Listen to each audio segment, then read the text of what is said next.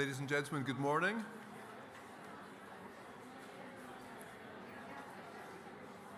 Good morning and welcome to this, the fourth forum of the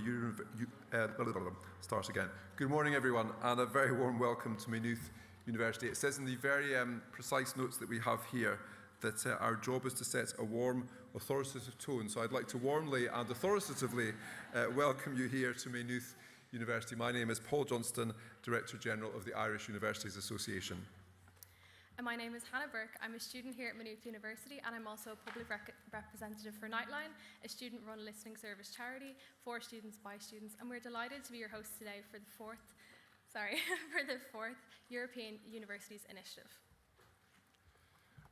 This is in no meaningful way comparable to the Eurovision Song Contest, but you'll notice already that we've adopted the metric of the Eurovision Song Contest in having a rather old, jaded, not particularly competent presenter and a very bright, young, dynamic one, and with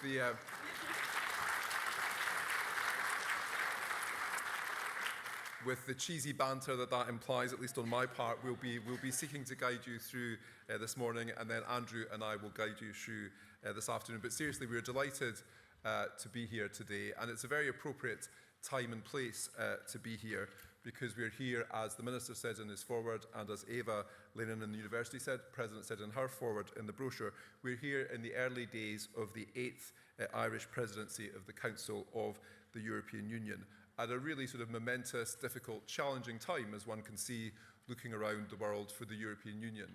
And the Irish presidency has set competitiveness, security and values as its three priorities for its presidency. And I think European universities have a huge part to play in all those three priority areas. So over the next 8 hours, we're going to be exploring the next phase of development for the European Universities Initiative. Now, unfortunately, I have the boring bit, just a few brief housekeeping points before we get started. So there are emergency exits located at the back of the lecture theatre on the left and right-hand side, and there's also an additional emergency exit at the base of the lecture theatre to your right. And the assembly point for any fire would be assembly point F, which is located outside the main entrance on the left. A defibrillator is also located at the ground floor foyer, and toilets are located off both the ground floor and first floor foyers. Complimentary Wi-Fi is also available throughout the venue. If you wish to connect, simply scan the QR code and enter the password, and then we'll give you a moment to do that now. And while you're all busily scanning, we turn from QR codes to a more ancient and beautiful form of communication and to poetry. Our theme today, as you'll have again seen in the brochure, is scaffolding, walls that stand, scaffolding that supports. And as the brochure explains, that derives from a famous poem by Seamus Heaney. And it's personal to me in a couple of ways. One is that I had the great pleasure of meeting Seamus Heaney's widow, Marie, when I was doing my previous job as British Ambassador to Ireland. And I explained that a few weeks after we met that I would be hosting a dinner for my parents-in-law who were celebrating their 60th wedding anniversary. And she sent me a copy of Heaney's poem, Scaffolding, which is all about the virtues and the benefits of a long and happy marriage. Now, these university alliances are not conventional monogamous marriages. They're very much ménage à plusieurs. But some of I won't pursue that metaphor too far at this time in the morning, but and nor is one limited to a single marriage, so they're very exotic. But I think that theme of the commitment you need to make and what you gain from strong and long-standing partnerships is highly appropriate. So I think Heaney is an appropriate badge or an appropriate hero to have hanging over us today. And that theme of scaffolding is one that asks us to look honestly at what we've built so far in this network of both of us are stumbling with this, European university alliances, but also looking ahead at what are the structures, the support, the resourcing in its broadest sense, which is needed to ensure that they can survive and thrive and support learning and research long into the future. Now, before we go on, we want to start the day as we mean to go on. We're delighted to open the forum with a cultural piece that reflects the spirit of today. Please welcome Donat Ní Háirte, who will perform an Irish sean-nós. A sean-nós, meaning old style, is a traditional form of Irish unaccompanied singing, which is known for its distinctive ornamentation, expressive style, and deep connection it creates between the singer, the language, and the story being told.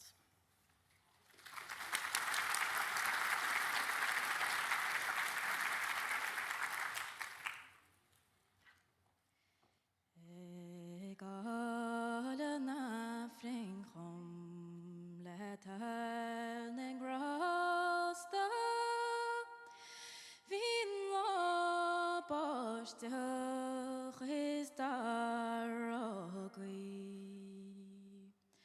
Casul nanyer chom ruach yel tartin.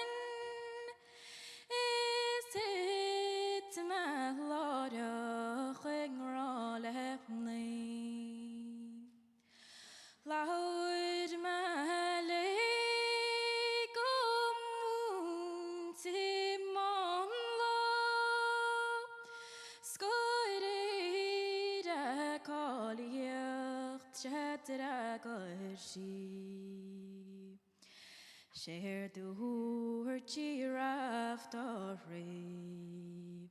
Tamuhin sing sosta. Is gloish golalam gobalili.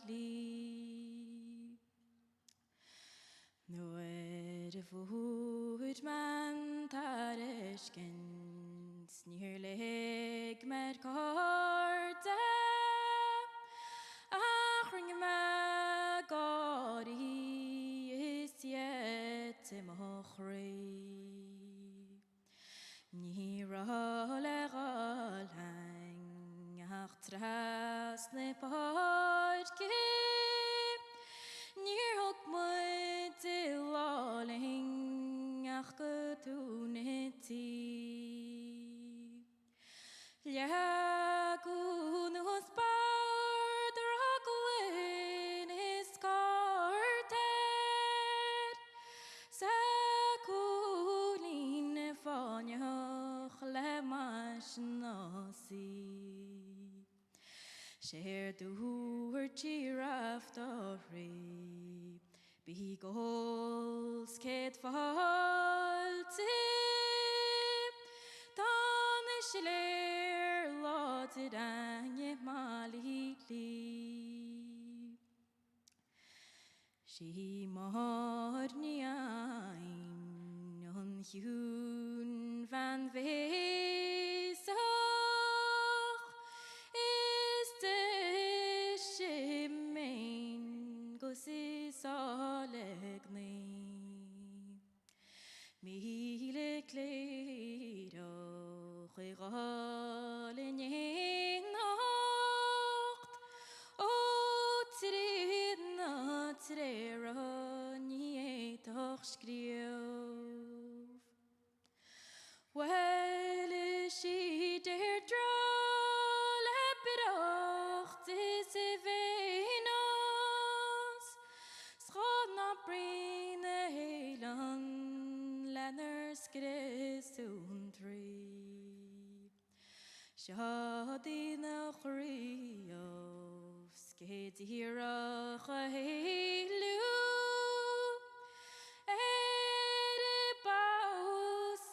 Legal top malili. Hermagi.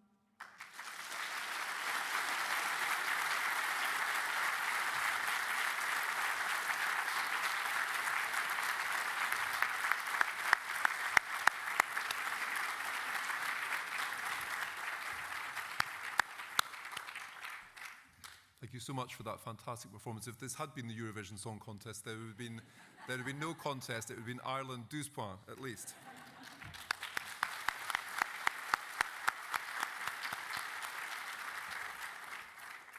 Now, to officially open the forum, it is my great pleasure to invite the President of Maynooth University, Professor Evelyn Nolan, to the podium.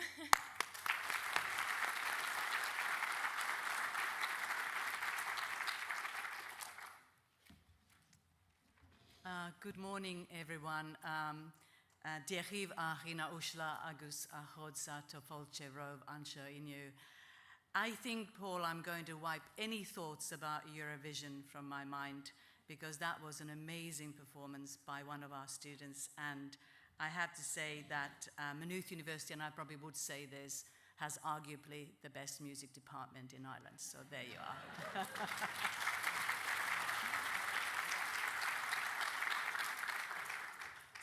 Welcome everybody. It's a great pleasure to welcome you to Maynooth and some of you to Ireland as well. And thank you for traveling to be here for this very important conference that we are holding, or forum. And I want to particularly welcome Dr. Colm O'Riordan, from Secretary General from the Department of Further and Higher Education, Research, Innovation and Science, which is the Department for Universities, and everybody else who has come to support us. And I wanted to say that in Ireland, higher education is well supported. People might argue with that, but I have a lot of points of comparison. I've worked all around the world, and I have to say that the Irish society values education almost above all, and at all levels. And it really is felt by all of us who are here. Also delighted to welcome Susanna Conzo, who is the head of the Unit for Higher Education in the Department of Education, Youth, Sport and Culture at the European Union. Thank you for being here and doing our keynote address this morning. And all university leaders, fellow university presidents, rectors, policymakers, researchers, colleagues, students, thank you for being here. And thank you, Hannah, also for emceeing with Paul today. So it's lovely to have our students involved in these conferences. Let me tell you something about where you are at this point. So Maynooth University is about 25 kilometers west of Dublin, centre of Dublin, in County Kildare. We have about 17,000 students from about 140 different countries, about 2,000 staff from about, we would have them about 40 different countries. And Maynooth University's roots go back to 1795 with the establishment of St. Patrick's College. And we became formally part of the National University of Ireland network of universities in 1997, so we will be celebrating our 30th anniversary next year. But as I said, our scholarly tradition goes back to 1795.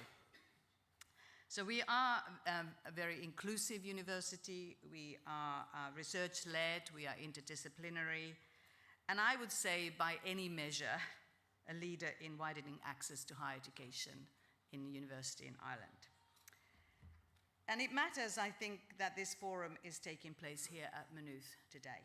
Not simply because I hope Maynooth is going to be a fine host, but because it's a university that has lived the questions that we are discussing here today.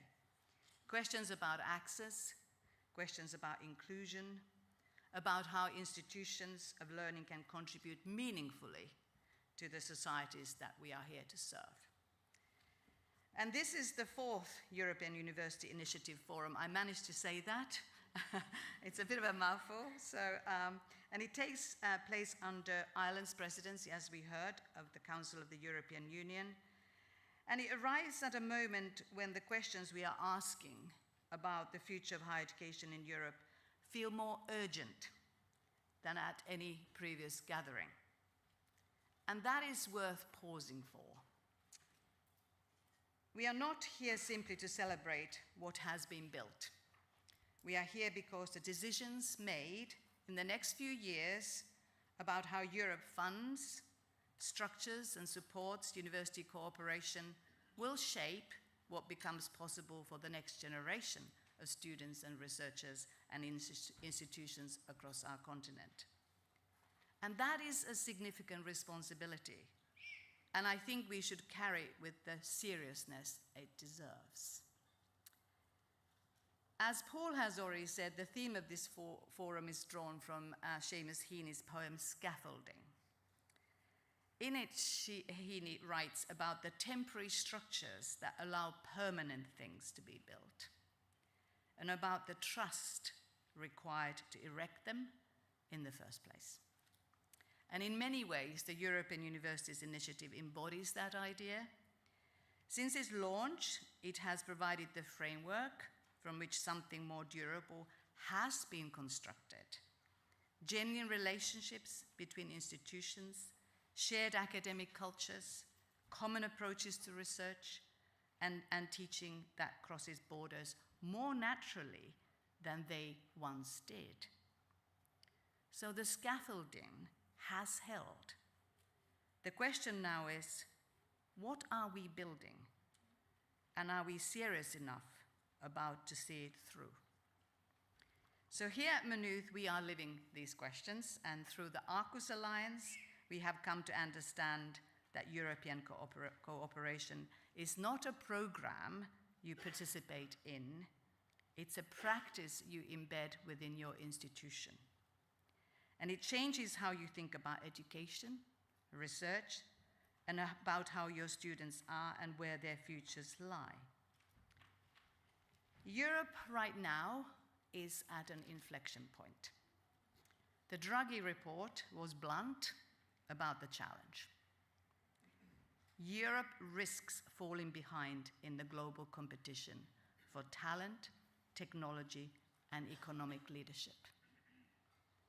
Ireland's presidency program has taken that seriously. We have placed educational mobility, research innovation, skills for the AI era, European values, and democratic resilience at the heart of our agenda. And these are not abstract priorities.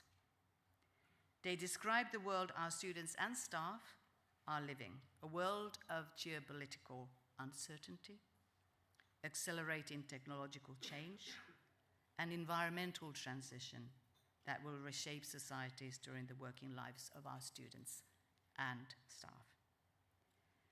And universities are not peripheral to that world. We are central to it. That is why the Future of European Universities initiative matters far beyond the walls of our own institutions. Ireland's experience offers something useful to this conversation. We are one of the few countries in Europe where every university participates in a European alliance. And that is not an accident. It reflects a deliberate national conviction that for a small country with global ambitions, collaboration is not a supplement to strength, it is a source of it. And that conviction has delivered Irish researchers and institutions who have secured more than 1 billion in Horizon Europe funding, tracking ahead of national participation targets. Our government's ambitious Inspire research funding program reflects a continued commitment to ensuring that Ireland remains a serious partner in European and global research. But I want to be honest about what the Irish experience also reveals. Participation alone is not enough. The funding frameworks that govern these alliances do not yet match the ambition they are meant to support. And the question of long-term sustainability. What happens to these partnerships beyond individual program cycles remains genuinely an open question. And these are not complaints. They are the honest observations of institutions that are deeply committed to making this work and then want the policy environment to match the practice. In my view, 3 things will be instrumental in determining whether the European University Initiative fulfills its potential. I will be saying nothing new, but what I'm saying I think is worth repeating. The first is long-term commitment. Deep institutional cooperation cannot be built on short-term funding cycles, uncertain renewals. Alliances that have invested in genuine integration have done so on the assumption that Europe is serious about the long term. And that assumption now needs to be confirmed. The second is meaningful simplification. The ambition of a genuinely European university cannot be realized while institutions navigate incompatible legal, regulatory, administrative frameworks. But that is solvable. It requires political will rather than technical will. The third is a broader understanding of what these alliances have become. The European Universities Initiative began as an education program. It is now also a platform for research collaboration, global development, regional development, democratic engagement, and the kind of long-term institution building that produces lasting impact. Its funding and governance frameworks should reflect that reality. The European Universities Initiative is, at its best, an exercise in building something larger than any single institution could achieve alone. It is grounded in the belief that cooperation sustained over time can create opportunities, capabilities, and relationships that endure. We are, of course, not at the beginning of that work, but we are at a moment that will determine whether foundations that have been laid become the basis of something genuinely transformative, or simply a record of what might have been. So the foundations are strong, the scaffolding has held. The question that matters today is whether we are prepared to be as ambitious about what we build next as this moment requires. And I believe we are. I'm very proud that this conversation is taking place here at Maynooth, a university that has spent more than 2 centuries demonstrating the enduring value of education, partnership, and shared endeavor, and a university that is truly living the European values. Welcome all to Maynooth University. Have a wonderful conference. I look forward to talking to many of you today. Koramile Mahagwiv. Thank you.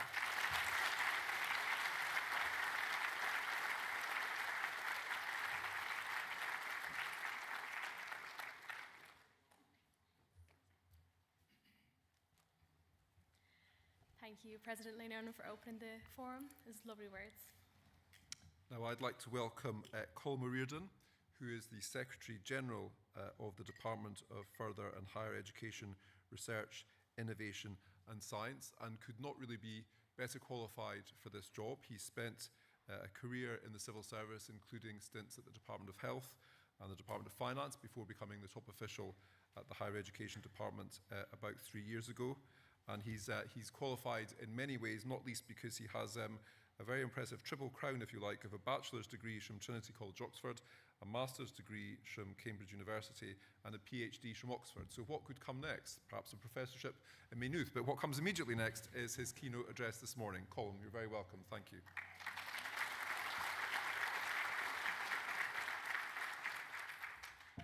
Morning, everyone. Thank you, Paul and Hannah, and thank you, Ava. So my job really is to welcome everyone, welcome you to Ireland, and welcome you to this conference.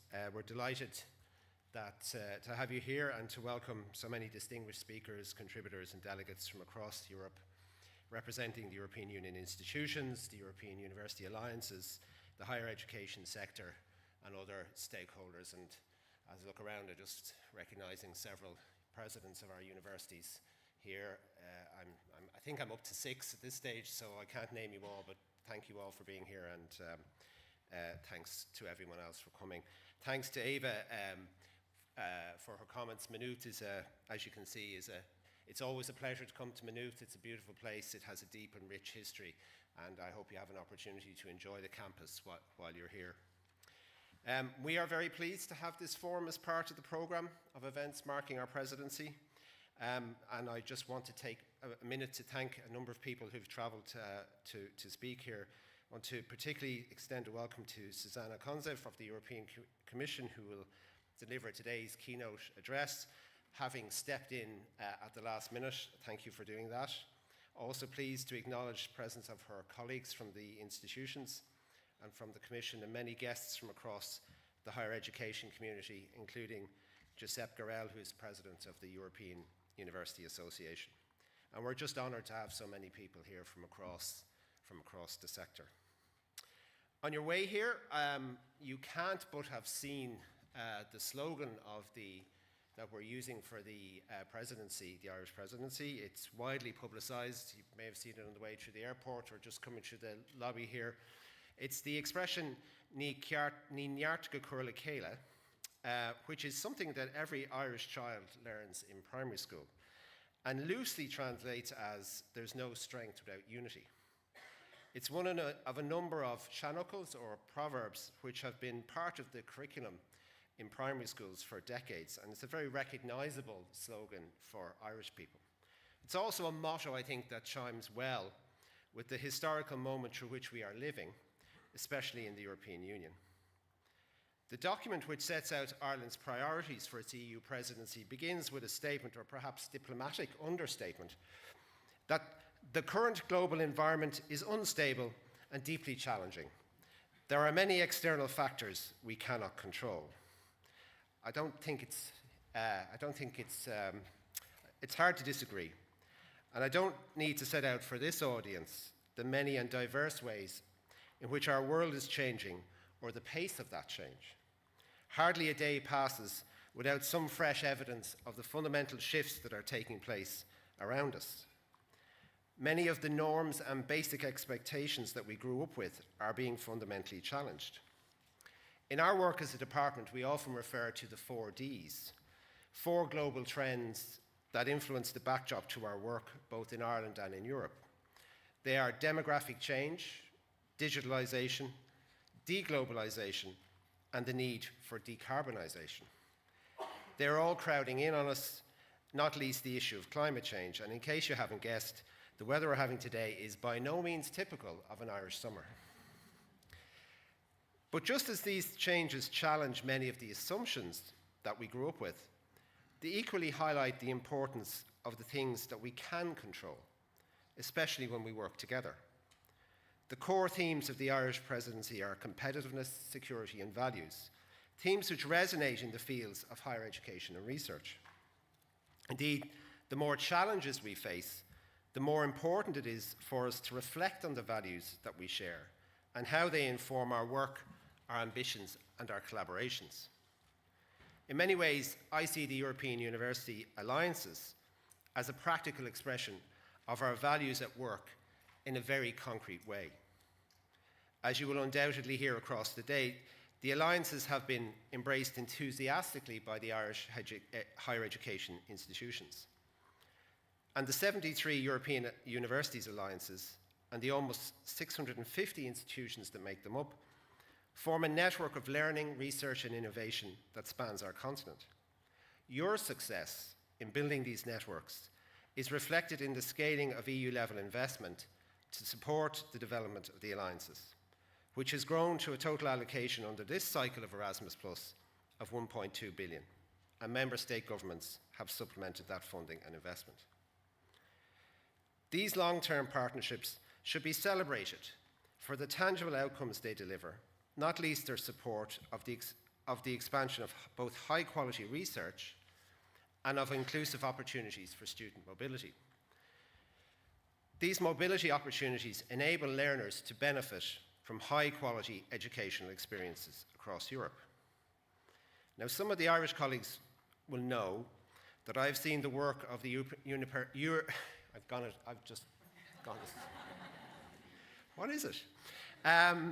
I've seen this work up close because my daughter was a participant on a program organised by one of the programs called Film EU. And because she's an undergraduate in the National Film and Television School, I could literally see the benefits of the program. Because, to be honest, if you're a student doing physics, people like me can't really see the benefits. But when you see film students, you can literally see the benefits of a program. And I've seen the work that they've done and the impact the Film EU has had on that work. What I could also see was that much of the richness of their collaboration came from their diversity. The rich diversity of cultures, languages, and traditions that define our continent. And I'm old enough to still be a little bit amazed at the idea of a group of students in 3 different countries on a Zoom seminar led by an academic tutor located in a 4th. But then I'm of a certain era. But I deeply appreciate the value of that exchange of ideas and perspectives. And of course, it only works because of the values that we have in common. Our shared commitment to respect, intellectual challenge, academic integrity, and the value of intellectual inquiry. These are the values that provide the foundation on which we come together to learn from and with each other. I'm also happy to report there was a highly successful social and cultural program as part of that, my daughter's experience.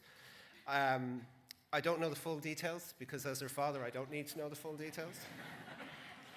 But I am informed that there's at least one European Universities Romantic Alliance which is still going strong. It's an it's an Hiberno-Belgian alliance, so more detail than that I wasn't given and can't share. It's precisely in times of challenge that we should reflect on the values that unite us and the practical ways in which we can give them expression.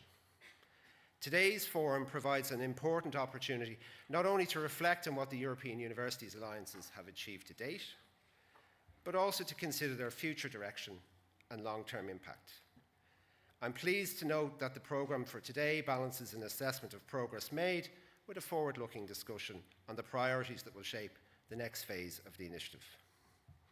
I hope that today's panel and breakout sessions will foster open and constructive dialogue on issues such as the European degree, the civic and societal role of the alliances, and the integration of education, research, and innovation. By creating that space for the exchange of ideas and experience, these discussions can help build a shared understanding of both the opportunities and the challenges ahead. It is through such exchange between leaders such as yourselves, stakeholders and policymakers that we can progress to deliver those meaningful and tangible outcomes for students, institutions and society across Europe that we want to promote and progress. As I said, this conference is an integral part of our presidency and an expression of our desire to host discussions on issues of shared importance to Europeans across the breadth of Ireland. Ireland's priorities in the field of education and training aim to continue deepening European cooperation during negotiations on the new framework for the Erasmus Plus programme and in the fields of science, technology, engineering and mathematics, as well as in future skills and competencies for AI. We are also strongly focused on the importance of making progress on FP10, and indeed the Taoiseach spoke to the European Parliament this week about the importance of agreeing a new multi-annual financial framework. We're looking forward to working constructively across Europe and within the institutions of the European Union to advance these files on issues which are of common concern to European citizens and stakeholders. Now, the last bit of my file says, invitation to delegates to enjoy all aspects of the forum, by which we mean the cultural programme. And you've already seen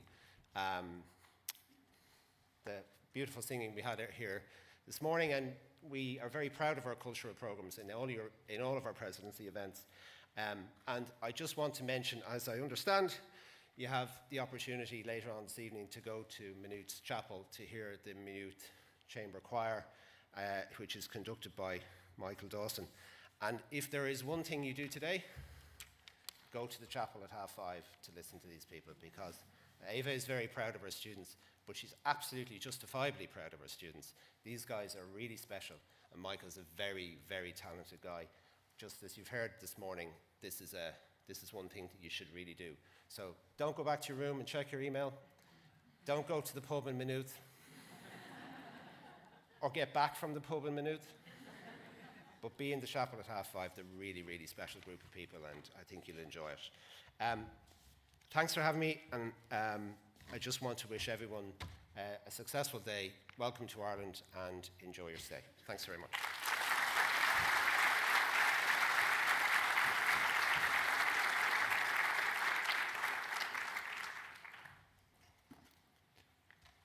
Thank you very much, Colm, and thank you very much for having the the diplomatic sensitivity and the human empathy to stumble over the name of the forum as we're all doing, and it makes Hannah and me feel much better as your hosts. We'll call it the EUIF now, I think, in future.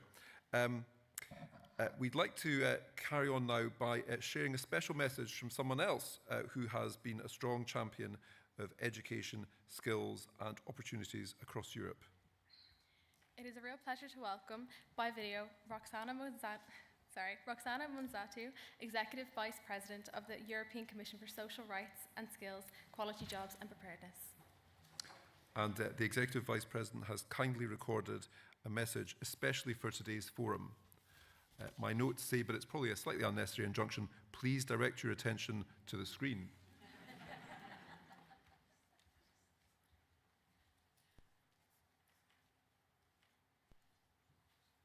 Minister Lawless, Ambassador, Mayor, dear friends. I'm really sorry that I cannot be with you in Maynooth today, but I am very pleased to join you online. I recently finished a substantial visit in Ireland, and the Irish presidency motto has been on my mind since I came back to Brussels: strength with unity. For me, this captures the spirit of the European Universities Initiative very well. Europe is facing a race for skills, a race for knowledge, and for its place in the world. We cannot win that race with fragmented efforts. We win it by working together, by building shared degrees, by shared mobility, shared research, and in the end, shared ambition. This is why European university alliances matter so much. They are not just another EU program. They are part of Europe's future infrastructure. Just like railways connect places and energy grids connect economies, these alliances connect people, connect ideas and talent across Europe. They make the free movement of knowledge a reality, and that is essential for Europe's competitiveness. But it is also essential for our democracy, because Europe needs citizens that think critically, that are able to ask questions, able to debate, and to understand each other across borders. You have already built something that is very strong. And now we need to move faster, to use it better, and to make it bigger. And yes, resources matter. We are now at a very important moment in the negotiations on the next European budget. And this is not only about money. It is about the kind of Europe we want to build. I will continue to fight for strong support for education, for skills, and for young people. But your voices also matter. So speak about your work, speak about your students, speak about what these alliances make possible for Europe, and speak clearly about what is still needed at European level. Investing in education means investing in Europe's future. I cannot underline this more than I've already done it. So investing in European university alliances means supporting a stronger and more united Europe in the world. I thank you, and I wish you a very successful forum.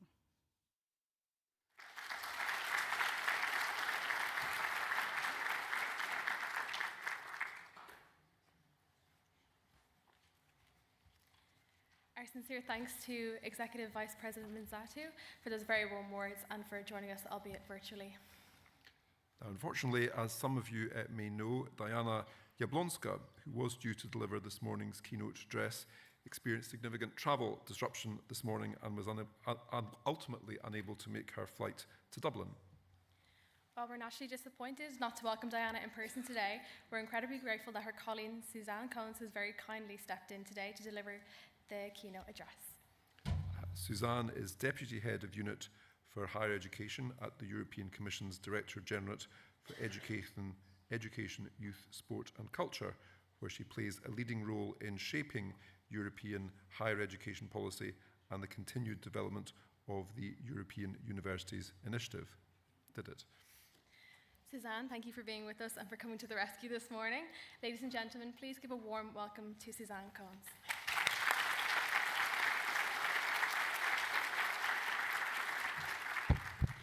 Thank you very much. Dear European Universities community, dear President Leinonen, dear Secretary General O'Riordan, thank you very much for having organized this event and really inviting all the alliances here to Ireland. It certainly sets a good tone for the presidency of Ireland. Dear rectors, dear presidents, dear vice presidents, alliances coordinators, higher education stakeholders, ladies and gentlemen, dear friends. First of all, I would like to transmit the warmest regards from Diana Jablonska. She would have loved to be here this morning, give the speech, and also have the whole day to discuss with you and get all your experiences and really enjoy the day with you. Unfortunately, as said, she got stuck yesterday in a train and did not reach the airport.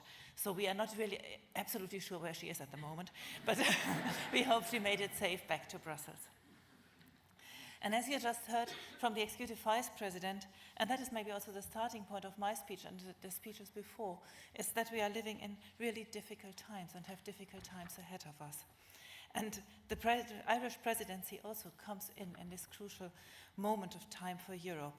Your priorities on competitiveness, security and values resonate strongly with our work. However, even if it is not looking that great overall globally, we have the chance to take our ambitions forward and to further develop the European University initiatives. Knowledge, skills, competences, research and education are the key to win the future. They have shaped our continent for centuries. They are a promise for the present and for the future. They are central to European values, to the way we live and work together. Universities and higher education institutions are not just buildings where education and research takes place. You all know this. They are both a virtual and a physical space where futures are imagined, created, and scripted. Universities are also the mirror of our societies. They reflect the challenges of our times, and they are affected by them, and they have to address them. And the list of challenges is unfortunately long. We heard about the 4 Ds, which summarized them quite well: geopolitical instability, wars of aggression, climate change, fierce competition for resources, including for human capital, demographic change, economic dependencies, and new challenges linked to AI. All these challenges are directly impacting on higher education. We only stand a chance to address them if we strengthen the capacity of our education system and especially of our higher education system. And we only stand a chance if we join forces and work together. Ladies and gentlemen, I can assure you, real change is not happening in offices in Brussels. It is not happening in meeting rooms. It is happening in your universities, in your classrooms, in your research laboratories. European university alliances are strength and unity, the motto of the Irish presidency. You, the European University Alliances, have changed the way universities cooperate in Europe, sharing ambitions, strengths, resources, and build long-term visions. And as said, we need exactly this way to cooperate, to make Europe single market and to add the 5th freedom, to add the freedom of knowledge and innovation, and to make it a reality. To make Europe the preferred destination for learning, teaching, research and innovation. To strengthen Europe's competitiveness, its security and values. Our vision for the European University Initiative therefore must be bold, unlocking its full transformative potential. We want to build a European education area, a European higher education area, in which cooperating is part of the DNA of all its actors, where institutional boundaries and borders play no role. We want to build a Europe in which every person has great opportunities to learn, to go, to thrive. We want to make academic and research careers more attractive, more secure, and more rewarding, so that Europe continues to nurture and retain the brightest minds.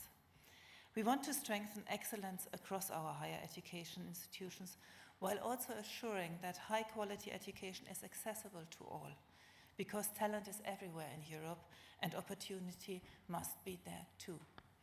We want our universities to continue being at the forefront of innovation, creativity, and pioneering, shaping knowledge, skills, and solutions that Europe needs for the future. The alliances are key to put this vision in motion. Living proof of our shared ambition is the European degree label. The alliances have been crucial in supporting this initiative, in testing out, in contributing to the concept, and the first labels will already be issued next week. It is now time to use the label, and I give that as one specific example because I think this is one of the initiatives also where we really can create common value, added value, which goes much beyond what we had before. It's time to use this label to document how it works, and then to invite everybody, national authorities, businesses, stakeholders, to see it. And so that in a couple of years' time, by 29, the question will not be in the Council, should we introduce a real European degree going beyond only a label? But the question would rather be, why haven't we done it already? And I think this point we have to reach, and I'm very sure that we will be successful in that. The European University Initiative is also not simply about connecting institutions. It is also about building a stronger, more resilient, more united Europe through education. It is about safeguarding Europe's most precious belongings, our shared democratic culture and the values that unite us all as Europeans. In this also the university leadership is crucial. It is up to you to set the strategic direction of the alliances, to champion a shared European vision, to ensure that the ambition is fully embedded in the life of your institutions, in its culture, in its governance, and in its curricula, and to accelerate the delivery of concrete goals. It also means looking beyond an individual partnership. Openness to the wider higher education community, beyond boundaries of individual alliances or beyond the boundaries, if there are boundaries of alliances, is essential if this initiative wants to drive lasting transformation in Europe. For this, for EU for All, the Erasmus national agencies and colleagues at all national and regional authorities for higher education are central to this common effort. Ladies and gentlemen, as also our Vice President Minzato said, Member States and the European Parliament will this autumn take key decisions on what will be possible in the next decade. The negotiations of the next multi-annual financial framework, I struggle with this word, will be decisive for the future of investment in European universities, our knowledge system, and our young people. In the next MFF, the Erasmus program, its education perspective, will remain the center of gravity of the European University Alliances. The alliances were built or were born from a bold educational vision to deepen transnational cooperation, to create shared learning environments, to connect students, teachers, researchers, and innovators across borders. But we all agree that the alliances have the potential to become strategic assets of Europe. For our wider ambition, for competitiveness, for innovative leadership and industrial sovereignty, if we are serious about these priorities, then we must also be serious about the role of higher education, its institutions, its universities. Europe will not achieve industrial sovereignty in critical technologies without the talent, the research capacity, the innovation ecosystems, and cross-border cooperation that universities make possible. Without training the engineers, scientists, teachers, health professionals, entrepreneurs, and citizens that Europe needs. Europe will not reduce strategic dependency if it underinvests in these very institutions that produce knowledge, develop skills, attract talent, and connect discovery with social and economic transformation. This is precisely why the European University Alliances matter, not only as educational innovation laboratories, but as engines for EU competitiveness, innovation, resilience, and cohesion. Our ambition is high, and the time to act is now. Today's exchanges are hopefully a catalyst for our work and the future of the initiative. I put my trust in you that we are continue to pushing boundaries, and I look forward to continue this work with you. I wish us all a good and productive exchange today. Thank you very much.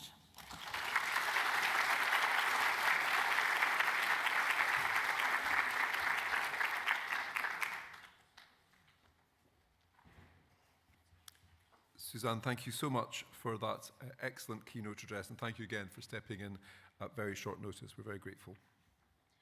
Now, before we move into our opening plenary discussion, we're delighted to share one final message from the European Commission. A message from our sponsors, as they'd say in American advertising. Maria Cristina Russo is a director of the Prosperity Directorate within the European Commission's Directorate General for Research and Innovation. Throughout her distinguished career, she's been a leading voice in European research and innovation policy and a strong advocate for collaboration across Europe's universities. We're delighted that Maria Cristina has taken the time to send her best wishes to everyone gathered here today. And again, on the notes, please direct your attention to the screen. Ladies and gentlemen, it's a pleasure to greet you on the occasion of the 4th European Universities Initiative Forum. I want to thank the Irish Presidency and Maynooth University for bringing us together around such a fitting theme: walls that stand, scaffolding that supports the future of European university alliances. It is an evocative imaging. Walls give institutions their identity, their history, and their strength. But no wall was ever built without scaffolding, holding things up while something new takes shape. And this is exactly what universities are: scaffolding for a more connected, more ambitious, and more competitive European higher education and research landscape. We are living in a crucial moment for Europe. The Letta and Draghi reports both pointed to the same conclusion. If Europe wants to remain competitive, it needs to let people, ideas, and knowledge move freely across borders, building a true fifth freedom. Universities are where this freedom comes to life. They are where talent is attracted, where ideas circulate, where the next generation of innovators is shaped. This is why, from the research and innovation side, we watch what you're building with great interest. Alliances are not just a policy instrument. They are proof that institutions can grow stronger by learning on each other. Scaffolding serves both to support and to connect different walls. In this spirit, we work to bring research, innovation, and education closer together while supporting initiatives like European University Alliances. We do it through our dedicated structural policy on the articulation between research and innovation and higher education under the current European Research Area Policy Agenda. We do it by working closely with member states and the education and research stakeholders in the ERA Forum, the European Research Area Forum. For the first time, we are doing it also by working on a legislative proposal, the forthcoming European Research Area Act, which should offer a unique opportunity to give this scaffolding real legal foundations, building on everything that was achieved so far on a voluntary basis. And we seek to bring the appropriate tools for researchers in the AI age, with a dedicated vision on tapping into the potential of AI in science and a new resource for AI science in Europe, RAISE. We look forward to the next generation of European programs. Our ambition is clear and simple: that the scaffolding between education and research becomes even sturdier, so that what you build in your alliances stand the test of time. Today, we will debate the future of European university alliances. This is a conversation that matters well beyond the world of education. It matters for Europe's competitiveness, for the retention of its talent, and for its innovation potential. I wish you all an inspiring and productive forum. I'm sure that you will continue to build strong walls and will be there helping you holding up the scaffoldings. Thank you very much for your attention.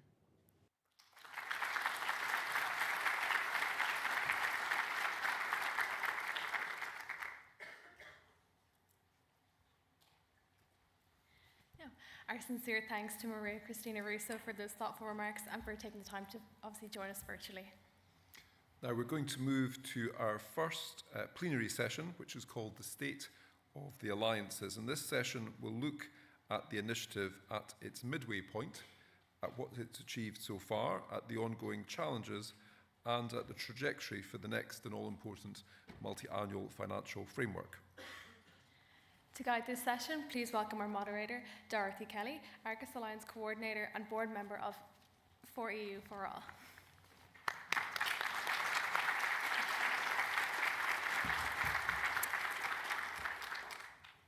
Thank you, and good morning. Could I also start briefly by thanking the Irish Presidency for taking up the organisation of this event, the fourth in a row, the fourth European Universities Initiative Forum. It's not easy, but we can do it. I think it is important to underline the series. So the first in Versailles under the French presidency, the second in Barcelona under the Spanish presidency, the third in Wrocław under the Polish presidency, and long may it go on. I would also like to thank my dear friend, President Eva Leinonen, for hosting us here on this fantastic campus. I've had the pleasure of being here most of the week, in fact, as we had our previous Alliance annual conference here, and have had the very, very great pleasure of enjoying legendary Irish hospitality and wonderful Irish culture. And I know that that is going to continue also today. Thank you so much for that. Not sure we've enjoyed the Irish summer quite so much. But that's one of the challenges we have to face, is it not? As universities, climate change. This panel is tasked with a strategic assessment, so with setting the scene for conversations to continue throughout the day in much more detail than we will be able to do in a very, very high-level approach to the issues involved. Many of the issues have already been brought to the table. I think we will be looking at mostly at the challenges, because that's the interesting thing. How do we move forward? If I can just very, very briefly mention two concepts which to me are key in the development of the European University Alliances. The first is cooperation. And it's cooperation, Susanna, beyond individual alliances. So if alliances are already multilateral cooperation, the cooperation amongst the alliances has been a very, very important feature of our work since 2018. So even before the first call, even before the first results. And I think that these forums, if that is the correct plural, are a very good example of that. And the other is something that many of you have mentioned on speaking of our times. Our times are marked by turbulence, by change, but they are marked also by the speed of change. And to me, the speed of change and time also have a lot to do with this initiative. I think we have seen since 2017, since a very initial idea, a very, very fast implementation. Those of us who were in some of those first conversations in 2017, I'm not sure any of us really expected that we would have 73 alliances with over 600 universities involved as early as 2024. I think that's pretty impressive in a sector which is not necessarily renowned for its ability to adapt fast. change. So these are some of the challenges that we will be exploring in the panel. It is, shall I say, it is a very, very great pleasure for me to share this panel with very expert speakers, many of whom I have shared many, many academic adventures with over the years. Our speakers, most of our speakers could actually wear many, many hats. But what we're going to do, what we have agreed to do, is that each of them will wear one hat for today's conversation. And I am delighted to welcome as first speaker on this panel my dear friend, Professor Ludovic Tilly, who is a professor of physics, vice rector at the University of Poitiers, chair of the Coimbra Group, but he's going to speak today as coordinator of the EC2U Alliance. So, Ludovic, over to you.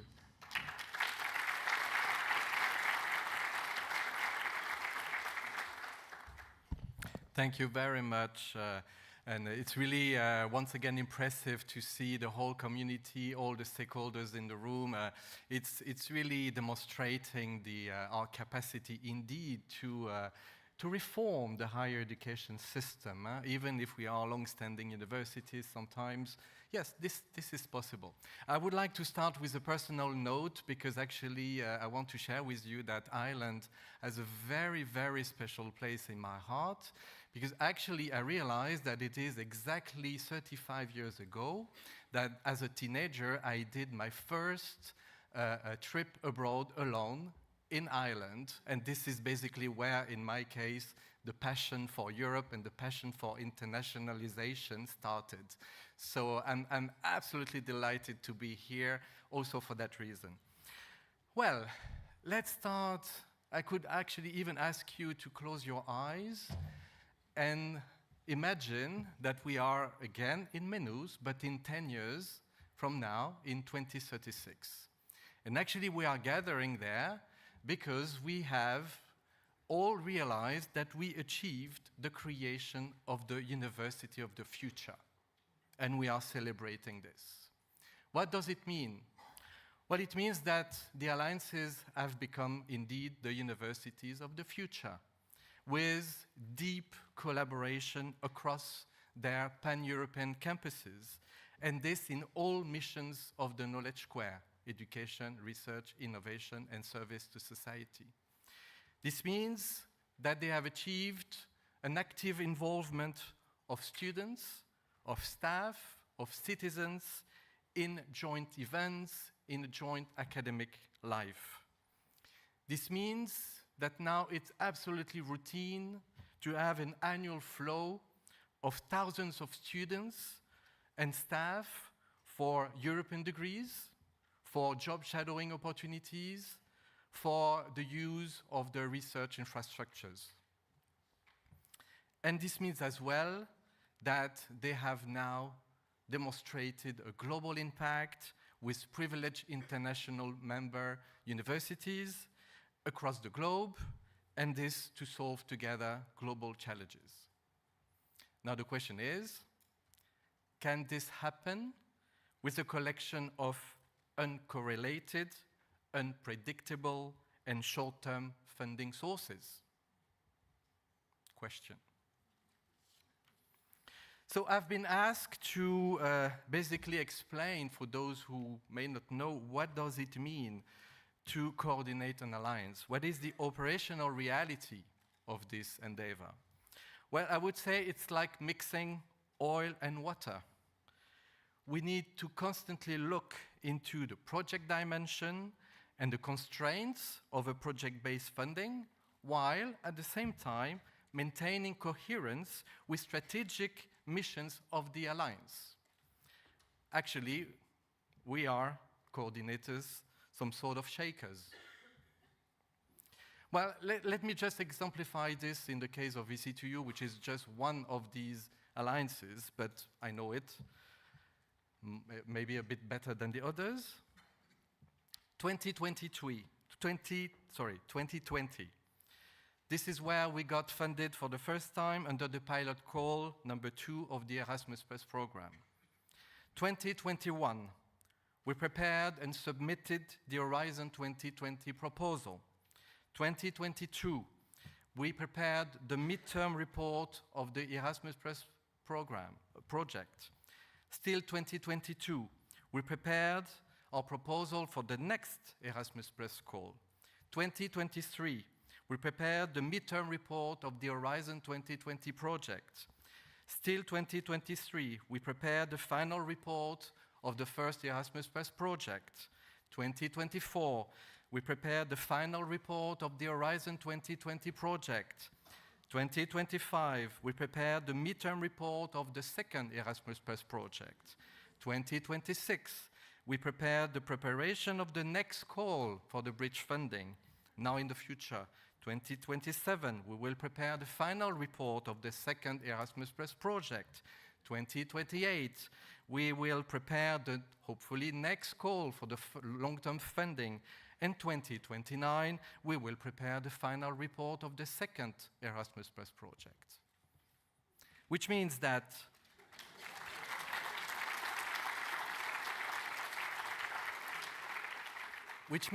over a period of 9 years of funding, I've made the calculation, we will have spent at minimum 2 years of reporting and administrative paperwork.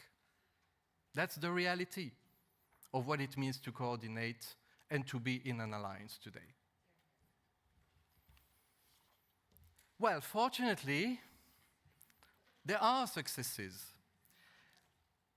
Most of the alliances have gone through, at minimum, the midterm evaluation of the second funding program.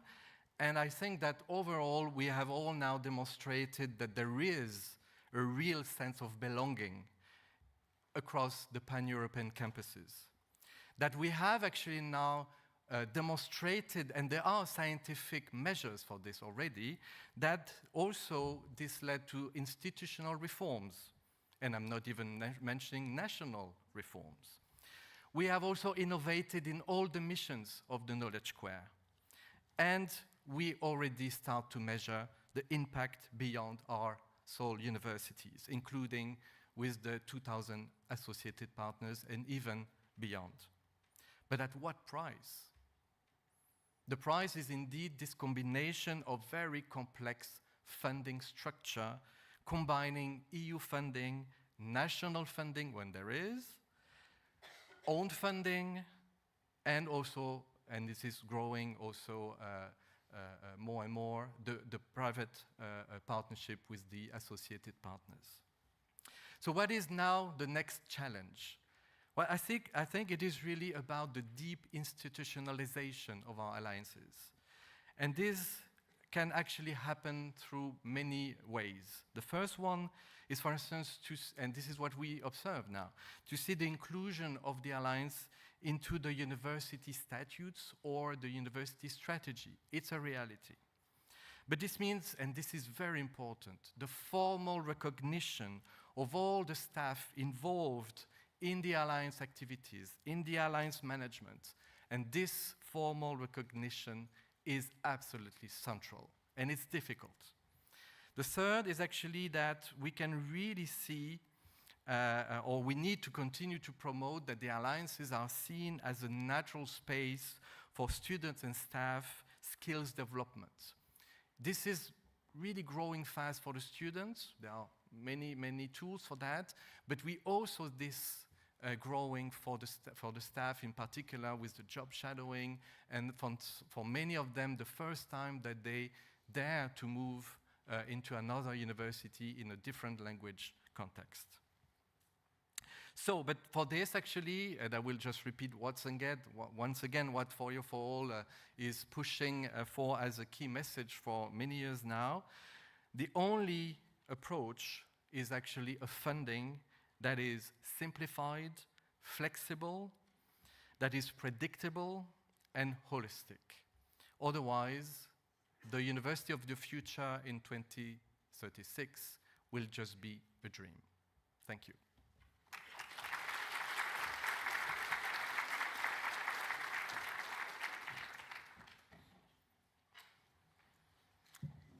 Thank you very much, Ludovic, for putting your finger on some of the major challenges which we are addressing.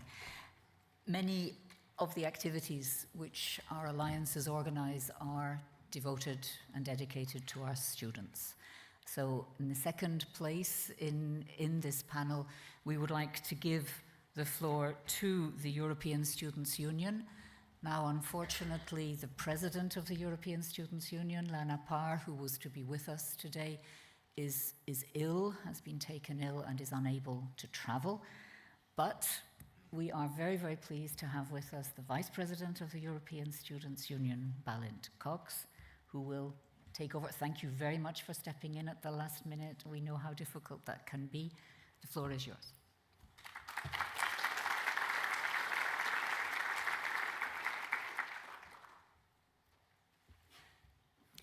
Thank you so much, and good morning, everyone.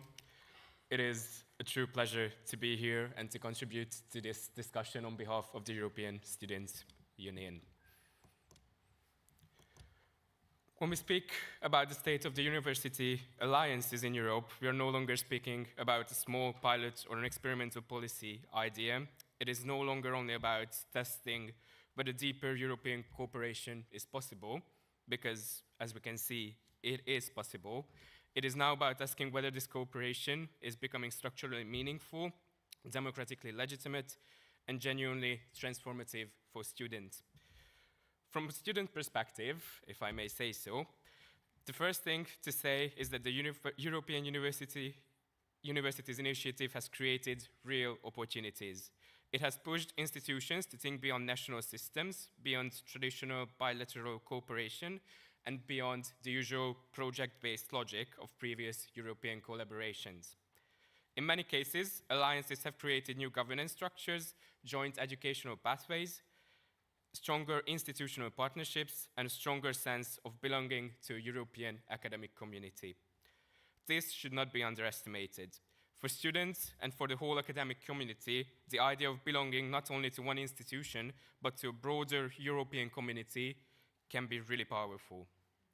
It can open doors to new academic experiences, new forms of mobility, joint degrees, interdisciplinary learning, and cooperation across borders that would have been much harder to achieve through traditional Erasmus partnerships alone. But at the same time, we need to be honest. The existence of an alliance does not automatically mean that there is added value. A logo, a strategic document, or a website is not institutional transformation. A few virtual mobility opportunities for a small group of students are not enough to claim that a European campus have been built. The key question for us is not to simply whether alliances exist or whether activities are being implemented. The question is whether they are changing the everyday reality of students and whether students are shaping these changes as equal partners. There are alliances that are generally moving European cooperation forward. They are experimenting with joint curricula, building trust between institutions, involving students in decision-making, and creating new academic and civic communities. These are important achievements, and they show the real potential of the initiative. But we also see uneven development. In some cases, alliances still seem to operate mainly as funded projects rather than a long-term institutional commitment. Some are ambitious and transformative, others remain close to the minimum level needed to maintain funding. This is why SU believes that the next phase of the initiative must include stronger monitoring, clearer expectations, and a more honest assessment of what alliances are actually delivering. This should not mean creating one rigid model for all alliances, because that is impossible and unnecessary, as their diversity is one of the biggest strengths of the initiative. Different regions, institutional profiles, academic priorities, and social contexts require different approaches. Diversity, however, cannot be used as an excuse for weak governance, tokenistic student participation, or limited ambition. If public European funding is invested in these alliances, there must also be responsibility to demonstrate the public value. One of the central structural barriers remains governance. From the student perspective, democratic student participation, which is one of the fundamental values of the European higher education area, must be treated as a basic standard, not as an added extra. In many alliances, student bodies do exist, and if you allow me a shameless self-promotion, please encourage them to join ESU's conference of the student bodies of the alliances. This is a very positive development. But too often, student representatives still only have advisory and consultative roles. In some cases, students are invited to conversation only after the main strategic choices have already been made. This is not meaningful participation, this is only validation. If alliances are indeed serious about institutional transformation, students need formal seats, elected representation, full participation rights, and where relevant, voting rights. They need to be involved in agenda setting, curriculum development, quality assurance processes, mobility design, budgeting decisions, and strategic planning. Without this, alliances may deepen cooperation between institutions while remaining democratically weak and detached from students. This is especially important because students are not only beneficiaries of higher education, they are members of the academic community. They experience the consequences of institutional decisions directly. They know where barriers appear in practice, in application processes, recognition processes, housing issues, financial support, communication, student support services, academic calendars, and the actual feasibility of mobility or joint programs. This brings me to another important point we sometimes forget about: social dimension. The success of European university alliances cannot be measured only by how many students move between institutions. Mobility numbers are important, but they are not enough. The point is not simply to move students around Europe. The point is to transform institutions in a way that makes European cooperation accessible, inclusive, and valuable for all students. If only the most privileged students can benefit from alliance opportunities, then the initiative will reproduce inequality instead of reducing it. If participation depends on having financial security, flexible work conditions, family support, good information, and the ability to find housing in another city, then we cannot say that these opportunities are genuinely open. This is why the broader access agenda matters. And ESU has repeatedly stressed that access to higher education is shaped by social, economic, administrative, and structural barriers. Housing is one example of this, but it should not dominate the entire conversation. A student cannot meaningfully participate in a European program if they cannot find affordable accommodation. A mobility opportunity is not truly accessible if the grant does not reflect real living conditions. These are only some of the financial aspects that recent political developments have put at risk. This brings us directly to the new Erasmus Plus program and the next multi-annual financial framework. The question is not only whether Europe wants more cooperation in higher education, but whether it is ready to fund it properly. If we want the answer to be yes, then this is something that is our common goal, common task, and common responsibility. As Vice President Minzatu said, investment in education is an investment in Europe. This is also why projects such as Install matter. The idea of developing a European inclusivity framework for the European Universities Initiative is exactly the kind of practical tool that the alliances need.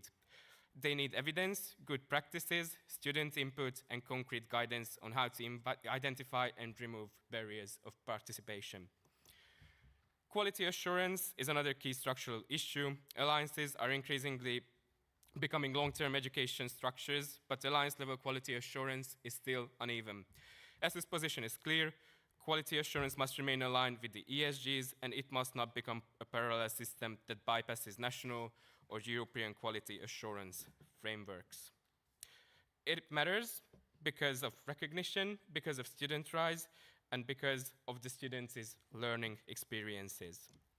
Looking towards 2030, I believe we need a broader definition of success. Success should not be judged only by the number of alliances, the number of institutions involved, or the number of students who have participated in activities. These indicators tell us something, but they do not tell us enough. By 2030, success should mean that alliances have contributed to real institutional transformation. It should mean that they have strengthened education and research, that they created meaningful European academic communities and supported regional development and contributed to democratic resilience in Europe. It should also mean that students are not simply counted in participation statistics, but recognized as active partners in shaping the future of higher education. From the student perspective, the message is quite simple. The success of the initiative will depend on whether they become genuinely transformative, genuinely inclusive, and genuinely democratic. If students are only consulted, alliances will miss their full potential. If students are treated as equal partners, they can help make this initiative not only a project of institutional cooperation, but a project of European renewal. There is no strength without unity. Thank you so much.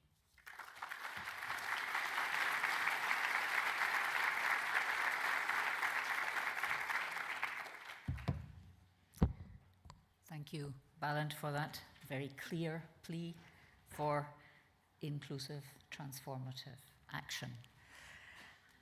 I move on now to the third participant in our panel. Again, Beatrix wears many hats. She is Chief Development Officer of Uniwell, the alliance coordinated by the University of Cologne, where she is also Vice Rector for Teaching and Studies. I need to get the order right. But she is going to speak to us today as Chair of the Board of Foreo for All. So you have heard of this community of practice. I said before, cooperation amongst our alliances has been absolutely key to this initiative. Beatrix is going to speak at that level of cooperation. Thank you.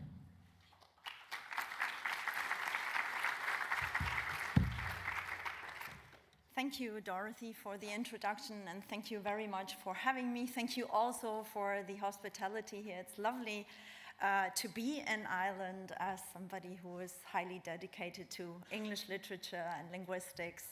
In my other hat, I'm sometimes wearing as well. Thank you very much. And first of all, congrats to all the alliances who secured funding. The results were out yesterday. Fantastic. I like to say this again, so a big applause.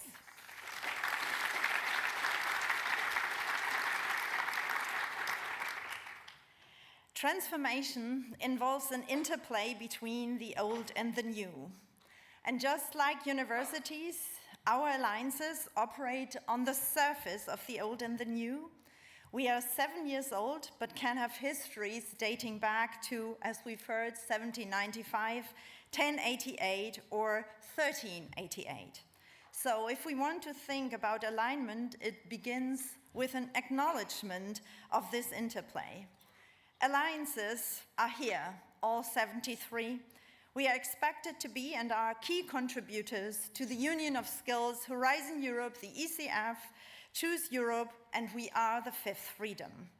We are being copied, I've mentioned this before, which is the highest form of flattery, as Coco Chanel said. We go global. After 7 years, European University Alliances are an established part of the European, dare I say, even global higher education landscape. There are numerous policy and position papers, PhD dissertations, even so research is done on European University Alliances, articulating our enormous contribution to this higher education sector and to the world. And as we approach the next MFF, alliances are part of the dialogue and must be part of the dialogue around education, research, and competitiveness. Allow me again to highlight the For You For All paper. It's all in there and everywhere else. Just read it. It would be very important to really find out what we have been doing. Our core point, we model the purposeful, deep cooperation that Europe needs, and we even include the good practice, the very good practices with it. More on that in a minute. 2,500 courses, 300 joint study programs altogether, with all the burdens that Ludovic has mentioned, the writing and so on. It's all there, including also research and innovation. On the other hand, the idea and integration of European University Alliances are still being questioned, defended, explicated upon. This panel is an example of this. But we are much more than a talking point. We are young, living, dynamic examples of how small catalysts can contribute to the transformation of a public sector. We need to ensure the momentum. We've heard this from all of us. Allow me to futurize as well, or to do the turning and turning in the gyre, to quote Yeats, as well here, as he phrased it. We are ready for what is at stake. We are in the business of outreach with purpose. We have moved from knowledge creation to also problem solving, because we are all mission-driven science diplomats with a democratic purpose, process, and outcome. Like a true democracy, we thrive off of diversity in our types of institutions, topical focus areas, our local anchors, and most importantly, our people. So, people with a massive also participation of students. So let's enlarge the concept of deep cooperation to deep cooperation for solutions, for purpose, and for our democracy, which I would like to suggest. We are the self-confident and also very optimistic, hopeful answer to a topsy-turvy world. In a world of polarities, we work to balance the extremes and also to explain them. Excellence and inclusion, in our case, UniWell well-being, classical publications and open educational resources, competition and responsibility and accountability, the freedom of science and human values, doing and being. After 7 years, we have established alliances and new constructs. We respond to national and European policy and shape policy, identifying gaps. We work for our home, member states, and Europe, for students and researchers. We contribute to Europe's prosperity and dare to ask if we really need to grow more. Knowledge creation can be a zero-sum game, and it is sensuous and about people. It is about STEM and the humanities. And finally, we celebrate a diversity in approaches and still commit to common ambitions. Our 73 European university alliances make this both and, not but, possible. On the basis of science, alliances are the lighthouse for European values and a safeguard for democracy. We counteract manipulation and populism with scientific competencies, our values, and deeply democratic processes. Whatever happens, we work to protect this and will become more resilient, and we must. This is our responsibility, and we do this proactively. We practice democracy through knowledge creation and education every day and with joy. That's why it's so fantastic to be here.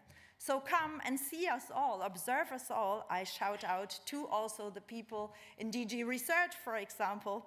We are part of the social tissue and provide space for researchers, educators, innovators, and entrepreneurs to do good while also promoting their well-being. These places are where problems are not just explained and understood, but also, and most importantly, solved.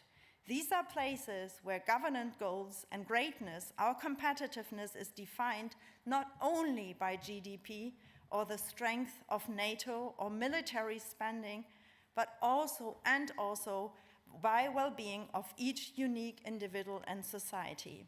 And I think that's very important as well. I believe that we are very good at forecasting as well. Ludovic has shown this, how we do the forecast. And this is what we need to do now. We are vulnerable to prediction because we are also sometimes anxious creatures who crave for certainty. And one of our greatest assets is our imagination. So we can dream up now, and we must create better worlds, although imagination is sometimes also strikes some terror in us. The world is a dangerous and also a beautiful place to inhabit. This is the time for the European University Alliances, the time for meaningful, value-led change, and the nexus, can I repeat this again, of research, education, and innovation, because we are so good at connecting. For UniWell, for example, well-being is not a soft science. It interacts with health and AI in response to the growing fears of social media as expressed, for example, in the World Happiness Report. For You For All is a great example of 20 topical groups which drive transformation across higher education in Europe. And we do this with scale because basically we address 11 million students. So, who do we do this for? We innovate for European society and for societal transformation. We practice greater agility, for example, in contracting and hiring. We create new learning and career pathways in line with the Union of Skills. We engage in complex multi-stakeholder arrangements, which is the future. We revalue teacher education with concrete competency frameworks and courses for further education. This is also exemplified through research competencies, micro-credentials, European degree programs, programs that strengthen our STEM and humanities workforce and that build upon the social sciences, as I said, and humanities that are the foundation of our European values. Impact goes both ways. We drive science and research in, with, and for citizens so that every person has an opportunity to develop what we call a scientific habitus. In this way, we transfer research-based knowledge and circulate good practices. We do the most with what we have. The money we have equals 1 ERC consolidator grant per university per year. And see what we have done with it. If you want us to be true European universities, trust academic freedom, the excellence of this European higher education sector, and our commitment. And then prove this trust by reducing, we've heard this from you, the reporting burden for alliances. For example, our Spanish colleagues offer flexibility on joint degrees in alliances. We need this support as well. And there is movement also in national legislation. Resource, we've heard this as well, is not just money, it's infrastructure, investment, ecosystem, and staff. And we are already investing massively in this as well. Let's decide, Ludovic has mentioned this, on baseline funding and additional topic-related funding from Erasmus+, ECF, and Horizon in the way that it's flexible and that we can actually work with it. We need these excellent academics. We need unshakable trust in science based on what and how we create knowledge. We need a next generation, and you have very impressively mentioned this, of responsible leaders with a scientific habitus imbued with creativity. We need people who will roll up their sleeves and get to work towards a future that is also deeply curious and hungry for knowledge, and I guess that's who we are. We need not more, but also deeper practices, deeper thinking, and deeper connections, especially in the world for AI. Perhaps it seems that AI, in this dynamism and with this speed, has entered the world at the worst possible moment. This is what some say. We are anxious, we fall trapped to dodgy technology. And Willis says that AI is the new oracle of Delphi, and that we sometimes may fall prey to what's happening and to prophecy. Alliances meet up the current challenges posed by AI with our value-led, research-driven transparency, accountability.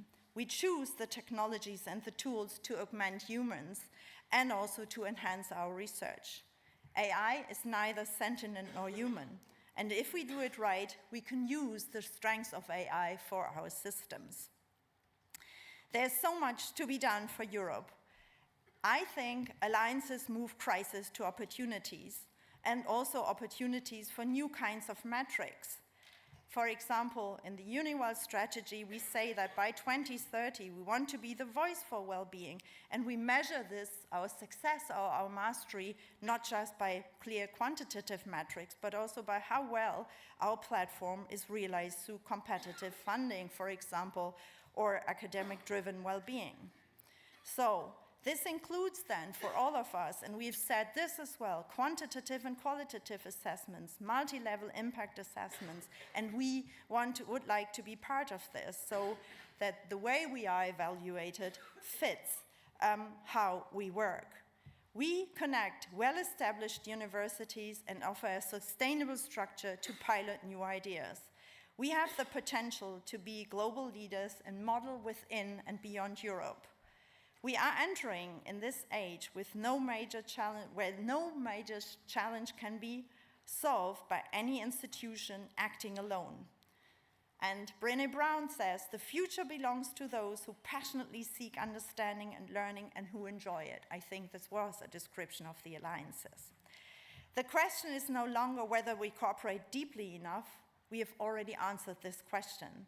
Let's move beyond what we have already done, take our commitments, and collaboratively work with courage and curiosity with our hunger for knowledge. Because, especially with regard to other people, let's be empathetic through partnership between alliances and the European Commission and member states and solve some wicked challenges: climate, AI, public health, democratic resilience for our global futures. And I'd like to finish with a quotation from Sally Rooney, another Irish writer, who says, "At times, I think of human relationships as something soft, like sand or water, and by pouring them into particular vessels, we give them shape." I think this is very nice to say. It's on us now. Thank you very much.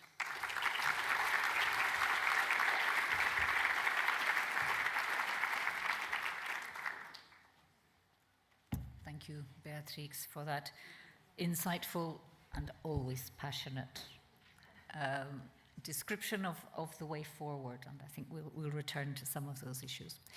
The final speaker on this panel is a dear friend with whom I have worked for many years.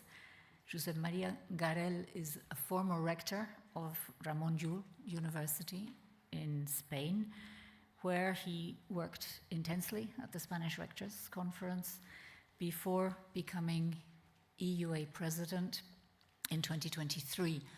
And his hat today, you can see he also has many hats, but his hat today is to speak at a systemic level, so for the sector beyond the alliances. Josep Maria.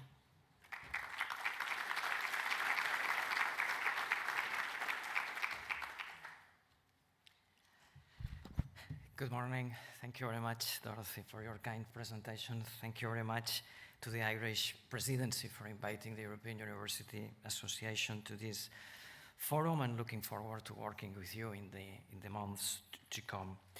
Happy to be here in Maynooth, in this beautiful city with our wonderful host. And I am afraid that being the last one to speak in this panel, and my only option is to repeat things that has been already said, but probably it is worth repeating.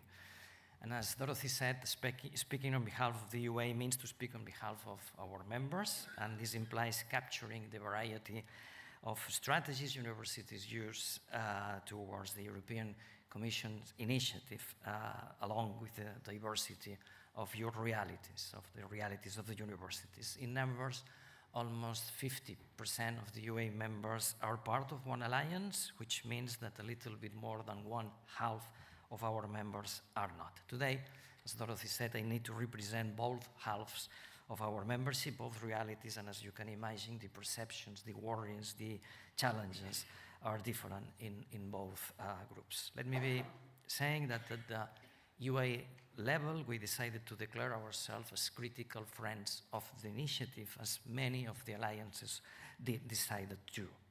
Friends, because nobody can go against promoting international collaboration between universities, but critical, because we all want, we all need the initiative to be a success and to benefit the European university sector as a whole.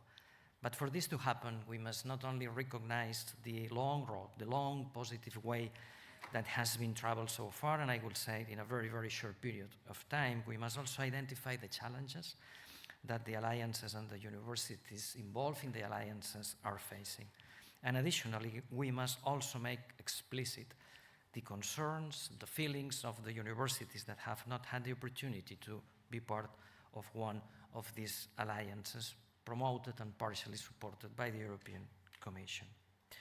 The question ever raised during the opening ceremony is key. What are we building?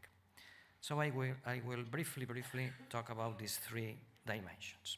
In just few years, since 2019, the European University Alliance Initiative has grown from 0 to including almost 600 higher education institutions in over 70 alliances across Europe. Having almost 600 universities in the alliances means having roughly 25% of the higher education institutions in Europe in the alliances, in the initiative, which, in the contrary, 3/4 are not in. One quarter, 25%, is, I could say, an extraordinary level of participation for a program launch in 2019. Dorothy mentioned the unprecedented speed that we are experimenting. I remember back in 2020 when the UA published one document, the vision document for the sector, with the title University Without Walls. I'm going to read just one sentence of that document. The future of Europe's universities will be transnational. International cooperation will continue to provide a prerequisite for high quality research and innovation, as well as learning and teaching, end quote. I think that everybody will agree with me that this vision is becoming a reality. This level of participation in the initiative, these numbers, cannot be easily explained without, at least from my point of view, having some elements in mind. First one is the Erasmus experience. The second one, the implementation of the Bologna process, the development of the European higher education area. And third, strong desire to transition from specific partnerships, like student exchange, to a more strategic type of alliances between different universities. I think that in front of this audience there is no need to talk about that third element, the ambition to advance in internationalization, but we also need to acknowledge that the conditions were ideal for moving forward in academic mobility and academic cooperation. The genius of Erasmus was that it normalized mobility. It transformed studying abroad from an exceptional experience into an expected component of higher education. And the Bologna process prepared us for going deeper, for example, in double or joint degrees, or for the much needed automatic recognition. You can add to this list your own list of elements that can explain the quick evolution of the alliances, the vivid, energetic response of universities to the European Commission's call. Elements that can help us to understand the impact alliances have already had. Let me be clear, alliances are a catalyst, a driver of change. And I think that we all agree that just taking into consideration the numbers or the level of mobilization or the reflections raised during the experience or the sense of community created or the lessons learned from the governance challenge or the identification of what universities need to really implement an international long-term strategic alliance, just taking into consideration these elements or some of them, the initiative must be already understood as impactful. But let's move to the challenges faced by the alliances, the many obstacles that we need to overcome. I don't have enough time to go exhaustively in a list of all the challenges and to go in depth into the details. I will only mention 3, nothing new, but worth repeating what has been already said. First, the long-term financial sustainability of the alliances. Just running an alliance has a cost. No need to say that implementing the specifications has also a cost. What will the funding model be in the future? Will the European Commission cover the cost of that? Will the national governments pay for this? Will this be included in the block grant funding of public universities? What will be the model for private universities that are participating in the initiative? I think that there is no need to continue. This is a very, very important challenge that goes beyond the bridge funding, and plenary session number 2 later today will be focused on this. Second, if the alliances is meant to be strategic, all or almost all the university's missions should be included. As an example, research. Will it be a European-specific funding instrument for supporting the research activities of the alliances? Again, no need to say anything else about that, because universities and alliances already decided to join efforts in more areas than just learning and teaching. Third element, third challenge, third obstacle to overcome is the legal framework. In order to implement what the alliances have been invited to implement, for example, joint degrees, universities need a legal framework that not only makes this option feasible, but also makes this option quick and easy. People are concerned, no need to say, about questions such as, should alliances wait for national reforms which vary in speed and often lack harmonization? Should we wait for a reorganization of the educational competences at the European level? Let me say that the glass is half full. The Alliance's experience is an excellent platform to go deeper in the implementation of the Bologna process, to push for reforms, to send a call for action to some governments. As I said, if we want the initiative to be a success, we need to be clear. We need to be vocal, clearly identifying the challenges and advocating for the needed reforms and actions. And this is a part of the European University Association job when representing our members that work under the Alliance's umbrella. But last but not least, and on behalf of the universities that are not participating in the initiative, international collaboration between universities has existed for many decades and takes many, many different forms. We must avoid the risk of not recognizing, not promoting, or not supporting other forms, other types of international collaboration between universities. What might happen if these ways of cooperation were neither recognized, promoted, or supported? I'm afraid nothing good could happen. We must avoid the risk and the consequences of creating, even de facto, a two-tier university system as a side effect of the initiative. Students from non-participating universities are not second-class citizens, and to spread a shade of doubt about the quality of their diplomas is not a good message for the diverse reality of our continent. Diversity is one of Europe's strengths. The type of international collaboration promoted by the initiative is important, is very important, but it cannot and should not be the only one. One size does not fit all. Let me conclude saying a couple of things that everybody knows, but I think it's worth repeating. The experience gained in the alliances can help to shape policies, both at the European level but also at the national level. This experience can help, among others, to advance in the implementation of the European higher education area, and this alone is worth the effort, because it benefits the whole European university sector. Using one expression that Suzanne used today, universities must push borders. But for the initiative to be a success, policymakers and lawmakers must address the list of challenges already identified by the two groups of universities, the ones that are in and the others that develop their international strategy through other instruments.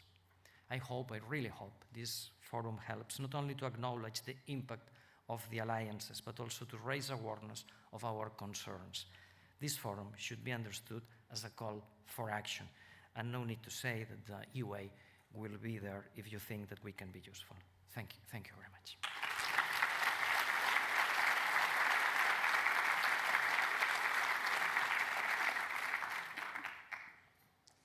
Thank you very much. We have a short time for a discussion amongst our panelists.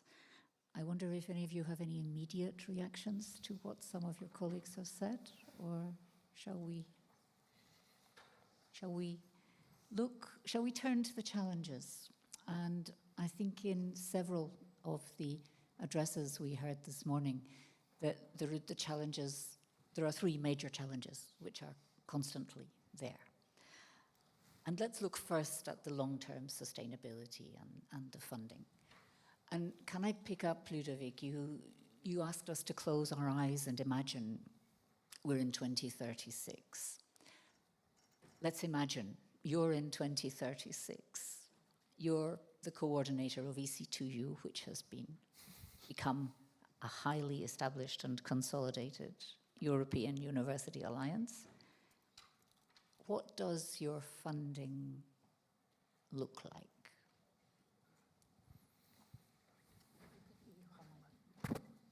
Use your mic. Oh, yeah, sorry.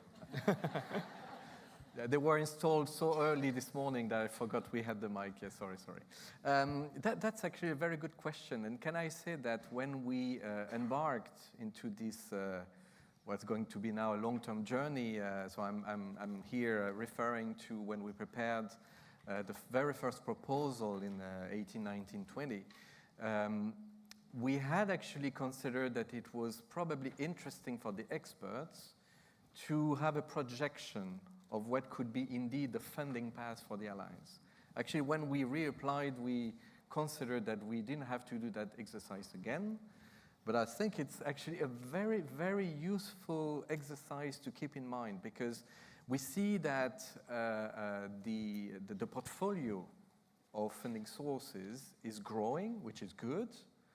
But of course, what goes inherently with it is this complexity of the funding, or the way we put all the funding elements together.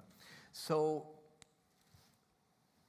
if everything goes well, and of course that's a sort of a first statement that we need to consider, I would see actually probably a sort of maybe three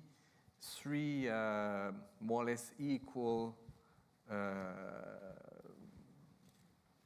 sections in the funding, if I may say. 1/3 roughly could be indeed still related to EU funding through hopefully a single instrument that, depending on the profile of the Alliance, the mission of the Alliance, could indeed collect different funding programs. But let's say 1/3 coming from the EU budget, because we are really serving the European project, capital P. 1/3 that would be a combination of national and, let's say, other regional, local public funding. And this is where we see now the rise, because we have more and more of these associated partners from the private sector, large-scale companies, SMEs as well. The last third being public-private partnership. I think this is a realistic model.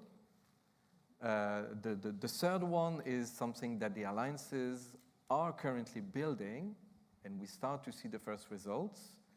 The first 2/3 are where we need to really work all together with the policymakers, because these ones need to be indeed predictable, because if we don't have them, we just basically cannot secure the third one as well.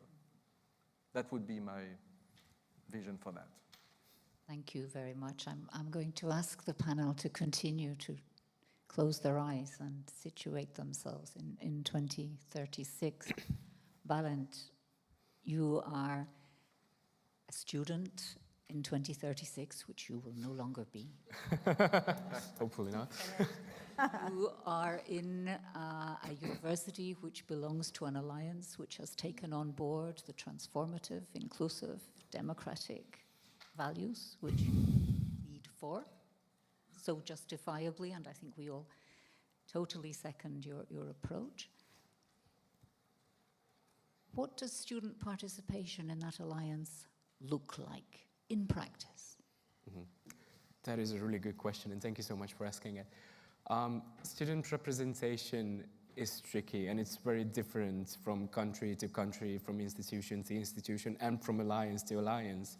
So, I don't know, it is very hard to imagine an ideal way of student representation and how it should work. I think one of the most important things is that we are on the same page when it comes to fundamental values, and those can be fundamental values of the EHEA, it can be the fundamental values of the European education area, or it can be the fundamental value of the said alliance.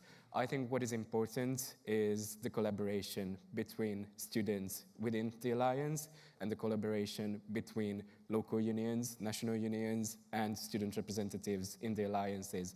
These are practices that are happening now, and there are many, many good practices that could be named where national unions are cooperating with student bodies, where local unions are cooperating with the student representatives from their alliances. So I think that is something that needs to be continued. But how does an ideal student representation body or student representation looks like? It must be democratically elected by students from the institution and from the different institutions from the alliances. So I think that is the bare minimum level of an ideal student representation. Thank you very much. And we continue to dream. Beatrix, 2036. Universities have always been unique institutions in that we combine very different missions in one institution. But we also have the problem of silos. Some of them are internal silos, which we build ourselves between our education mission, our research mission, our societal engagement mission. Others are imposed from outside. And I think this is it's one of the challenges which has been addressed this morning by almost all the speakers. Universities are multi-mission. How can we ensure that the European Universities Initiative by 2036 is multi-mission, that it really addresses all university missions and not just education? I say not just education, it's a major mission. Beatrix. Yeah, thanks for that question. First of all, I'm happy to dream. In Uniwell, we always finish a gathering by singing Imagine. So yeah, we always move on with that. So I do think that we are actually already on a very good path to have this integrated approach and to include the nexus, both by being very open and not a secluded, siloed alliance, first of all, because we're working with the associated partners, we're working with, local partners and so on. So I'm also not afraid that we become a two-tiered system and so on. I really am not, because the issues and the deep cooperation is so important right now that we have to do it this way.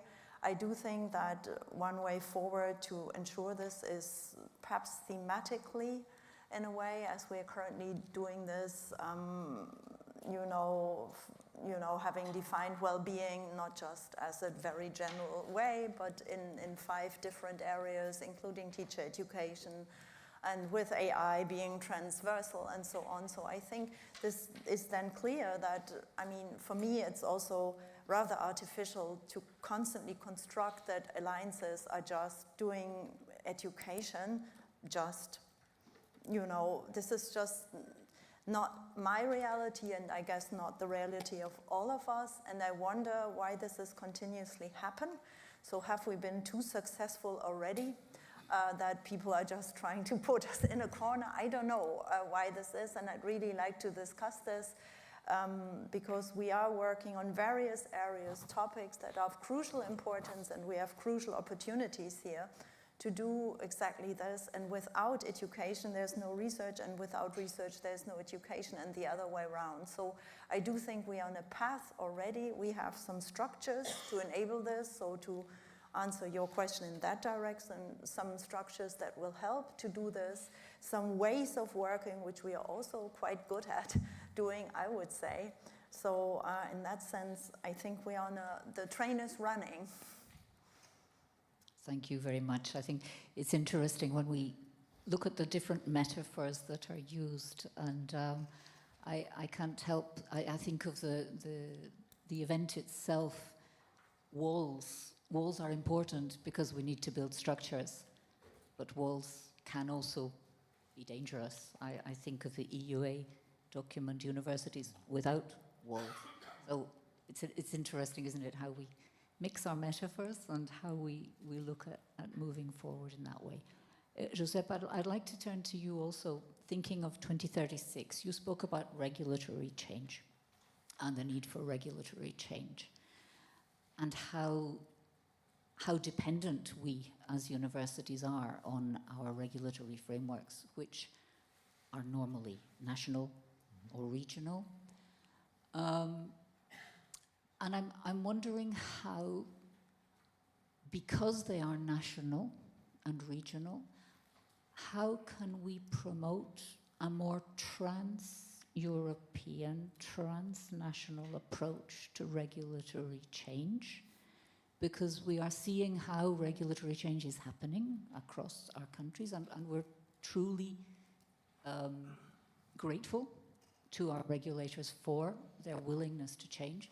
But I wonder how we can coordinate that change, and does perhaps the EUA have a role there with all the national rectors' conferences and so on? And also in your plea for the Alliance's work to extend to the whole sector, because regulatory change will not, or perhaps should not, only affect the alliances. And there are examples of regulatory change which has made an exception for the alliances. Is that the right way forward? Thank you, Dorothy. I wish to have an answer.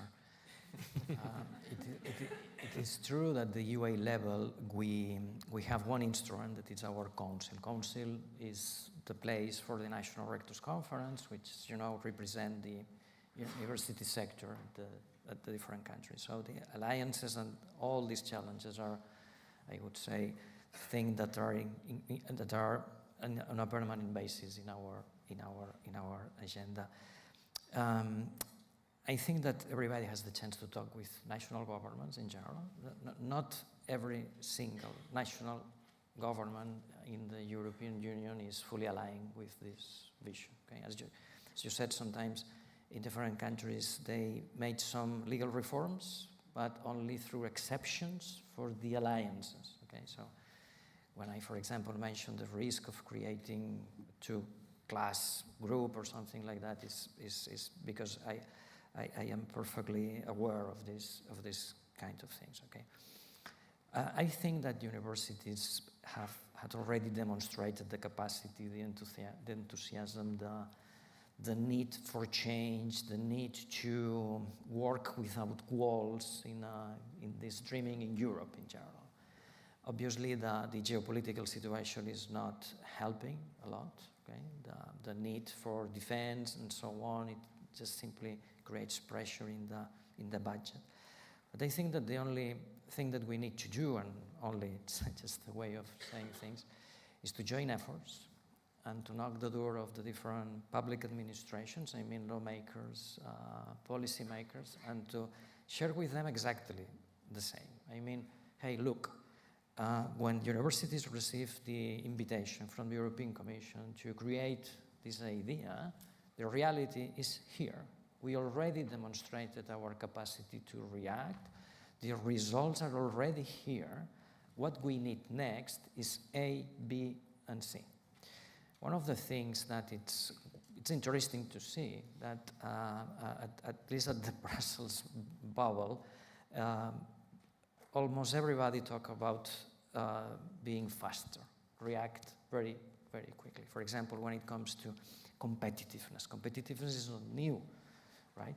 So if people want the universities to move quicker, we need what we call enabling frameworks. Enabling frameworks is not only the regulatory framework, it is about a model of funding the different projects, funding universities, and so on. So I wish to have an answer. But probably the only thing that we can do is to join efforts and to clearly demonstrate what the universities can do if we have the correct framework conditions. Thank you very much. I hope this panel is serving to set the scene for other discussions during the day to actually delve deeper into all of these issues. We have 4 minutes left, so I would like to ask each of you please, just to make one final concluding remark. Beatrix, I will leave for your role to the end. You buy me time. Still, Thank you. I buy you No. time. I'm going to change the order with your permission. Balint, would you like to just one final remark for the rest of the day? I will be very quick, and please do not quote me on this. But Nobody's listening.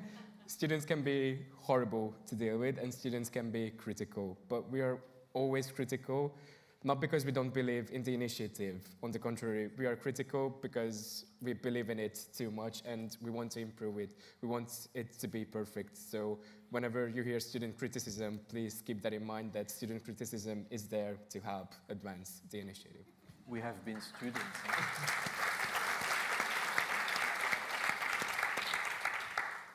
As Ludovic said, we've all been students, so we try to remember.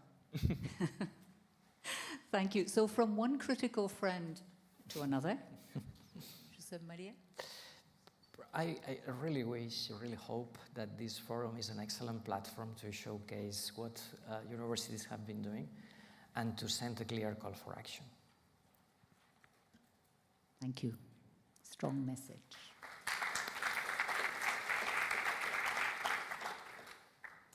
Ludovic? The clock is ticking. No, I mean it. I mean, yesterday, some alliances have received the excellent news that now they will be again funded for 2 years. 2 years, it's a second in the lifetime of an alliance, in a lifetime of a university. And actually, the investment pathway has never been so urgent. We absolutely now need that all the colleagues at the European Commission, all the directorates, all the member states, and the whole sector really discuss together, do we really want the alliances to continue? It's now or never. So please, we all need to really dive into this discussion right now.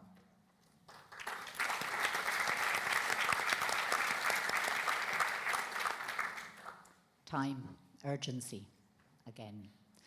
Beatrix? Yes, I follow up on this. The heat is on. I think we have showcased what we can do with all the complexities and difficulties that are involved in such a huge endeavor.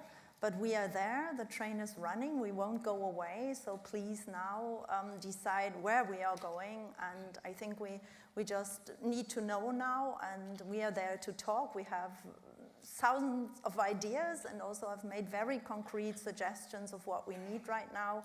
And it's just, yeah, we constantly hear, talk to your own MPs, do this, do that. We've been doing this, we will be doing this, but we also need a decision now. So that's would also be my message. Thank you.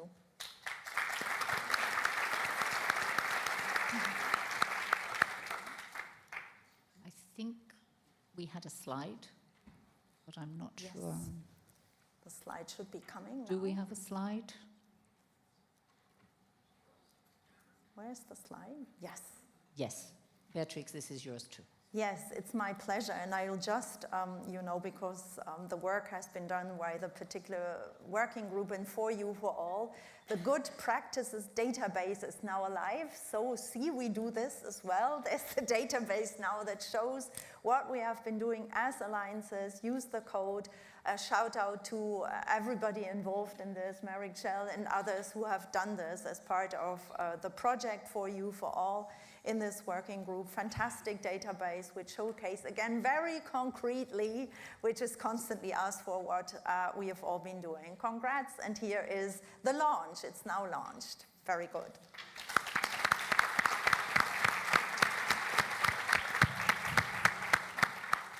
Thank you. So, as this panel was tasked to do, we celebrate what we have done, we showcase our achievements, we explain our challenges, and a call for action. This is now what we need to move forward. I very much look forward to the remaining sessions today where we can delve deeper into the detail. The devil is always in the detail. of just how to do that. Thank you very much indeed.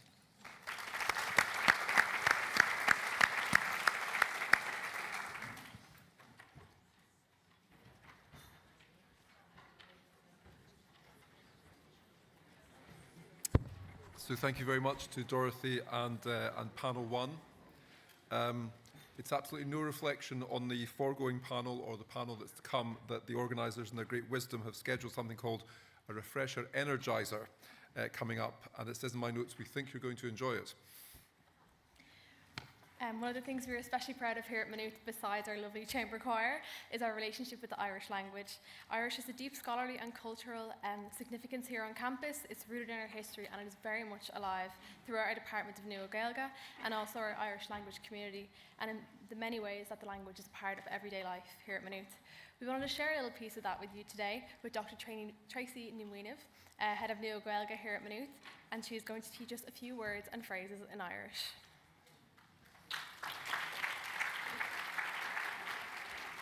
And indeed, who knows, by this evening, by the time we're all gathering in the chapel for that wonderful musical performance, we may have a room full of fluent Irish speakers, or at least with people with a couple of focal, a few words of Irish. No pressure at all.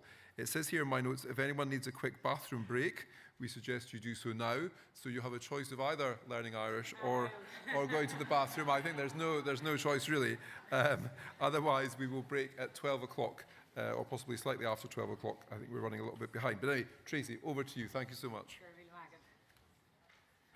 And just on that note, one of the very first phrases we all learn at school in Irish, or used to learn, was "An bhfuil ceadagam dul amach." Am I allowed to go out? Because the toilets were traditionally outside, so it seems that a lot of you are taking the toilet break option over the Irish language, but I won't take it personally. Over the next roughly 6 minutes, I'm going to share some nuggets about the Irish language with you and also try and teach you a few basic phrases. Now, no pressure on anyone this morning, but friends and colleagues in the Arquis Alliance all but blew the roof off the lecture hall. Such was their enthusiasm in responding. So I expect the same, or else it'll be said of ye that you were not as good as the Arquis Alliance. So a couple of quick little, now I don't know, actually the keyboard's not moving on for me here. I don't know if the clicker is there.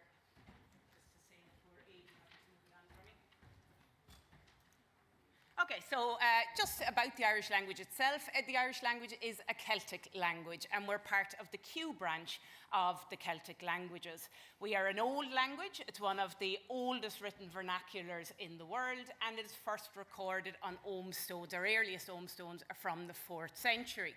The Roman alphabet, we find the Irish language written in it from as early as the 7th century. So many of you in your home universities and home libraries will be familiar with Irish language manuscripts among the collections. So the Irish language has very much been part of Europe for many, many years. And we consider the Irish language to be a European language. We feel at home with our European friends where linguistic diversity is not seen as a burden. It's not seen as something negative, but in fact, it's seen as something positive, as a wonderful opportunity.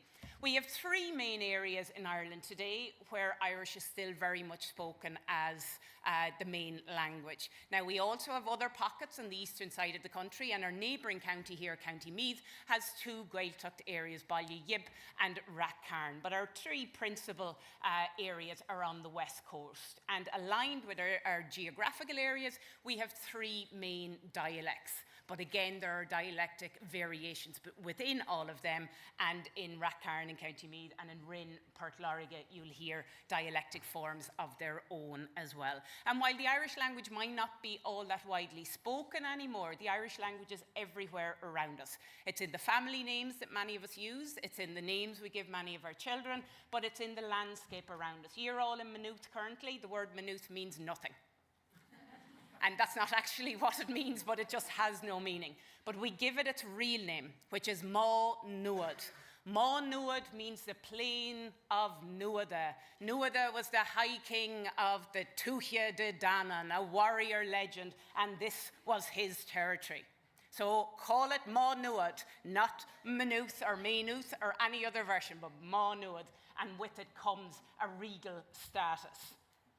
So now moving on to how we say hello Asgailge. And if ye focus on the left-hand side of the screen, we won't worry about the second person plural. We'll just look at the second person singular. And you'll hear me constantly saying ye, ye being the second person plural in Hiberno English. Some of you might call it you, but for me, it's always going to be ye. But I'll talk in the singular to make it a little bit easier for us practicing this morning. So how do we say hello to somebody? When we see one person, when we meet one person, we say dia Rwit, which literally means God be with you. For those of you who can read the International Phonetic Alphabet, you'll see it written on the screen, but you'll also see a kind of a silly literal spelling to try and help you to pronounce. So I'd like you all to give it a go. So let's all try and say hello. So dia Rwit.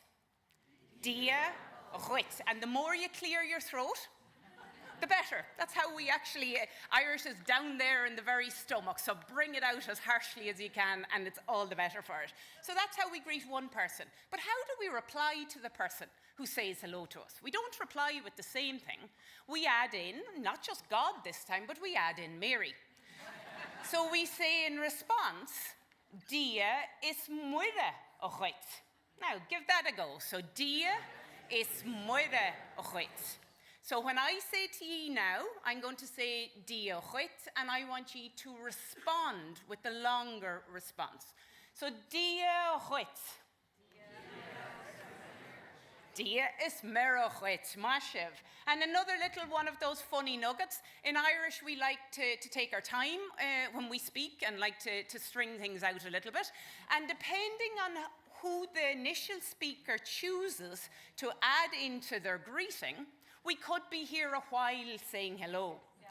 So dia Gwit and dia Smuragwit would be the most common. But what happens if I start off with dia Ismuragwit, if I add in Mary at the start? You can't add back just dia Ismuda. You must now add Podrig, our native saint, in. So then we go dia Ismudas Podrig Gwit. But what happens if I start with Podrig?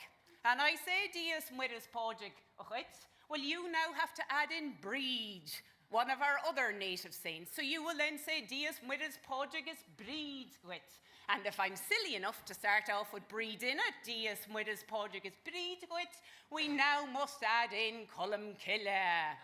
Dia is muida is podrig is Cullum Killa a Gwit. And this is why it takes us so long in this country to say hello to somebody, because that's just hello, never mind how you are. So we'll skip over using the vocative case because we don't have time for that. But asking somebody how they are, we say conas ato tu. And again, that's the singular form. So conas ato tu. Now I'll let you give it a go. And how do we respond? And I've limited our responses to being good and bad. We won't worry about all the emotions in between. So, Tom Guma Guramahagat, because we're very polite, so we add in a thank you. So, Tom Guma Guramahagat. Now, if we're not so good, we will say Neelam Guma. But we don't need to worry about that one. So, if I say to ye, Dia Gwit, what's your response? Dia is Muiragwit. Conas atotu.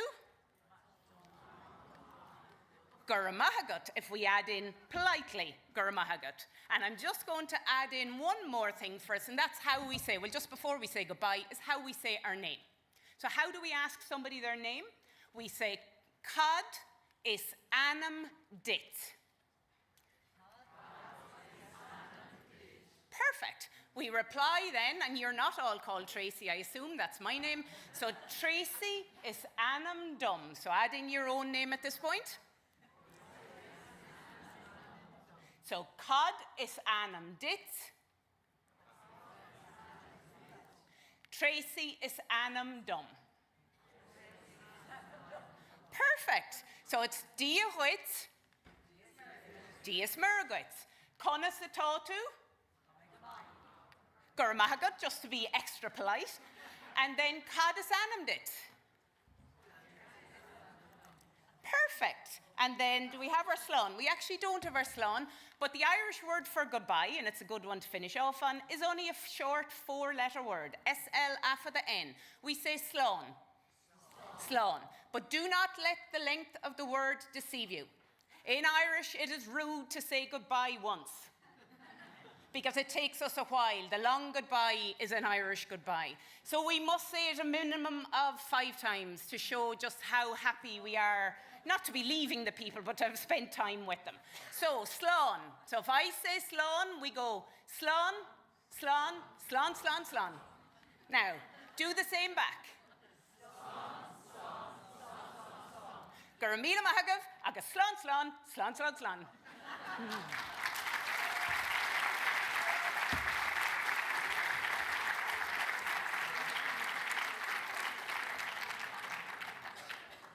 Thank you very much, Tracy. That was fantastic.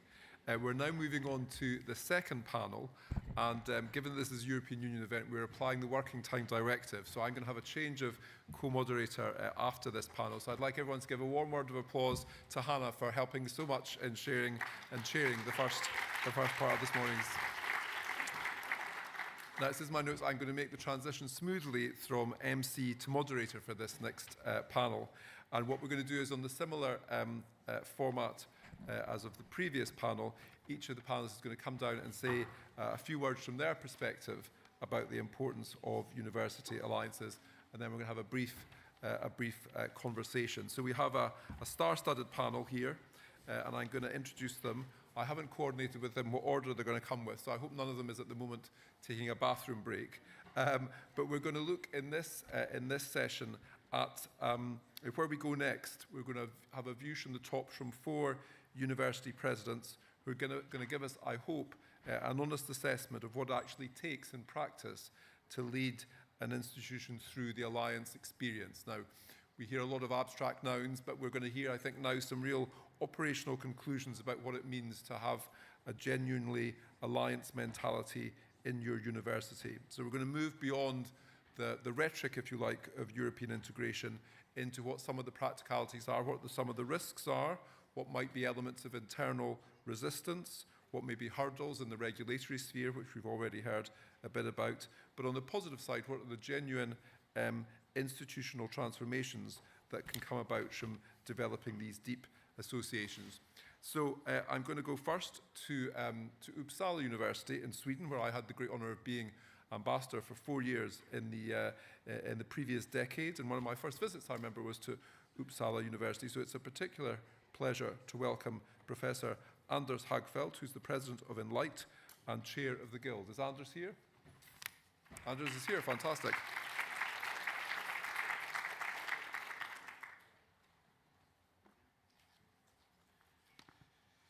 Thank you very much, and thank you very much for the invitation to be here. It's a great pleasure and very exciting to have listened to the morning's talk.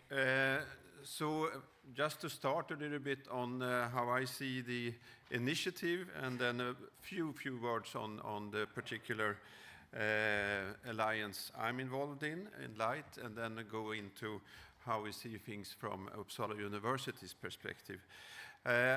I do agree with all the speakers this morning. This is a fundamental initiative changing and transforming the higher education system in Europe. It's about democracy, it's about competitiveness, but I would really also like to emphasize when we talk about competitiveness that it's not only STEM. I think Europe has a particular chance to be competitive when we include humanities and social sciences and culture in a real way, not just as decoration, but in a fundamental way. Then we have a real competitive edge in Europe where we can include that. And that also goes for resilience, for example. So I think we should not forget humanities and social sciences there. It is long term. We have heard it needs to be sustainable funding, meaningful simplification, and also realistic. For me also, I think it's important to stress that an alliance is about, of course, education, R&I, but I think the fundamental challenge we see with alliance is on the student mobility. So I think we need to really keep focusing on student mobility, including, of course, research-based education as fundamental, and also innovations in terms of pedagogics. When I go to the Enlight Alliance, we are 10 universities. I've been president of Uppsala University now for 5.5 years. I remember the first meeting we had in Galway. We were sort of fumbling a little bit. What is an alliance? What is this project? What are we going to do? How should it work? Now we were back in Galway in June, and I must say that the change is fundamental. I do feel that we now are an alliance. We have thousands of staffs and students involved. There are thematic networks, blended intensive programs where students study online, but then can be a focused week or a few weeks at a particular university. We have academic leadership programs. We have just started a doctoral network, and we focus also on early research career positions. So it's for me a big change, and I do see that, as we have also mentioned this morning, a lot of change is coming up. If I now go as president of Uppsala University, this is a long-term and a meaningful transformation for us as a part of EU. But it's also about embedding, and I think for the future we discuss what will it become. I think embedding is a key word. And here is one of the challenges. It is a top-down decision, and as you know, in universities, people really don't like top-down. It should be bottom-up all the time, so we have to work on the collegial system, and that's where we are, I think, how to make it truly embedding and how to make student mobility part of daily life, so to speak. I also see from a president level, I'm very much in favor of the alliances. I know also that our students and teachers and our office and the Enlight are very much in favor, working very hard. But then we have all the levels in the university system with the deans and the vice presidents and so on, which sometimes are not much as involved as maybe at the top level. So how to sort of get the alliance through all levels and make it truly embedded in the university, I think is one of the challenges. As we have talked about, we need sustainable funding from EU and other parts as well. Perhaps even more important, I think, is also to remove barriers. We have created some ourselves. I think we all have to admit that they are there, but they're also at the national levels. There is legislation, and at the EU level. So I think one important way forward is to really align our national levels with the EU level when it comes to administrative matters, when it comes to academic calendars, digital platforms, our record systems, and so on. And that's a big, big task. I'm humble enough to say that we are trying to do this also at the national level, and that's very challenging. So now to do it at an EU level, where sometimes I must admit, I think we do better at the EU level, at the national level, which of course speaks for the success of the alliances, I think. So when it comes to legislation, I think one needs to recognize the complexity of what we are doing, but we always have to look for that it doesn't penalize joint degrees, modular approaches, and what we are trying to do in the alliances.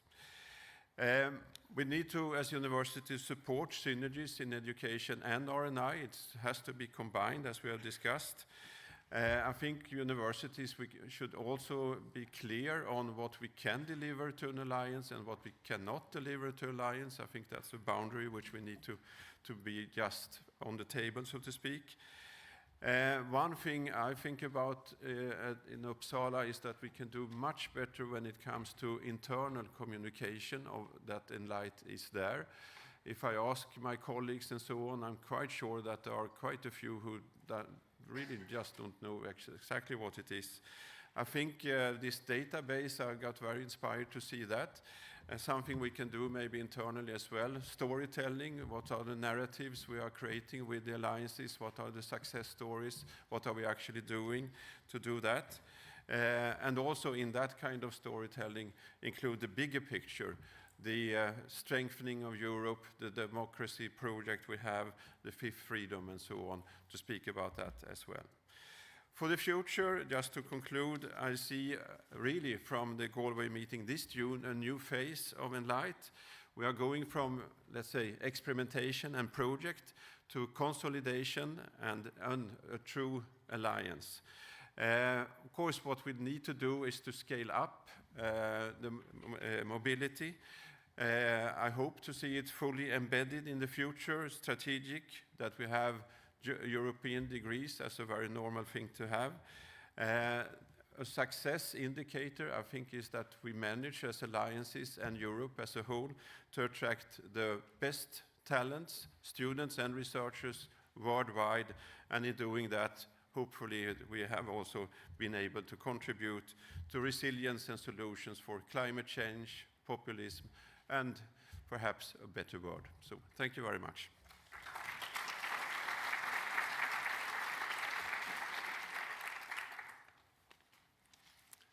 Thank you very much, Anders. Next up, we have Professor Joan Guardia, the Rector of the University of Barcelona, talking on behalf of the CHARM EU Alliance.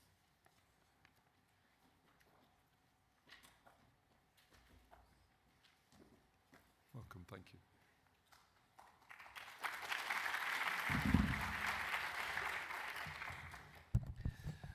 Molt bon dia a tothom. Buenos días. Good morning to everyone. So I apologize, but it's impossible for me to say good morning in Irish. I am trying to learn, but it's impossible for me. I'm sorry. So I want to be honest with you, and I have today a very simple job. So in order to explain to you which is the effect of the European alliances to my university, the University of Barcelona, I simply need to recover all the comments previously said by the first roundtable, including also the presentation of yesterday of the president of the Maynooth University. So thanks for the organization. So at least I need to summarize all the elements proposed by my colleagues, especially also from Josep Maria Garrell, in order to define which could be the future for the European alliances. But I think that we are waiting for anything more interesting. And I'm trying to add any elements to design a building, including our specific perspective as a university. But to understand my consideration about the European alliances, it's important to take into account that my university is an historic university. This year is our anniversary. We're 50 years, 575 years old. And it represents a tendency, a slope, a specific way to understand the university context. So, but to summarize, I have only 4 minutes. In order to summarize which is the effect of the European alliances in the University of Barcelona, let me say that we need to differentiate 2 levels of effects. The first is the internal effect. And probably the most important internal effect is, 1, CHARM-EU has been the best catalyst to modify our teaching models. For the option of CHARM-EU application for our teaching models, the modification is absolutely. And the second question derived from CHARM-EU is the modification also, the technological impact in our teaching. So we just transformed our faculties in a very specific lab for explore new ways to teach. And this is the consequence of the CHARM-EU model. And the third effect probably is to reinforce the idea that the internalization is not now an option. It's a must. No activities in UV, my universities, are so far for our presence in the international context, including, obviously, the design of the future of the European alliances in the next year. I absolutely agree with my friend Ludovic when required the urgency in to take an answer to the future of the European alliances. So, but it's very important. Now is the moment. But there is a four element that I want to reinforce, I want to highlight. So when we are talking about the effect of the European alliance, it's impossible to analyze it as an individual or particularly effect in one university. One of the most important effects is my university has the sensibility to be part of the system. The UB want to become part of European system. And according with this idea, we, the rector, don't have the possibility to analyze the future, the past of this reality. We need to include in our strategy, which is the future of the European university system. According with that, I want to select three elements that we can assume as a consequence of the European alliances activities. Obviously, charm is one of the preferred partners group for all our activities. For the University of Barcelona, we have two specific elements in order to share and to build connections. LIRU, UB is part of member of LIRU, or Guild is another important point of reference, and second, charm.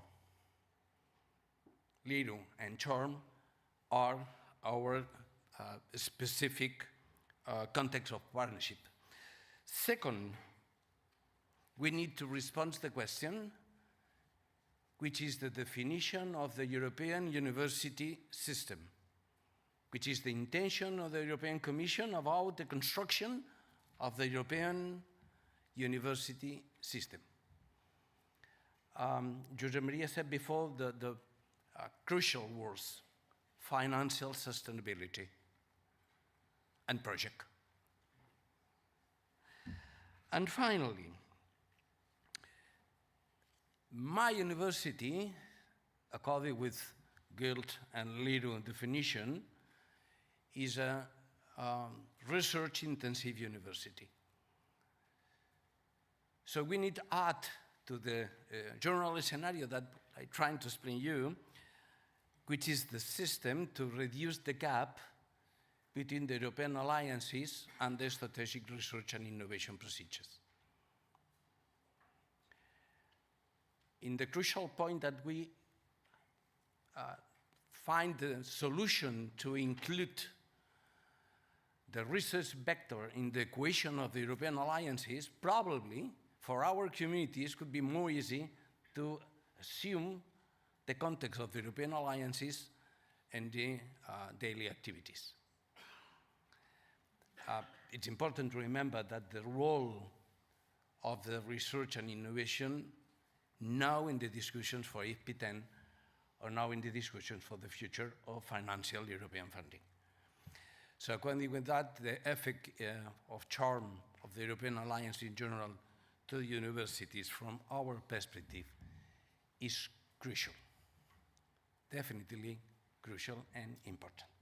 So I hope that add anything more interesting to the discussion, but I think that we are talking about the same subjects during the last 2 or 3 years, and probably we need to use a specific and a special forum like that to give answers. General and consensus between university system to give answer and to generate questions to the European Commission. So thanks to you, and thanks for the invitation to the Irish presidency, to the Maynooth University, and thanks to you for your attention. Moltes gràcies.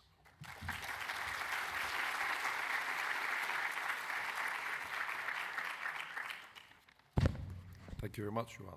Now, one of the things that Tracy didn't tell you in her otherwise admirable Irish language introduction is the Irish word for university president is Orla.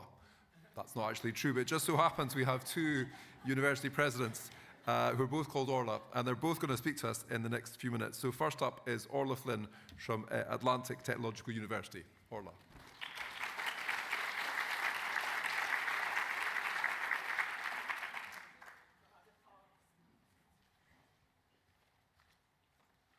So, Madin Ma, gach duine, agus fáilte. My name is Orla Flynn. I'm president of Atlantic Technological University, and we're members of the EU Green European University Alliance. And EU Green stands for Responsible Growth, Inclusive Education, and the Environment. And EU Green really was set up so that some of the more peripheral regions of Europe could have a greater voice in growing research and in the sustainability, or developing the sustainability of the more peripheral regions. And I'm going to come to that in a moment. But first, I really would like to talk a little bit about, I guess, the task that we were set, which is to speak a little bit about how our membership of the Alliance has fundamentally altered our strategic direction and internal culture, and some of the big challenges and internal tasks that we've had to face. So maybe a little bit first about the technological universities. We were established following legislation in 2018, but technological universities became part of government policy in 2011 here in Ireland, and following the legislation in 2018, we now have 5 technological universities. And I suppose I could talk about the Act, the TU Act at length, but there are 3 big parts of the Act that are relevant for today's conversation. The first one is that the technological universities are intended to be strong regional actors. We're intended to have a strong role in the prosperity of our regions, deep engagement with communities and industries right across our regions. The second piece is about the importance of the international dimension. Important that our students and our staff get the opportunity to have an international experience, and that's very much a two-way thing, welcoming international people into our region and into our university, and supporting our own people to participate in partnerships, research collaborations, and mobility. The third part of the Act was the requirement to merge with other institutions. And I suppose when we're talking about the deep intertwining of our universities right across Europe, we come to that, the ugly M word of merger. And mergers are really hard. We're a merger of 3 institutes of technology, and a 4th college joined us shortly afterwards. But the really magical thing about the timing of all of this has been that the arrival of the European University Initiative has coincided very much with our own merger journeys. And what that has meant is that we've been able to use, and I know Juan spoke there about the alliances as being a catalyst. We've been able to use our membership of the European University Alliance as a wonderful catalyst to get to know and to integrate our own community. Because sometimes when you're merging, you're looking inwards. You're trying to figure out your own systems, bring people together, get to know ourselves. Having an external piece of work and an external challenge often helps us unite our own teams and be very much outward-facing. So we were developing our first strategic plan. We were developing our performance agreement with the Higher Education Authority. And we've been able to embed our membership of our European University Alliance, EU Green, very much into the heart of our strategic plan, looking at sustainability as a lens through which we would look at all of our other strategic actions, thinking collaboratively. And any kind of merger requires compromise and it requires generosity. And I think we're going to see a lot of that in the next phase of the European alliances. I would say as well, to reflect a little bit on the theme of the panel, or the theme of the conference today, and reflecting a little bit on Seamus Heaney's poem, and we've heard many speakers talking about that earlier today, the notion of scaffolding. We're very grateful that our government has given us a good amount of scaffolding over a decade now, I'd say well over a decade now, of funding. And that has allowed us to build very, very strong walls. And when that scaffolding comes to an end, and it will do in another year or two, I am confident that we have something really strong and enduring afterwards. And I do think that that is an exemplar for the alliances that we're trying to build, the requirement for that scaffolding. These are really, really important entities for Europe, and the scaffolding will help us grow very, very strong walls. I suppose in the context of the regional development and the regional prosperity, what I would say is that to institutionalize strong partnerships, it's really important that the relationships go beyond the initial leadership. And I would reflect that of the 9 partners that we have, only 7 of the original rectors are still in place. Sorry, only 2 of the original 9 are in place. So 7 of those have moved on to different things. And it's important to institutionalize beyond the leaders into every layer of the organization, different categories of staff and students, and make sure that everybody can feel part of what's happening in this alliance. And that's not an easy task. To really cement the partnerships, I would argue, there is a requirement to pull outsiders in as well. So to move the partnership and to have the partnership known beyond the university community. And for us, what's been very, very interesting is an initiative called the Conference of Parties, where we've been able to bring many of our associate partners and include them in the activities that have been underway. So the regional sustainability, the particular challenges facing peripheral regions, the importance of growing a vibrant research voice, having innovation days, welcoming students from all over Europe to participate in initiatives that we're running. All of this has been supported and helped by our many associate partners. So we've had associate partners like the Northern and Western Regional Assembly, the Western Development Commission, Údarás na Gaeltachta, which is the agency responsible for supporting the Irish language communities, Creative Industries West. And more recently, and I suppose in Ireland, we grapple a little bit with our challenges post-Brexit with Northern Ireland. We've included Ulster University as one of our associate partners. And we have a lot to learn, I think, with how the different regions in Europe work together. So led by our Spanish partners in Extremadura and looking at how they work with our partners in Portugal, in Évora, we've learned a lot about how to grow those resilient communities, even when there are borders involved. So really that's that notion of pulling people in, attracting and retaining talent. And maybe just one final word from me, because I know our time is short, but just to flag that in the more peripheral regions, we often have a socio-demographic profile of students, many first-time participants in higher education in our universities. And one of our students, it was his first time on a plane participating in an EU Green Mobility Initiative. And when you hear stories like that, you really realize the potential impact that you can have on so many lives, on the students particularly, and their families in our regions. And again, retaining and attracting that talent, trying to grow those research networks, and delighted to say that in EU Green, we've already begun to grow some strong research collaborations, leading to Horizon bids, and really this is the crux of what we're about.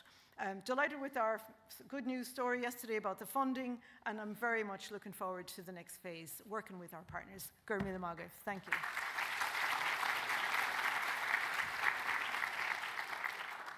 Thank you very much, Orla. And the fourth of our musketeers and the second of our Orlas is Dr. Orla Feely, the President of University College Dublin. Welcome, Orla.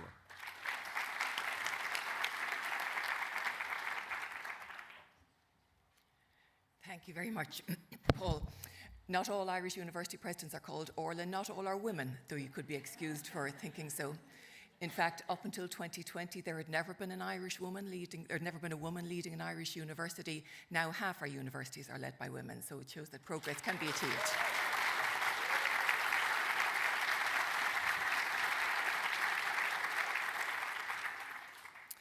So I'll talk a little bit, first of all, about our membership in University College Dublin of Una Europa, which is our University Alliance. Our Secretary General, Sophia Carner, is here, as is Joanne van der Leyen, Chair of our Board of Directors. So we in UCD, we didn't join Una Europa at the start. We took a bit of time. We looked at how the alliances were evolving. We looked at an alliance that would really meet our strategic purpose and needs. So we looked to see where are there partners who look like us, who share our ambition, share our character, share our values. We looked to see where are the themes aligned with our strategic themes in UCD. And Una Europa met all of those bills in terms of strategic themes in Una Europa. 4 of the 6 strategic themes are exactly the ones called out, the 4 called out in our UCD strategy. One Health, AI and data science, sustainability and cultural heritage. So this was a really natural fit for us. And I think that's very important. We were asked to comment on how membership of the Alliance has fundamentally transformed our strategy as universities. For us in UCD, I would not say it has fundamentally transformed our strategy, frankly, because we moved with purpose to find an alliance that aligned with our strategy, amplified our strategy, expressed our strategy, strengthened our strategy, but did not fundamentally change our strategy.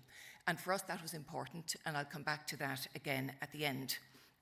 We have found that our membership has been enormously enriching, and some of the things that are happening in Una Europa are very, very special at the European level. In October, 340 students will graduate in Bologna with a joint degree in European Studies from across Una Europa partners.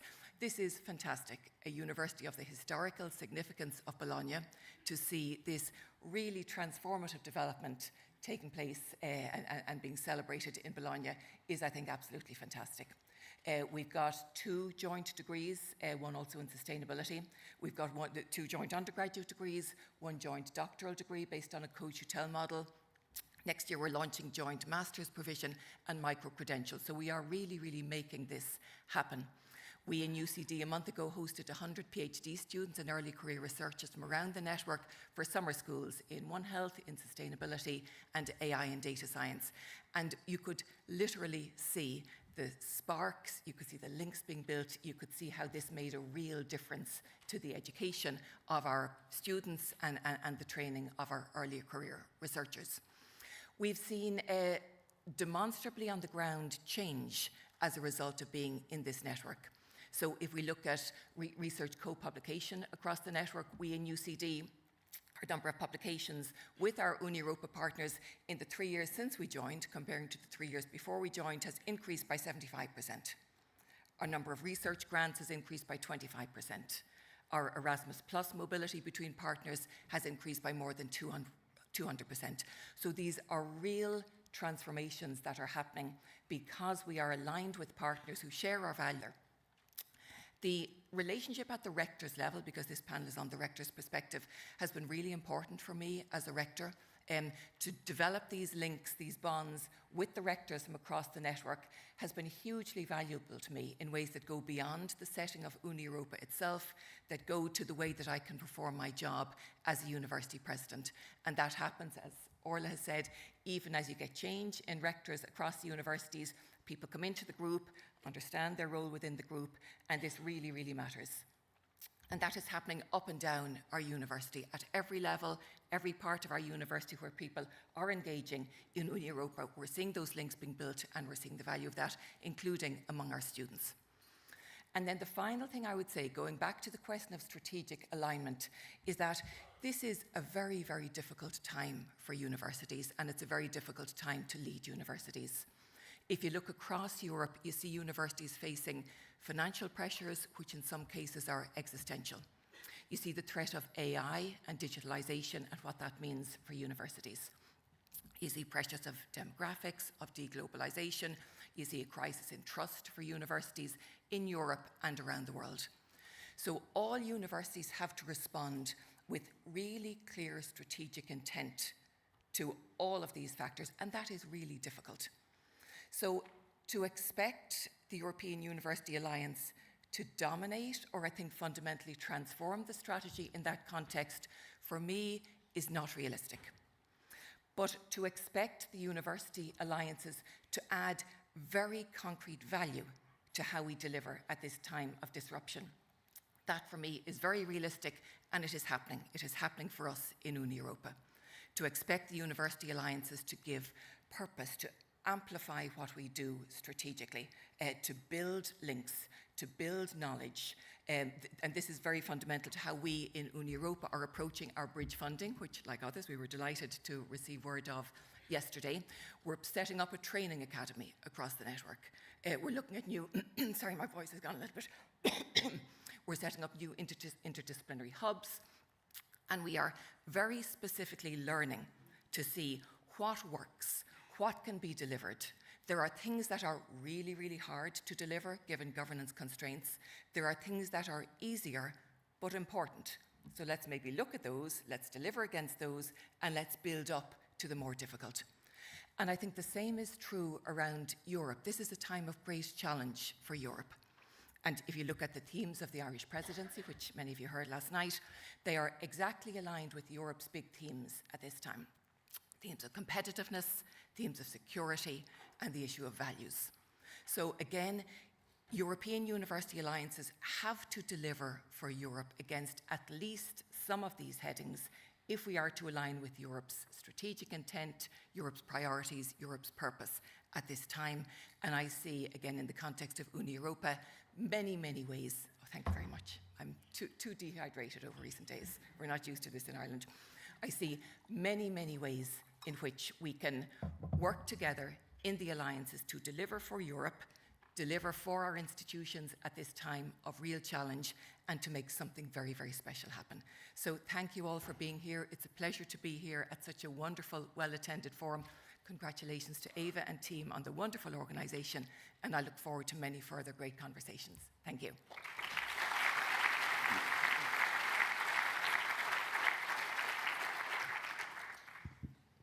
So while Orla moves the metaphors from the Eurovision Song Contest to the World Cup and enjoys her hydration break, we have about 10 minutes, I think, before lunch, and it's a brave moderator who stands between his audience and the lunch break. And we also have a photo opportunity as well, which my co-host will tell you more about in a moment. But I have a few questions which I want to ask this distinguished panel. I think Orla, in a way, anticipated the first. How has membership in the university alliance fundamentally altered the strategic direction and internal culture? I think you were saying it was more a question of finding the alignment and using the alliance to sort of build the cultural journey and the institutional direction that you want. So I'm going to turn to Anders and say, Anders, as you pilot Uppsala, as you have been doing now for several years, and you try and both, I guess, take the university forward on its own journey and also work to make a success of the alliances. What are the big risks that you see in trying to sort of pursue those two tracks at the same time? Yeah, so thanks. The risk I see is really to get it embedded. That's where we want it to be, but I see that is a big challenge.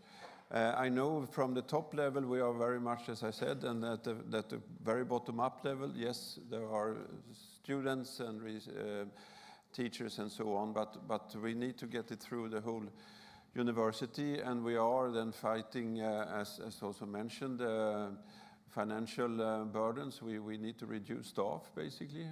We have cuts and so on, and then to say that now we do that, and at the same time we try to push for the alliances, and we give money for that, and all that is very challenging, I think.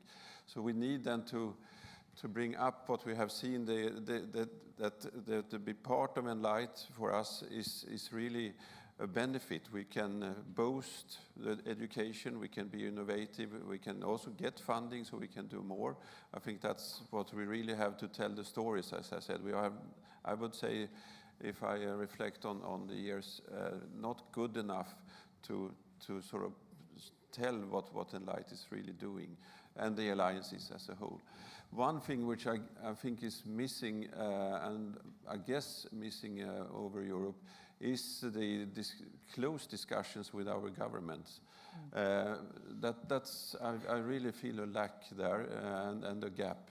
It's almost easier to have a talk to Minsato or Russo, and they are on our side. The member states, our governments are not always on our side in this case. So there I think we need to close that gap and get a discussion with the member states so our government also understand the importance of what we are trying to build. Juan, can I ask you, and building on what Anders was saying there, I mean, I guess each university exists in sort of two universities. You have your national funding issues, national regulations, you have the importance of institutional autonomy, and then at the European level, we have the uncertainty over European funding, you have the European policy framework. Where do you find that sort of, is that a tension, is that a restriction, is it something, can you use the European level almost to sort of overcome some of the national hurdles? How does that sort of, that parallel universe or integrating universes work for you? So thanks for the question. And do you have any more simple question? Good try. Okay, thanks.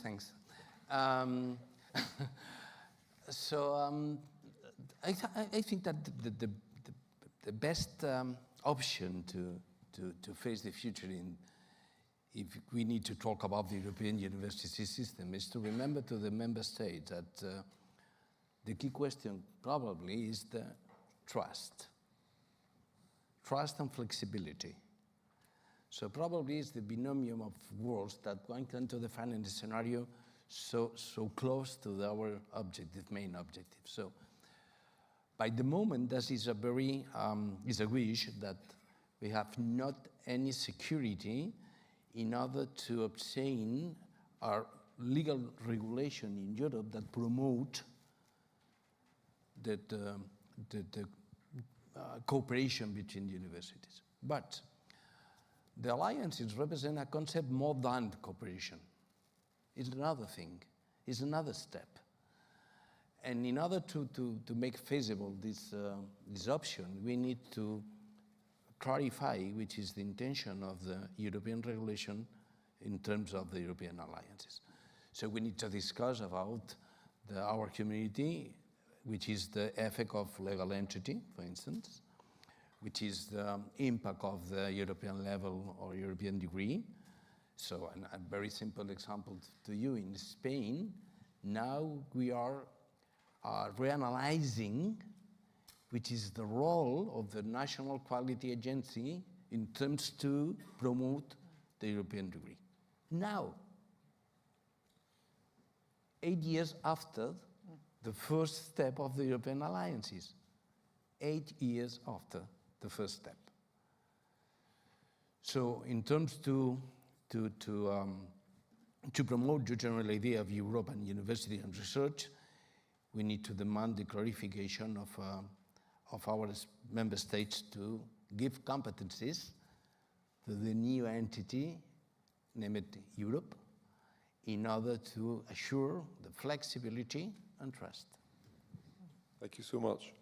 Orla Flynn, I imagine as you were bringing, as you discussed, ATU together, creating ATU from its component parts, arguably you could have thought being part of a university alliance with other European institutions would have just been one added layer of complication. But it sounds from what you said as if you really gained, and your leadership gained something from those processes of integration happening both at the regional level for ATU, but also in terms of your European partners.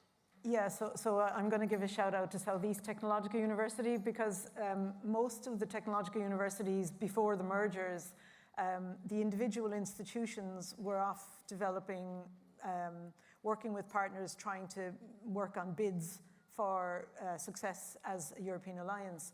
But no university can be a member of more than one alliance.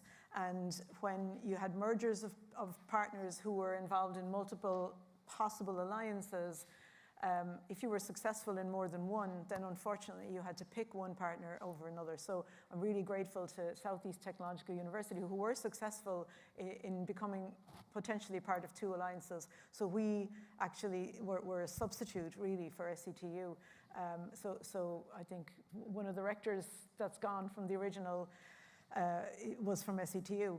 But we still found, I think fundamentally in Ireland, and I think the fact that all of our universities are deeply invested in being part of European activities meant that we didn't really give it a second thought. We felt it incredibly important to be part of an alliance, and that I think we knew that being part of an alliance would give our students the opportunity, would give our staff the opportunity. As TUs, there's a big imperative on us to grow our research activity, to work closely with industry and communities in our regions, and we really felt that building strong relationships with partner institutions across Europe would be one way of doing that. So it just never really occurred to us not to engage, and I can't speak for all the TUs, but from what I can see, there was an ambition even before the mergers to be part of these really strong, I suppose, strong unions. They're more than just cooperations, strong unions. And I really liked what Orla said earlier on. There are things that are realistic, and we've seized on those. And I think being able to tell the story, and you've shared your statistics of success over the period of time, that's really, really important for us, because when it comes to making hard choices now, we need to be able to point to where we've had the success and why we've put all that energy into being outward looking when it may have been construed as being just extra effort for what? There's value in it. The clock in front of me has now gone red, so in football terms we're now ended injury time, or time added on, but I wanted to give the last word to Orla, and you all, in a way, but Orla painted a picture of some of the challenges that universities are confronting: funding uncertainty, technological change, demographic change, domestic pressures on issues like sort of international students. We're familiar with the landscape. Are these university alliances across Europe almost like a source of comfort to you, and maybe a sort of a shared space where you can find ways to confront these future challenges together? What do you, as you look ahead to the next phase of this, would you see the nature of the alliances evolving in a way as universities have to navigate a more complex landscape? I think both in the formal and in the informal aspects of the alliance that yes, that is the case. So formally, I mentioned that we are setting up these training hubs, we're setting up new interdisciplinary hubs in our alliance with these purposes in mind, to see how can we learn from one another, because we're all confronting different flavors of the same challenges. How can we see who's approaching them best, differently, in interesting ways? So to share that understanding, I think, is one of the real advantages of the European University Alliances. But then the informal, again, at the rector's level, to somebody you can pick up the phone to and say, listen, I'm having this problem. I know you had something similar. How did you deal with it? But for us as rectors to do that, but then for everybody in our organisation to have their peers in the other organisations. And again, they can pick up the phone and they can say, how is this working? Have you any ideas? I think that's going to be increasingly important and quite invaluable for us over the years to come. Fantastic. Well, it's a rare and delightful thing to have 4 university rectors or principals together. I once hosted an event with a group of Scottish university principals, and I asked one of them, I think it was the Glaswegian, and that's my alma mater, what's the collective noun for university principals? And they said, an absence of principles. But we haven't had an absence of anything in this discussion. We've had a fantastic discussion, and I'm very grateful to all 4 of you. Thank you very much. Thank you, Paul.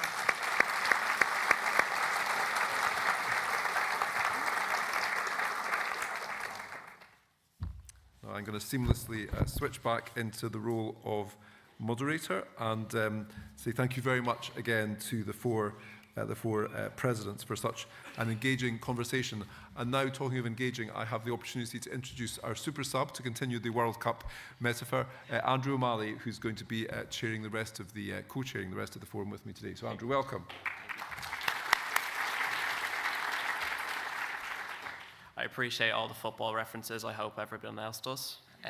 Thank you, Hannah, for hosting the morning session. I'll look after you for the afternoon session. So I have good news for me. It's lunchtime, but before anyone goes anywhere, we have to take the official forum group photo. So if you leave all your belongings here, please leave them here. The volunteers will call you row by row, and we'll head out into the TSI building. We'll take the photo and try and be quick enough. We know lunch, it's being served in this building, upstairs and downstairs at the back of the building. When you head outside, please take your lanyard off so we're photo ready when we head out, because we are running a bit behind time. Once the photo's done, you can head off for your lunch. At 1:15, the breakout sessions will resume. So when you registered this morning, you collected your lanyards and you registered for your breakout sessions. So please bring the token if you collected it this morning to the breakout session to give to the volunteers. Excuse me. We're looking forward to some more excellent discussions this afternoon. There'll be plenty of opportunity for audience questions, so please come share your thoughts, come prepared, and get involved. Enjoy your lunch, and we'll see you in the breakout sessions.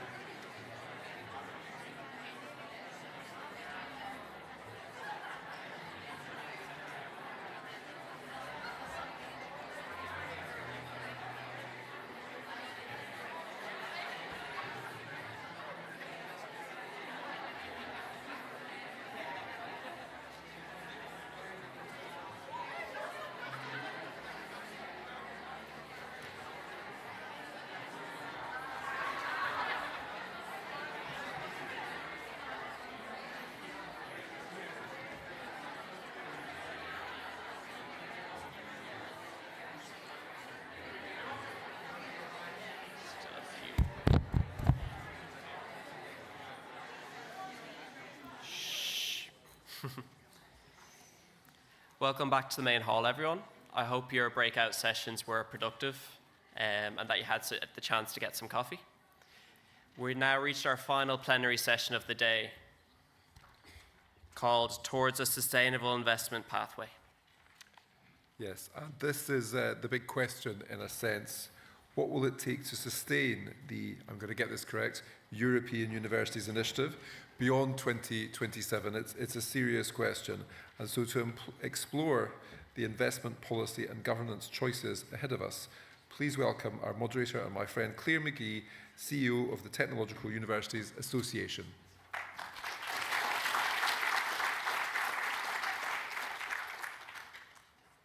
Good afternoon, and thank you for that lovely welcome and introduction.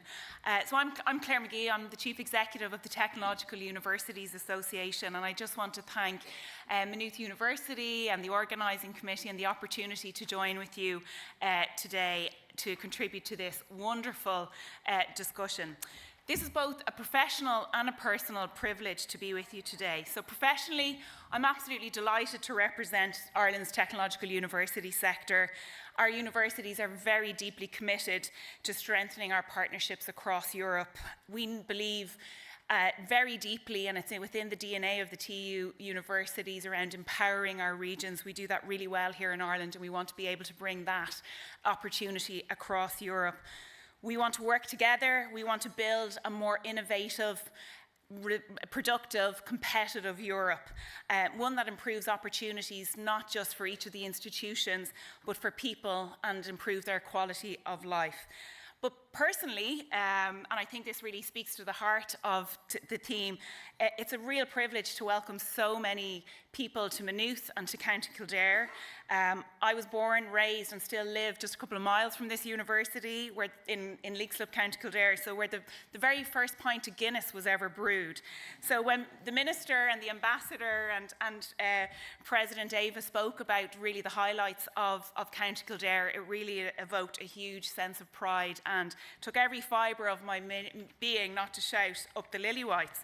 Anyway, so I think over the course of today and even yesterday evening, we heard some remarkable stories about what the university alliances have achieved, and we can see how those institutions that once worked side by side are now working much closely together. So sharing knowledge, creating these new opportunities for educational programs, driving innovation networks, and tackling some of those challenges that no one institution can really address alone. So I think that means maybe the question around whether the initiative works has been answered. And as Paul said, now we have to get into that real knotty, challenging question about, well, what's next and how are we prepared to invest in their future? Because I think the projects have really evolved, the alliance has evolved much more beyond the projects that they were originally funded to deliver. And now they've become expected to deliver much more broader strategic partnerships. So funding is obviously critical to their success, but it remains fragmented across member states, across programs and reporting systems. So the European investment and the welcome investment announced earlier this week has been a significant catalyst, but it's clear it cannot be the sole solution for the future. And if these alliances are to become much more of a permanent feature across the European higher education landscape, they will require a much more coherent approach. And maybe just to kind of highlight the Irish example of that, we have a really strong national network where members of all of the alliances, and we very proudly boast having 14 institutions as members of alliances, get together and share those opportunities. And I think that's a very valuable resource and network that we have here in Ireland. So we can learn a lot from that. So this is why these conversations matter. Here comes the other set of words that we're all going to trip over. It's the multi-annual financial framework. And while that's being discussed, while Ireland hosts the presidency, we have a huge opportunity now to make sure that we firmly place the European alliances on that table and make sure that it's prioritised.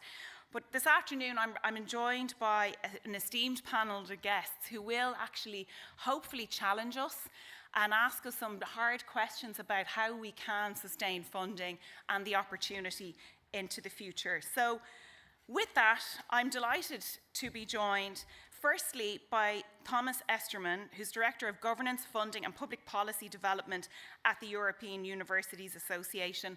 And Thomas is going to lead our discussion this afternoon before we move into then I'll introduce the other panel. So Thomas, I'll hand the floor to you, and I look forward to an engaging discussion this afternoon.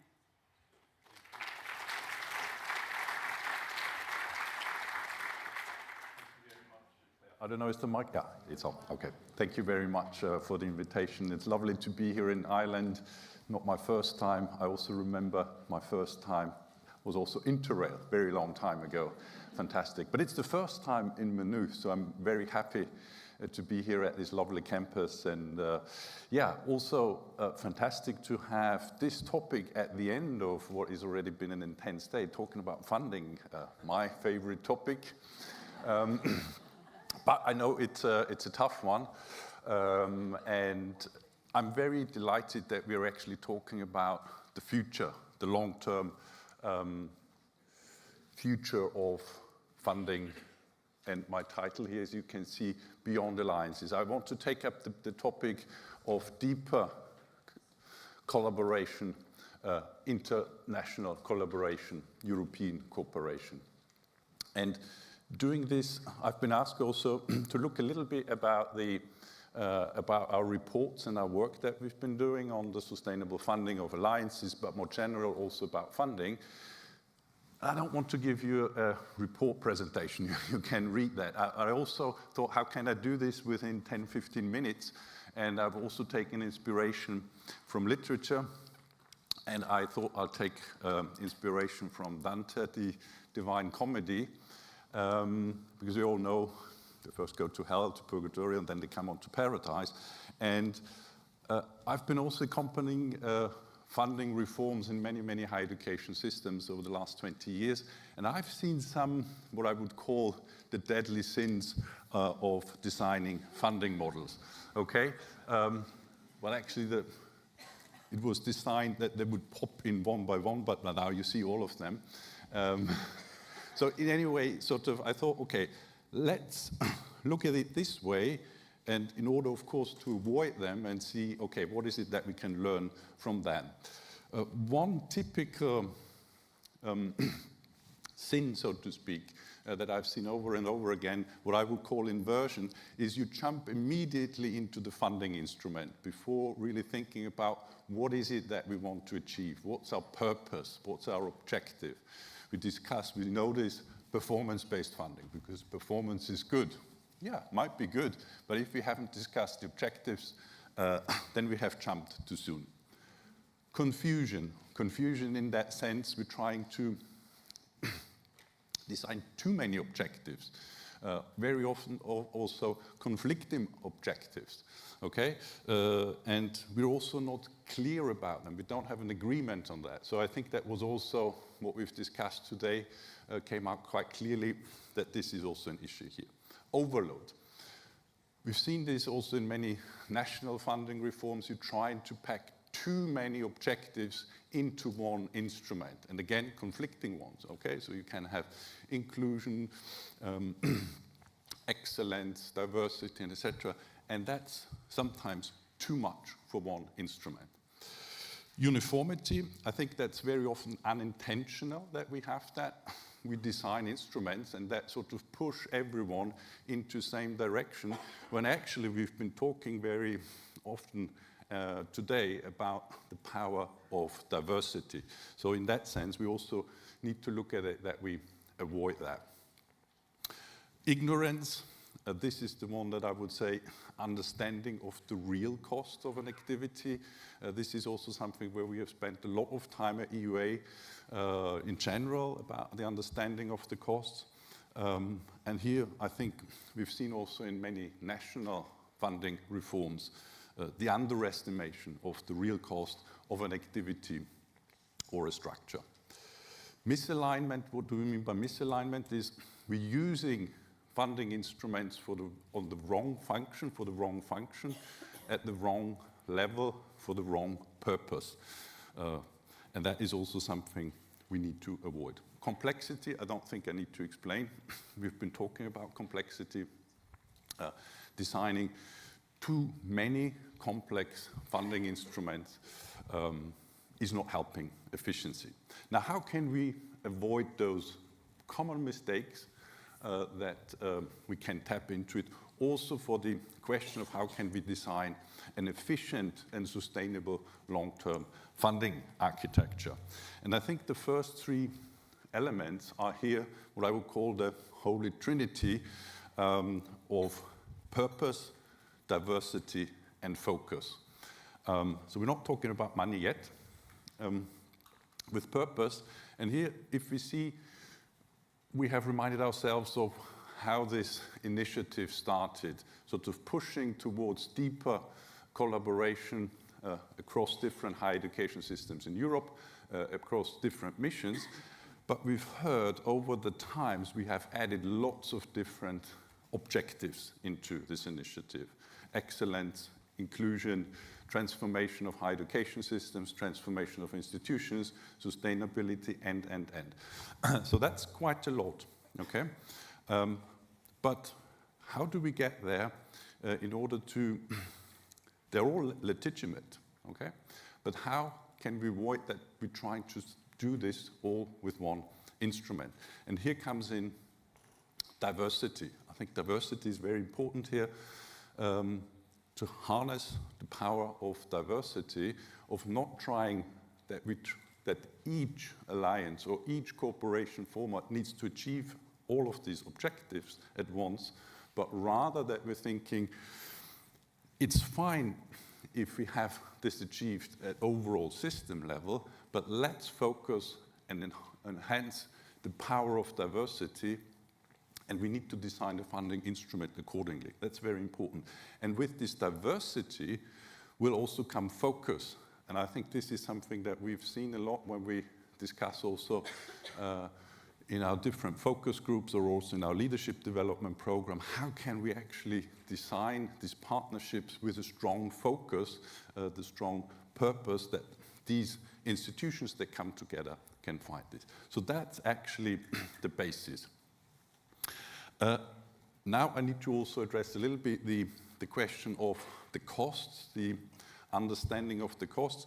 From our survey that we had done with 168 universities, where hundreds were part of an alliance, we've seen that actually about half of the institutions had a, let's say, not really calculated all the cost items that are actually you need to calculate if you want to really know what the activity costs. So you can see here we've developed this frame of 8 cost categories that are worth looking at. And the highest obviously is academic staff time, the staff time of central services. So this can be quite fundamental.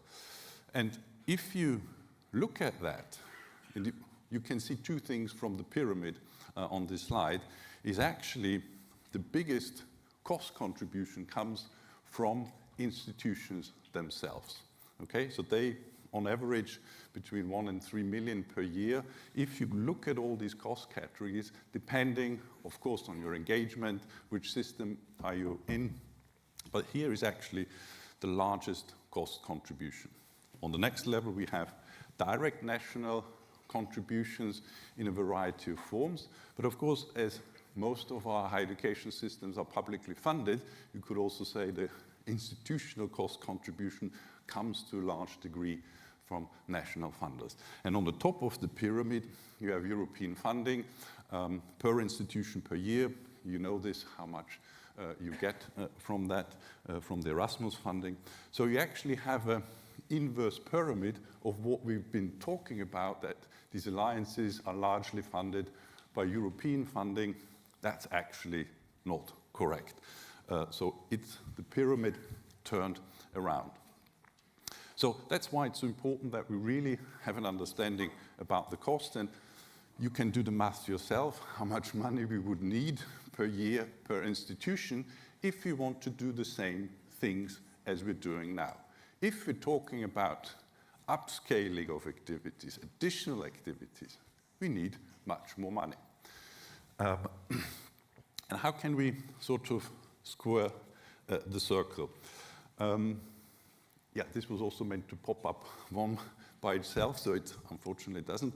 So what I wanted to show you here is that we have indeed a bridge, because I like this sort of image of the scaffolding, so you would see here a bridge with a bit of scaffolding. And what we actually need to ask ourselves now, how can we design an efficient funding structure? We do have one. We do have a funding architecture. That's the one here at the right side with the different funders. European funding, as we've heard in one of the breakout sessions, has really mobilized the initiative and did what actually European funding can do best, with relatively little money, mobilize, incentivize experimentation across Europe that everyone can participate, okay? And then you see what the national funders contributed, what funding agencies contributed. We'll hear, I think, from Stefan a little bit about that as well, but also what universities have contributed. So now the big question is, and here we have to pause and really bring back, what is it that we want to do now? We don't need to take this as the starting point by saying, okay, this is how we funded the 5 past years, 6, 7 years, this initiative. Now we need to think, how do we fund the future? And I think from all the different sessions that I've heard today as well, one thing is very clear. The national funders need to take the lead in funding cross-national cooperation as the standard of the future of how we fund universities, and not as an exception. And I think this is where we need to make the call. I don't see many national representatives here, so I think we need to transmit this message, because they really need to fund the structure. They need to fund the core of the institutions, that the institutions can make the strategic choices by saying, yes, this is a collaboration we get into. What's the role of European funding? Now, obviously, I think the devilish circle is that we don't trust our national funders to put all the money there that we need.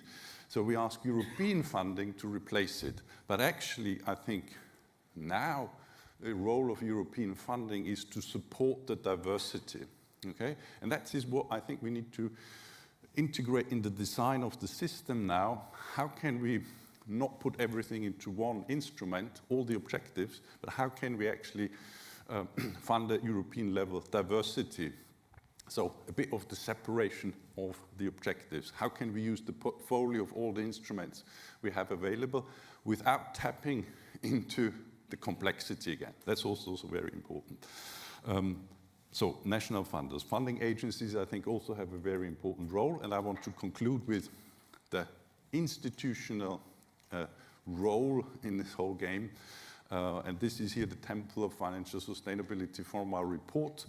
And as a basis, institutional purpose and added value as the foundation for a sustainability of the European University Alliances. And I was very pleased to hear this also in several of the breakout sessions and also in the plenary sessions, the added value of the institutions. If you can't bring in this added value of this high-cost initiative into your institutions, external funding will not take it into the future. So that is what's very important. The cost awareness pillar I've already explained. The other 2 pillars, my colleague Inora spoke in the breakout session a little bit. In the future, we also hope that these cooperation formats will actually be also opportunities for diversification of income, for generation of income, for increasing efficiencies. So doing things together can also be more efficient than doing it on your own. And the last pillar is strong leadership and governance. And this is also something where we can see we need to actually also support institutional leaders in navigating this complex multinational cooperation. This is something that we haven't done in that sense. So this is a relatively new thing. That's also why we're dedicating in our leadership development program so much time to it to do that. And I'm very pleased that we have also with the host president here, a very engaged member of our advisory board of that. So this is also something that's very important to do. So how do we actually, and I finish here with the Dante again, you know, when they went through all the different layers, when we actually put together, let's agree on the objectives, let's mobilize diversity so that we can actually focus on partnerships that have impact and design the funding instruments. And then we can see the stars again. Thank you.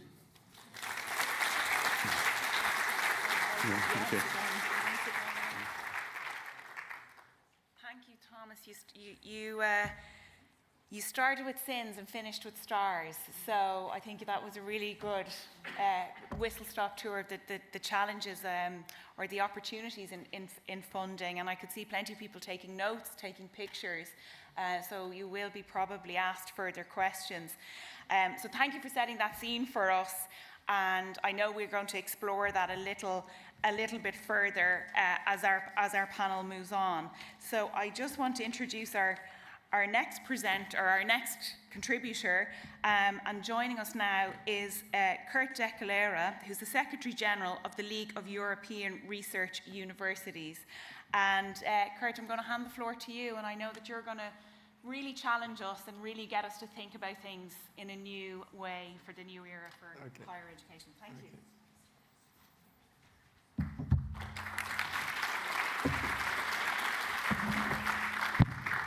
Thank you very much, Claire, for this already exciting introduction. So no pressure, I would say. So ladies and gentlemen, good afternoon.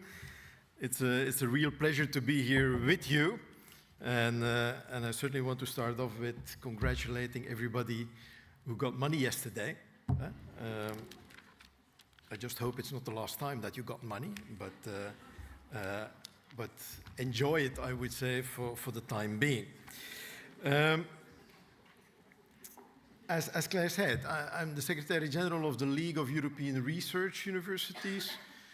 We are a group of 24 research-intensive universities in 12 European countries.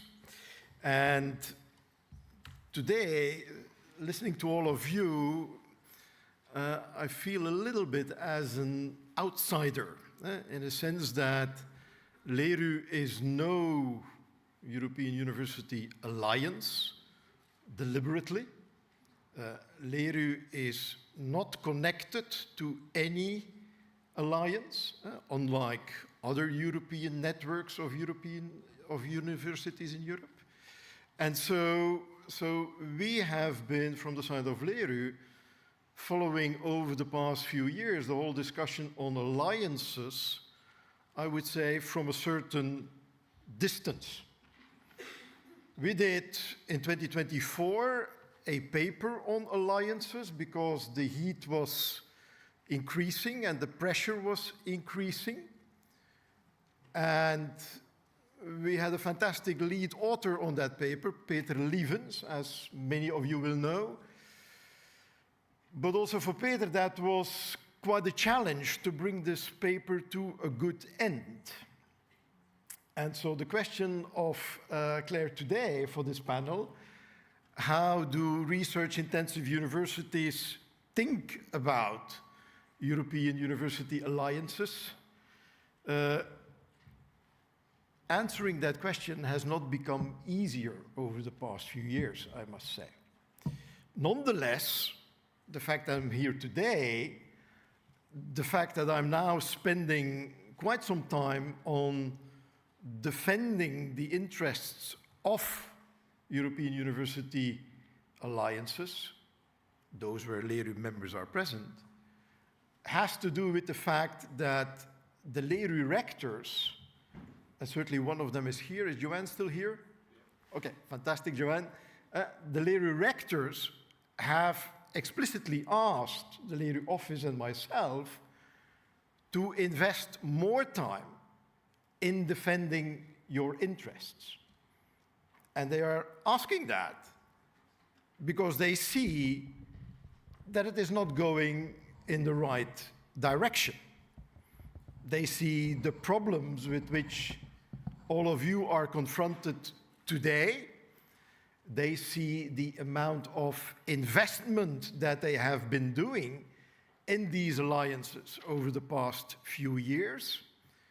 And there is a certain worry that a lot of that investment perhaps could end up being in vain, which is, of course, not something that I would like to see happening.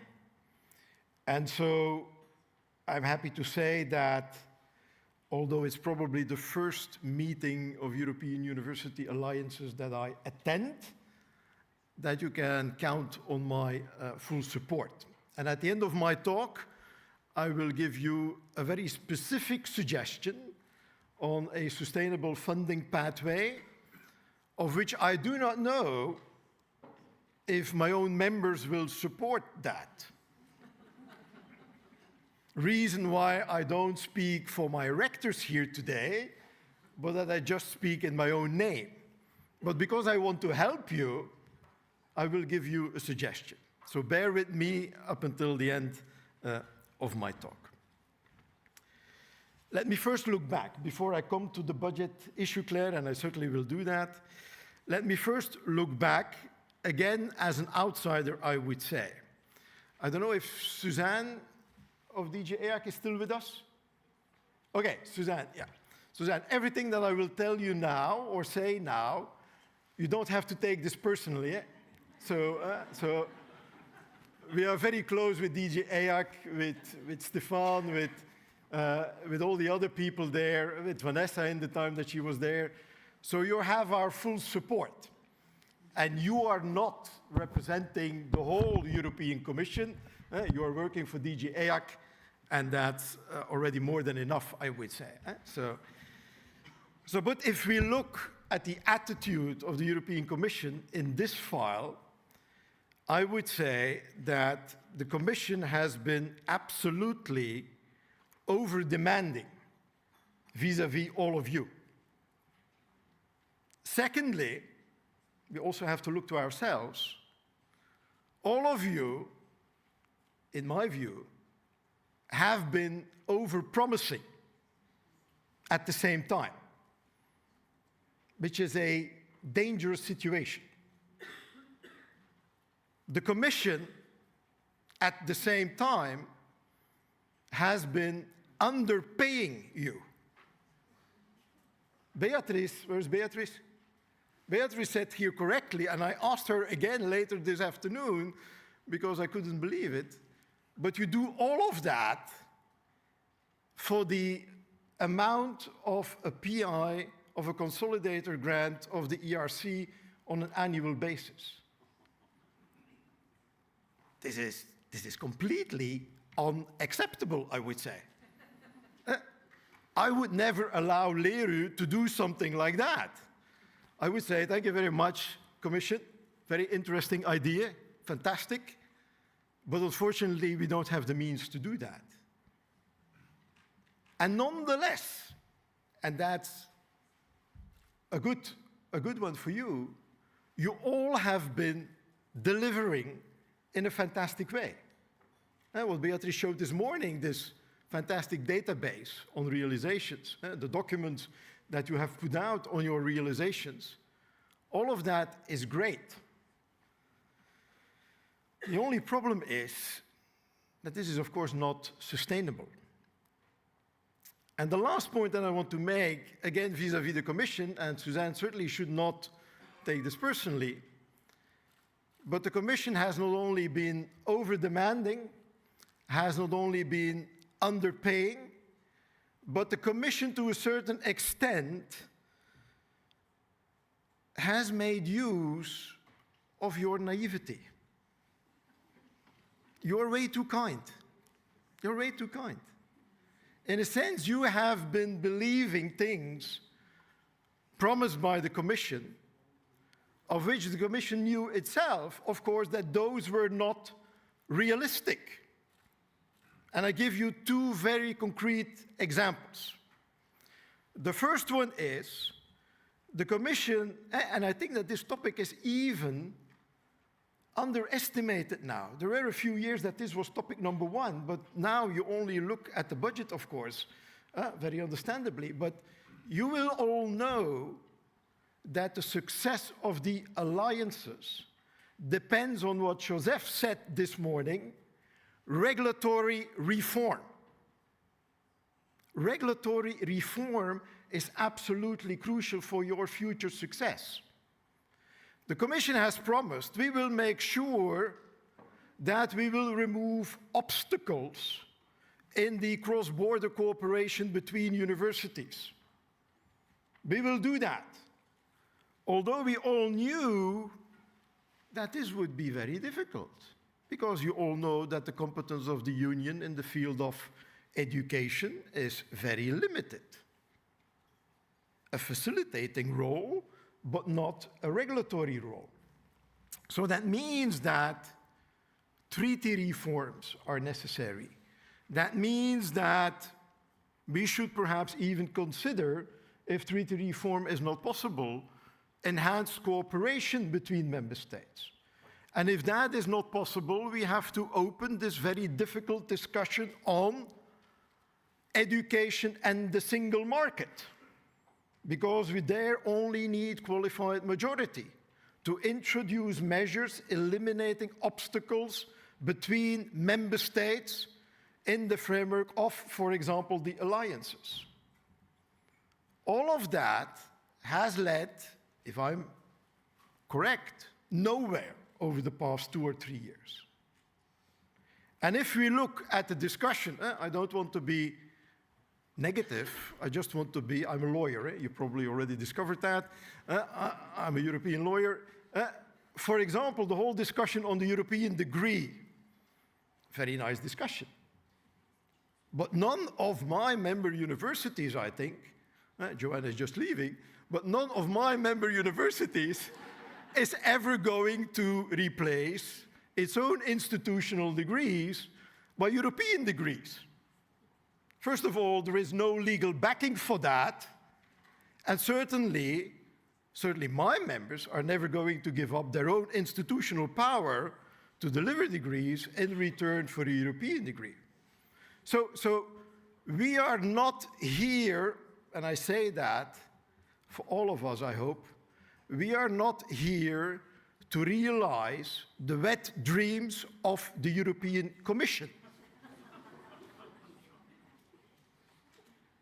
I know that this can sound very unpolite, but in the discussions that I had with the leadership of the Commission and the people responsible for that, I very often have the impression that you are not going to realize all of this bottom up on a voluntary basis without any decent funding and without any decent legal backing.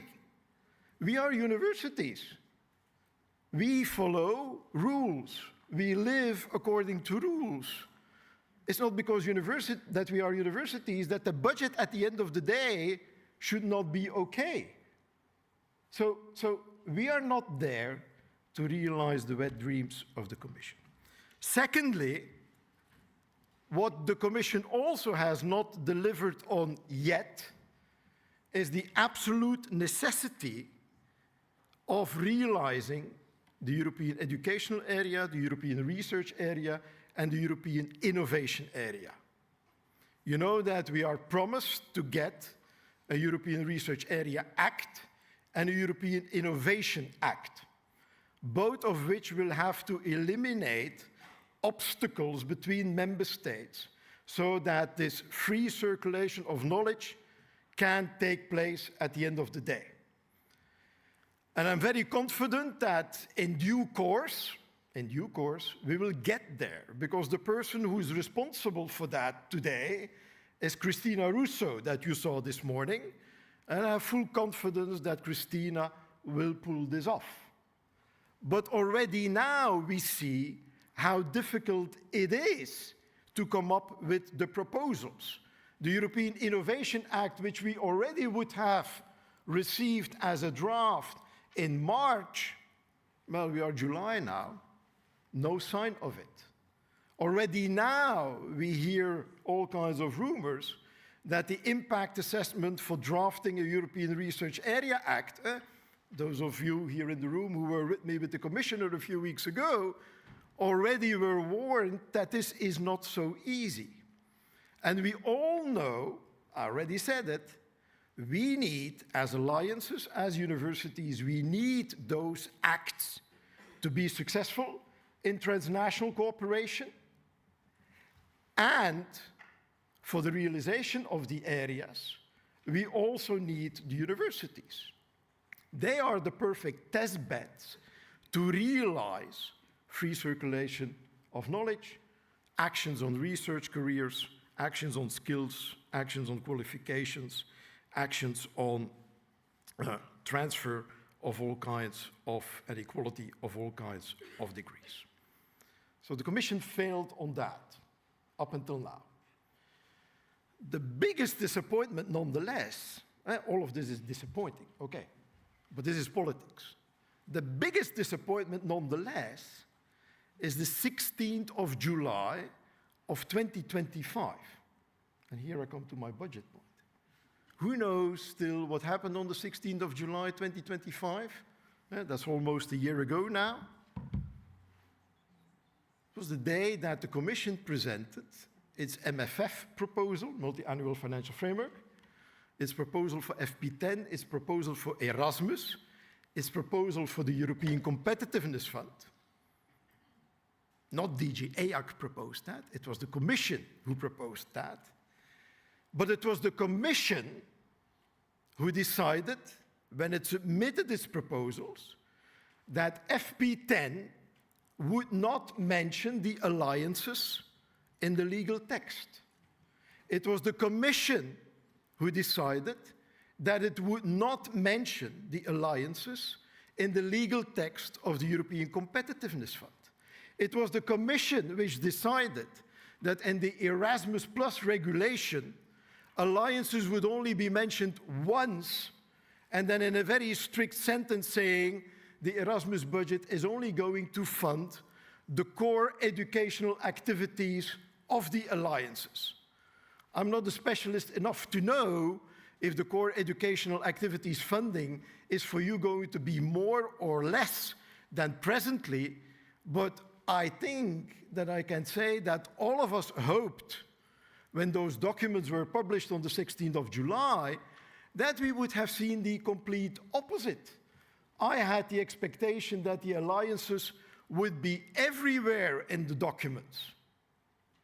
And now we had to look with a magnifying glass where they were. So what should have been a highlight of the year, I would say, was an all-time low. I've said several times in presentations afterwards, unfortunately, the alliances are the big losers of the 16th of July of 2025. And what has been the consequence of that?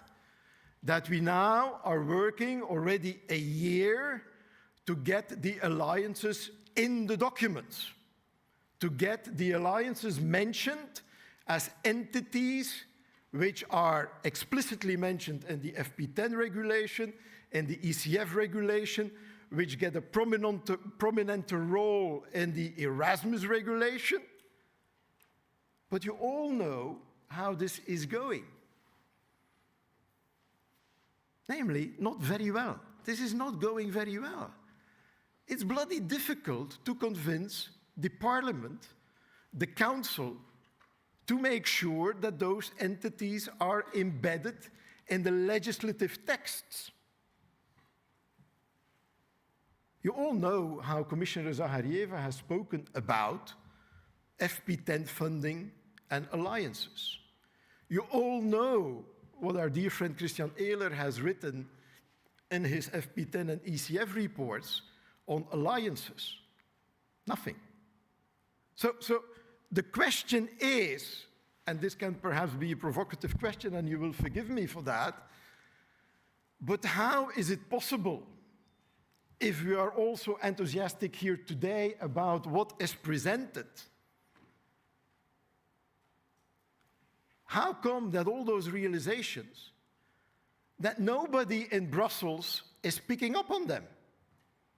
Nobody in the Parliament had the idea, oh, we certainly must have in FP10 the alliances. We certainly must have in the ECF regulation the alliances. How come that the commissioner is saying, well, if alliances want research money, that let them apply, just like everybody else. So I'm an outsider, I repeat that. But there is something problematic with this file. We are all very much convinced here today, and I think that this event is, of course, preaching for the converted, because I don't see any MEPs here, I don't see any, except for the Irish, of course, representatives of member states' governments. Please raise your finger if that is the case. I don't see, except for Suzanne, I don't, well, one, perfect, fantastic. Except for Suzanne, I don't see any other representatives of other DGs of the Commission. Please raise your finger if that is the case, nonetheless. So there is a problem here. First of all, our lobby target is not present today, which is already a problem. But how does it come that our lobby targets don't pick up on this file? If we say, this is a fantastic regulation with a minimum budget done over a very short period of time, how come that nobody is interested in Brussels in this?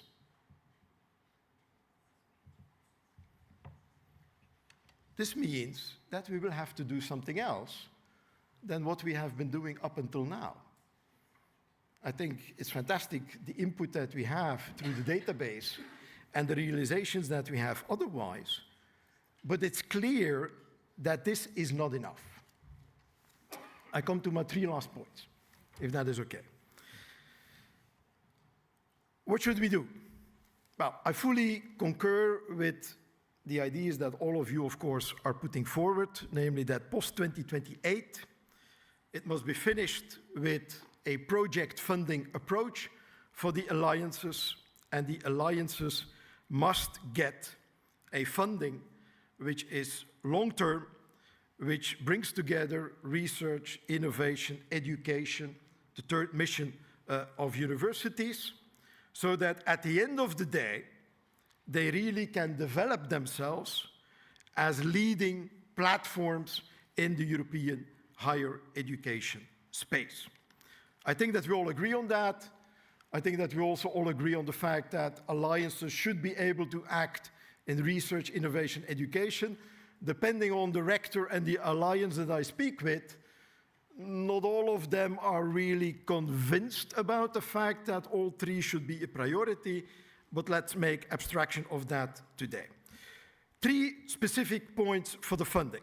First of all, we must have a multi-funding architecture. You all know that, you all defend that. The problem is, however, how are we going to do that? I think that we must give the message back to the Commission that Erasmus must play a bigger role on alliances than what is now written in the regulation. There must be a permanent EU baseline for alliances through Erasmus. Secondly, this permanent baseline funding must obligatory and legally anchored be matched by national funding. We have to oblige member states to come up with matching funding for the alliances. Next to that, depending on the activities of the alliances, we must have separate income streams, funding streams of research, of innovation, of regional integration through the funding lines which are out there, FP10, Erasmus, ECF, cohesion funding, regional funding, and things like that. All of this must be supplemented by what is called funding of the boring infrastructure, namely the money that we need for joint IT infrastructure, joint data infrastructure, and things like that. For that, we must look at EIB, European Investment Bank, again, the ECF, heading 1 of the multi-annual financial framework, and things like that.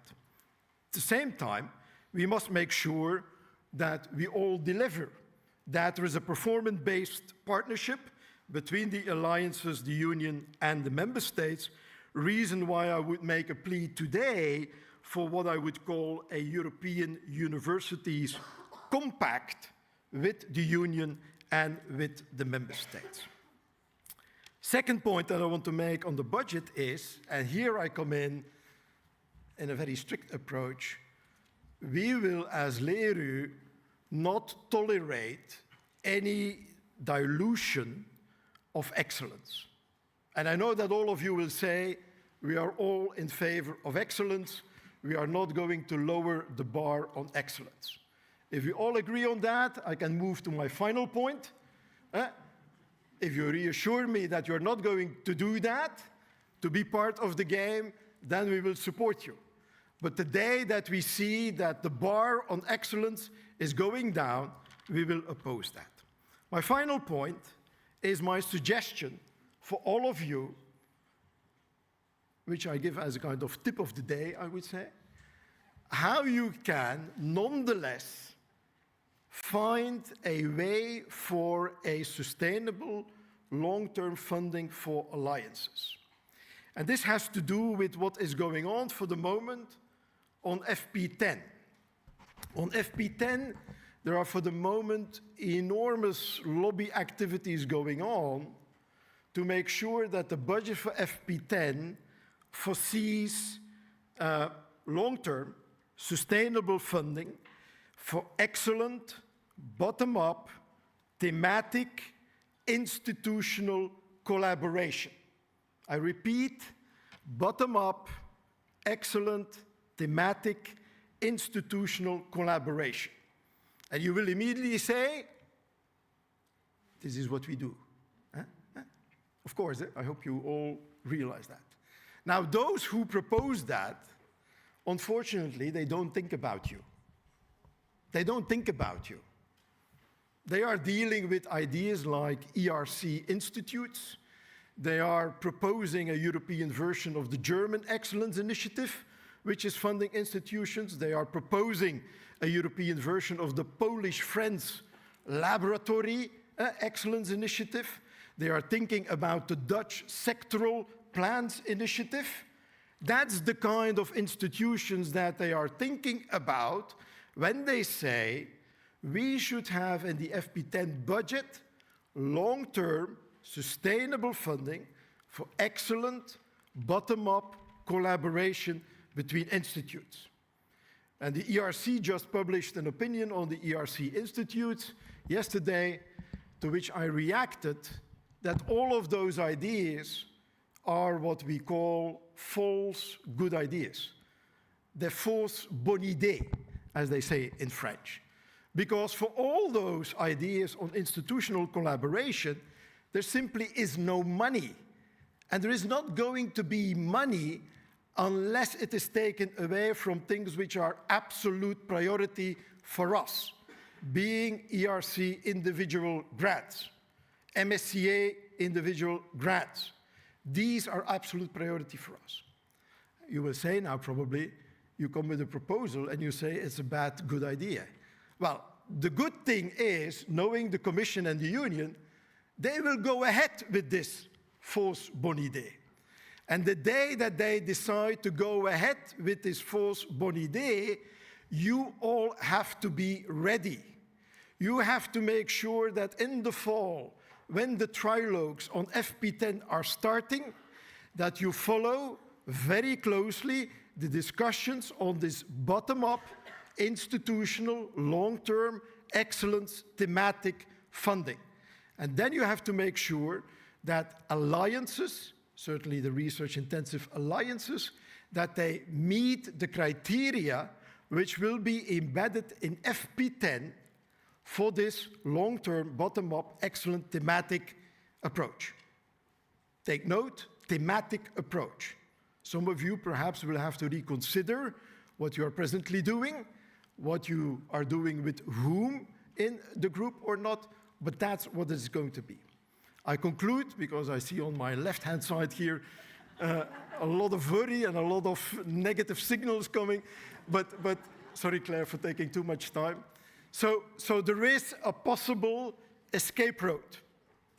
And I'm not sure if officially I will be allowed by my members to support that road. But I already have signaled it several times just to push the Commission. Because at the end of the day, it remains a fausse bonne idée. So be ready, and the only thing that I can say in way of conclusion is, it's 12:05. We all have to speed up, because within a few weeks, I'm afraid, it's going to be too late. So that means that, as Ludovic already said this morning, it's absolutely time for action, other action, different action than up until now. So please be aware and act accordingly. Thank you very much.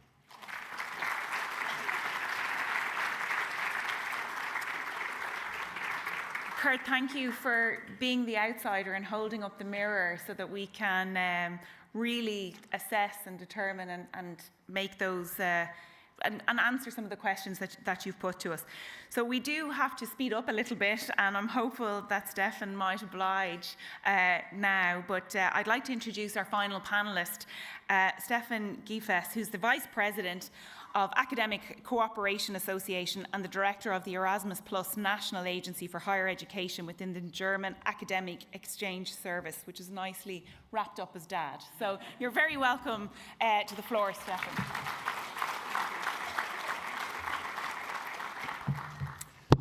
Thank you so much for the invitation. Thank you so much for the Irish presidency to organize this important event and all the support you do in their presidency for the Erasmus Plus program. And congratulations, of course, to all those who have been reconducted yesterday. You see a very nice bouquet. The success of a bouquet is that the flowers are all different. That is the same for a composition of a panel. We are all flowers, but different. And I will be different from what has been said. What I will say will be different from what has been said before, as I'm also only a small administrator of a small funding agency. Taking the floor this afternoon is for me a double déjà vu. First déjà vu, 3 years ago in Barcelona for the second EU meeting, I have been invited to speak on sustainable funding. Has been in a breakout session. Today we are in a final session. I don't take this as a personal upgrade, but as the fact that the question is more important than ever and than before. Second déjà vu, Thomas. We have been on the same panel. We are the usual suspects. Will we meet again in 3 years under the Luxembourg or Netherlands presidency? We will see if you will be reinvited, Kurt.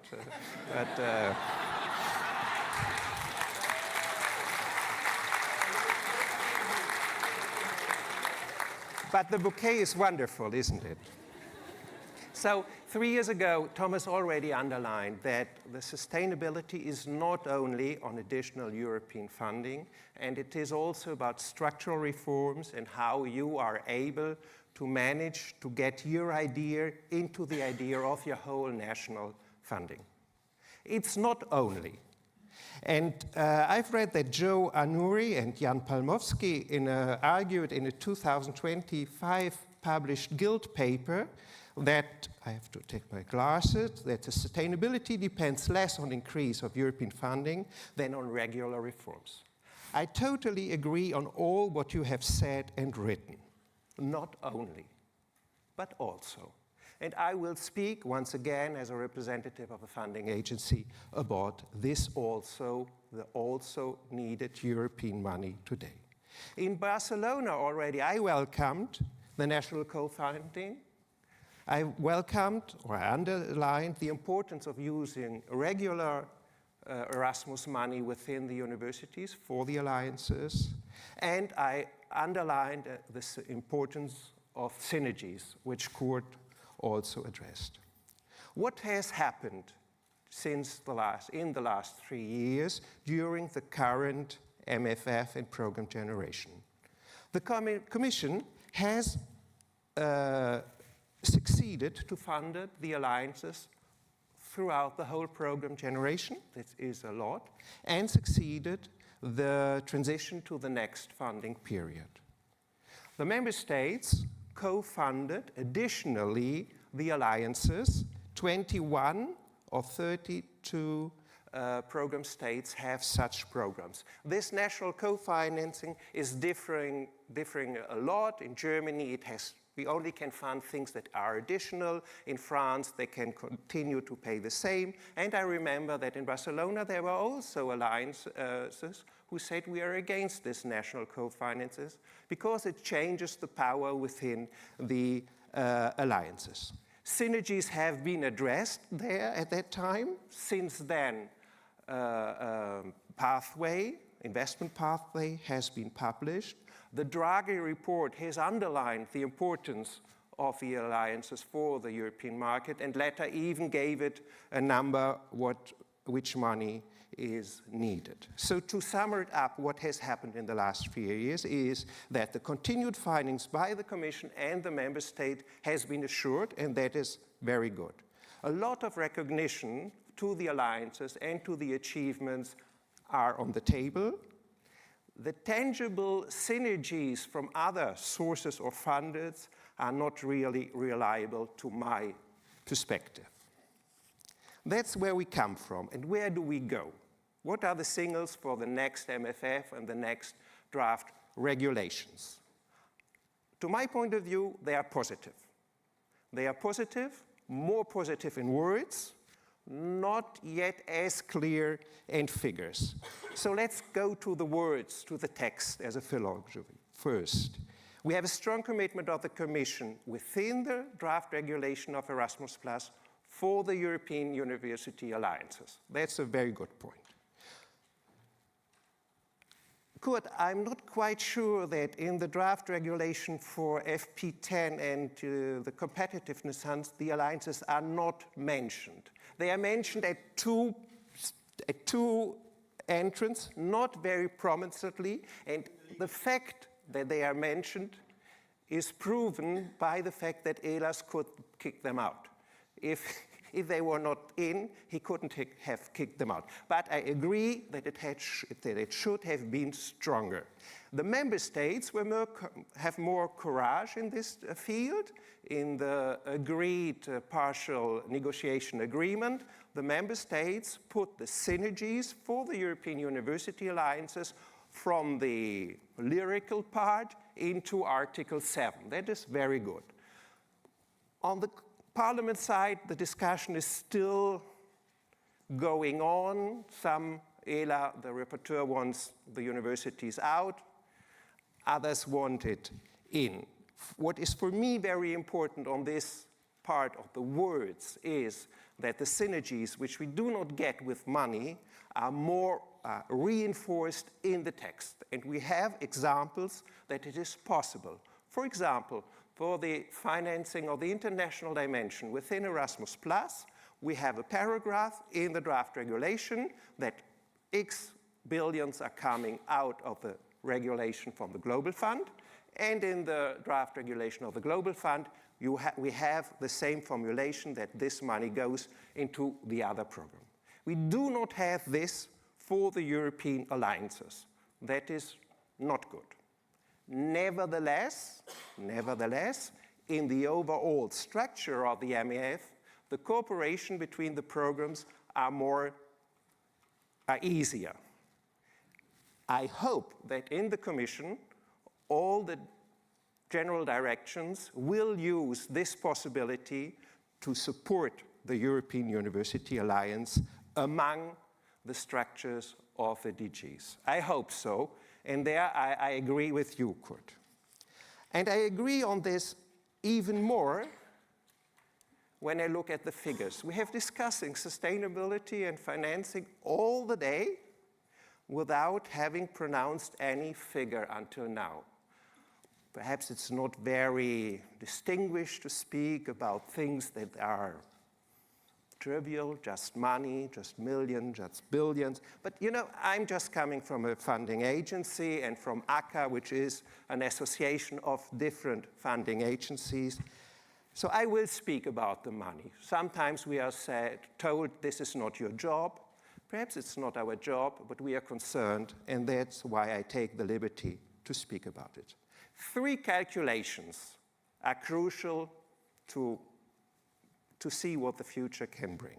First of all, we have to be clear of what we have. Then second, we have to know what we need to reconduct this funding level. And then on the third level, it is how much money do we need for really do what the others want us to do. If I go through this exercise for the European University Alliances and for Erasmus, the result is that for the alliances in the actual MFF, we have 1.2 billion. How much do the alliances need just to reconduct what happened yesterday and will happen next year for the others? It is 2 billion. And then letter suggested 10 millions per alliance per year, and EU for All has taken this up. If you calculate what this means, you come up to 4 to 5 billion for the European Universal Alliances. So we have 1 billion, we need 2, and we could use 5. If I compare this to the budget of Erasmus+, we have 26 billion now. If we want to reconduct the funding level of next year, we need 47 billion.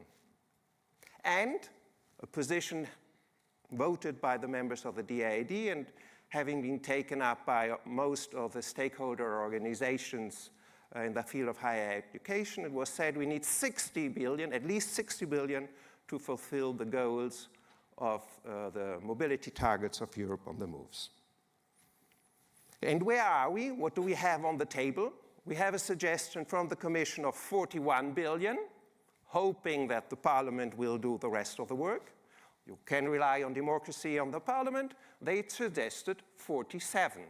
Is it a coincidence that they suggest 47? You remember? 47, that is what would have been needed to continue what we are doing next year. Somebody has done some calculations for them. And that has been taken up. So we need at least 47 billion, and that is very difficult to find in these times to be found. We have a chance of reconducting, but 47 billion is no new action, and it's not 10 million per alliances per year. And this is what we know. The most important factor is what we do not know yet. The member states have not yet given their concrete opinion on the MFF. The Commission has presented an MFF of 2 trillion, doubling what they have said. The position of many member states is not more money, just inflation. The position of the German Chancellor, who is in the same party as the President of the Commission, is we can give a little bit more. But when he has said the calculations of the Commission, he said, Ursula, a little bit more doesn't mean doubling. And he repeated this several times.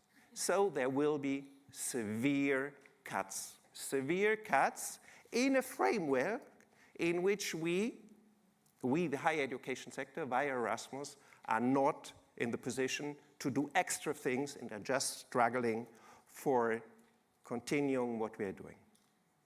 We look much to Brussels these days, to the Commission, to the Parliament, to the Council.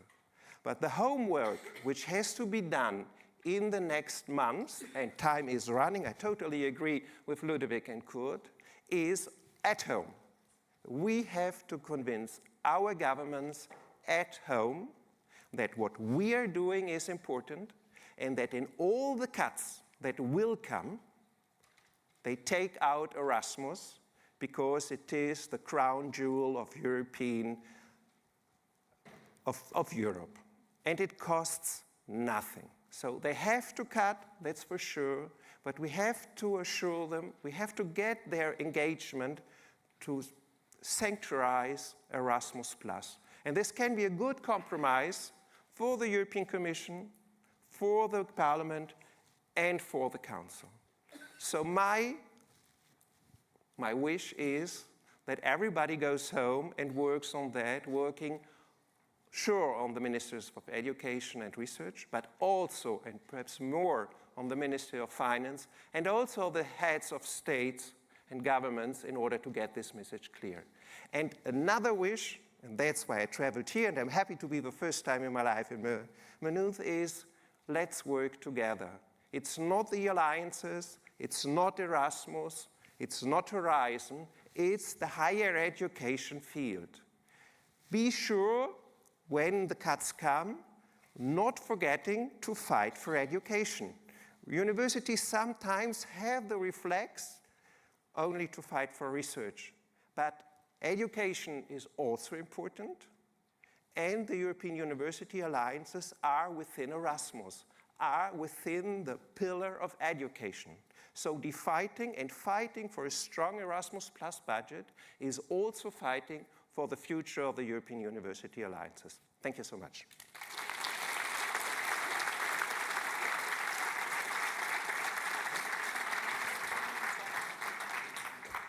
I told you it would be interesting and controversial, so I think I think the panelists certainly lived up to their billing. As chair or moderator, I didn't. I failed miserably trying to keep us to time. So we have just under 10 minutes maybe to unpack that a little bit. And while Stefan's having his hydration break, you said the cuts are coming and how we need to work together to really make sure that there's a strong sense of investment across the higher education system, and that that's important for all of us. So I'm really interested then how national and institutional funding responsibilities can be better aligned to support the multi-mission nature of the alliances. And the reason why I'm so interested in that is because in Ireland in particular, the higher education system is operating in a really constrained funding environment, very constrained, with very limited flex to think, to have new additional opportunities. So I know we're not alone across member states in that regard. So how can we play better, stronger at a national level around championing these alliances? I'm very keen to have an open conversation with the three of you. So whoever wants to take that first question, I'll hand it over.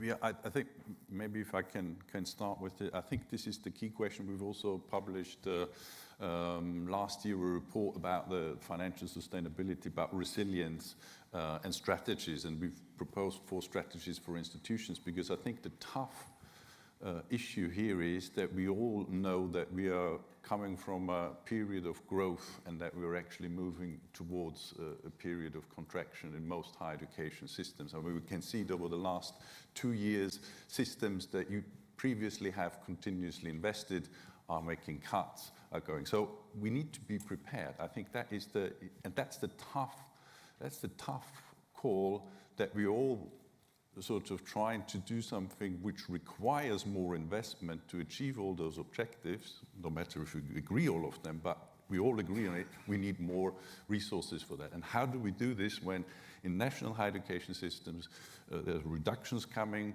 when we also know that the expectations at European level will not be met? So what we need to do, and this is, I think, is we need to make this greater call also at national level. The cooperation is actually the future. We had our last annual conference at EUA precisely on the topic, because no institution in itself will achieve all of this. And this is the call that we need to make more. We need more incentives at national level to precisely invest in cooperation. European alliances is just one form. You will also need the cooperations at national, at regional level with different partners. And the challenge at institutions is that it's not just different islands that are separate, but how to connect them. So we also need to show that actually, yes, we need investment in this, but it's actually what institutions can do with that. They create more value. And that's something I think we need to do much stronger, because otherwise we also have the other discussions that we are seeing happening. Well, you need to merge institutions because that will be more efficient. The future is cooperation. So we need to show that actually with cooperation, we can generate impact, we can generate efficiencies, we can sort of be interesting for partners that we haven't maybe managed to be interested in higher education. But there, we also need, and I come back to the point that I meant, focus. We also need to be focused, because otherwise, for, let's say, outside investors to say, well, we have 70 European university alliances, where is the difference? So we need to put those together and say, okay, value comes from cooperation, but higher value comes even from cooperation that has focus.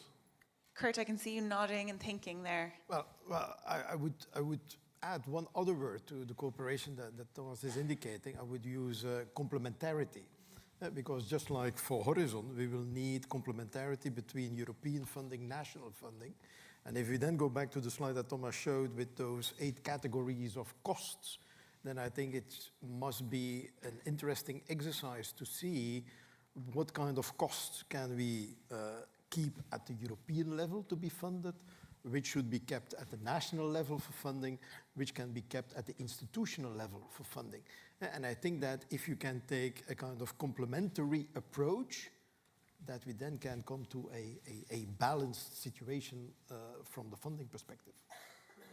Your point is very valuable, and it is not only for the field of financing. What we've found out in Germany is that we started to do a mapping of where are these problems in financing, but also in other fields of international cooperation.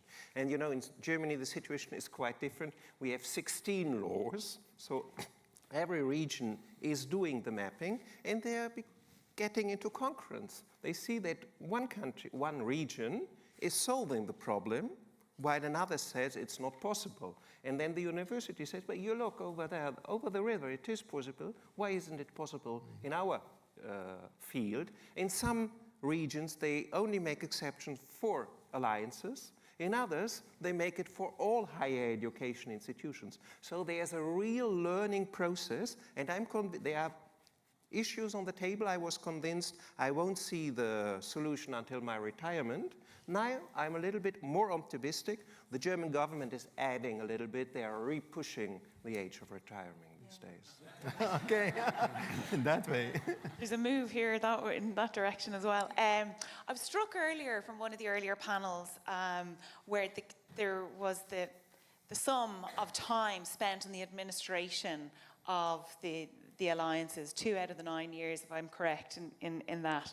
How can the future funding mechanisms reduce that administration complexity and the distraction of that, while also managing, you know, strong transparency, accountability, impact, governance, while delivering value? Because I think this is going to be a really key concept for Europe into the future, is that concept of value, and what does value mean, and how do we demonstrate that? And that means something within every different region, and it means something in every different member state. But then we have to bring it all together at a European level to show the delivery of that value, but trying to make this more straightforward, more, and so the money is better spent doing the right thing.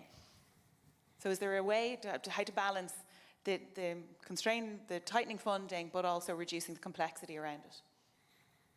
Well, if I can react to that, of course we are all in favor of simplification.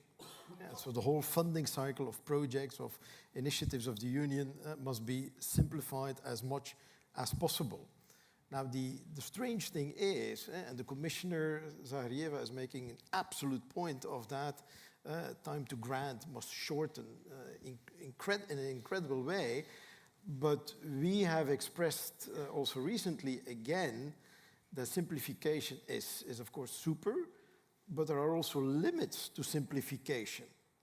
If we say, for example, in Horizon Europe, if the Commission says we will go for personal unit costs, for lump sums, if the result of that is that everybody is calculated at the same level for refund of its personnel costs. And the result of that is that at the end of the day, everybody at postdoc level at a later university is too expensive to participate in a framework program project, then obviously this simplification is going way too far.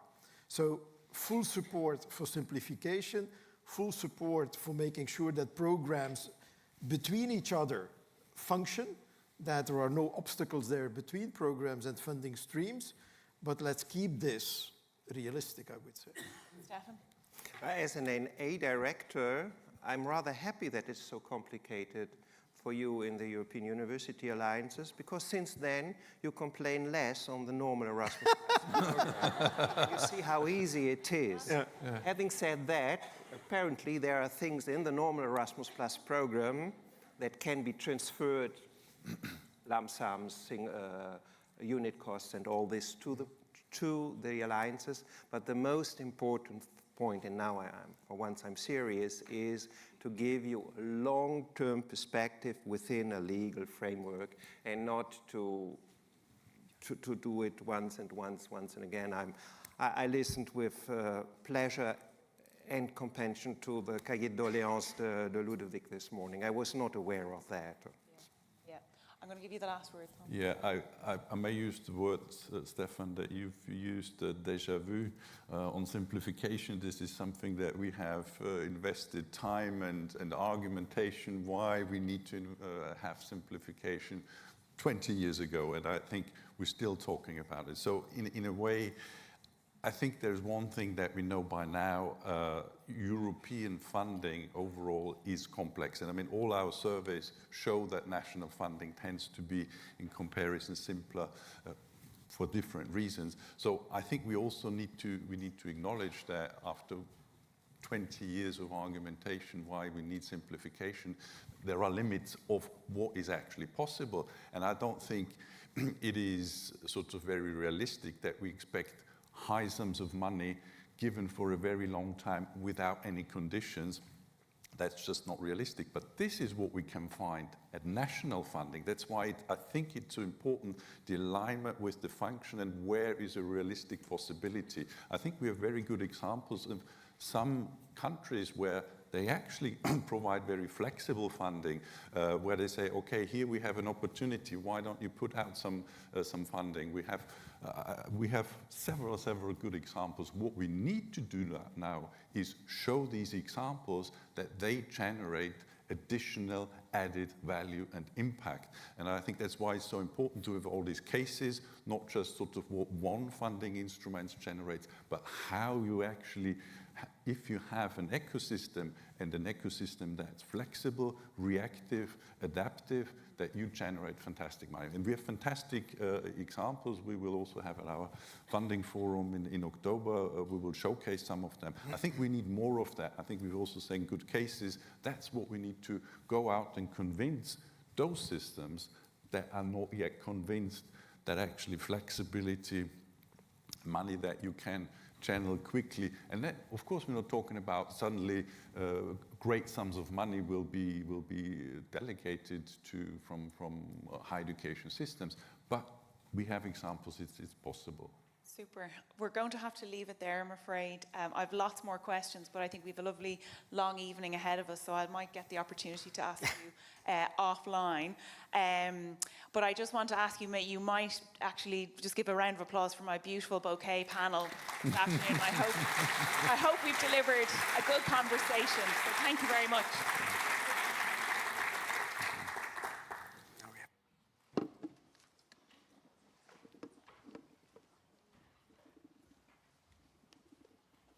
Thank you very much to Claire and her beautiful panel for the last plenary discussion of the day. We're not quite finished yet. Before we do close, I'd just like to say a very big thank you to all the organisers here. I'm sure on behalf of all of us, all the organisers here at Maynooth for this fantastic job they've done in organising this conference.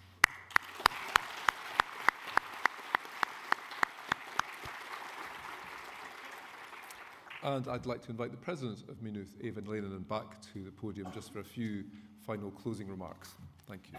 And Andrew has a word afterwards. Thank you.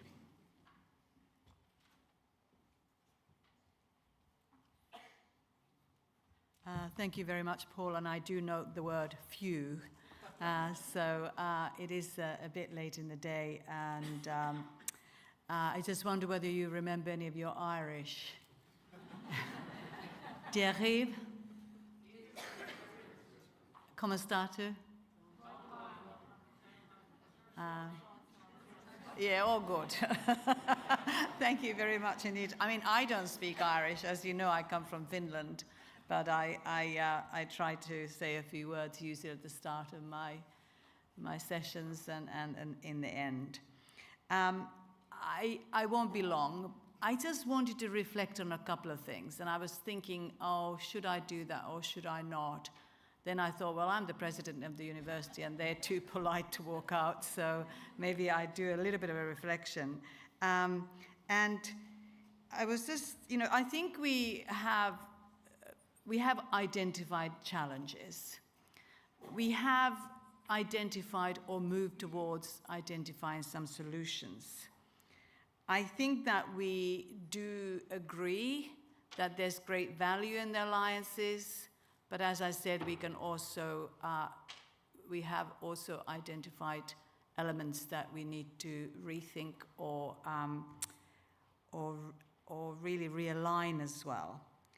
We had a very strong panel just a few moments ago, and I might say a few words about that in a moment. But before the panel spoke, I had already thought about some messages earlier on today about the importance of us working with our national bodies, our funders, and local communities.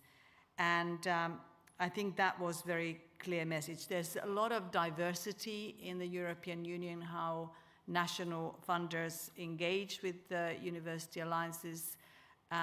We are very lucky in Ireland that we have good engagement. It's not multi-annual funding, but we've had, as a Arcus Alliance member, Maynooth University in the last 3 years has had about 480,000, which is not insignificant.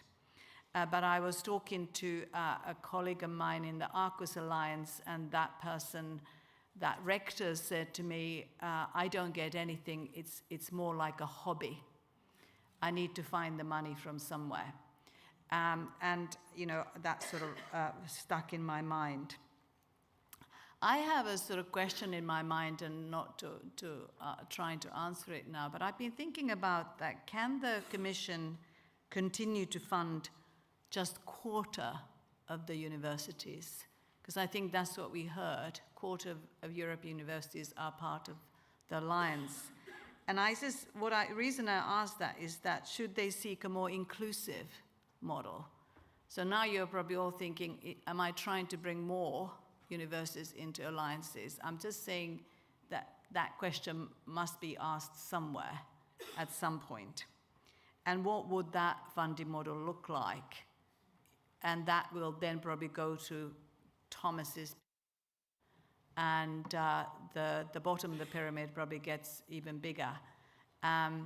So just thinking about that. And then the bridge funding, we were all delighted yesterday, weren't we, when we heard the news. Today, I'm thinking to myself, what do we do with it? And I'm thinking bridge creates something new, doesn't it? And I think, Stefan, what I heard you say, I'm not sure whether I'm actually making this up now, but I thought I heard you say something like, sustainability depends on not necessarily more money, you didn't use those words, but it depends on reform. So, the bridge funding, this moment in time gives us an opportunity to think about what that reform might look like. And I was also reflecting on some of the rectors saying in the panel today that universities can only do so much.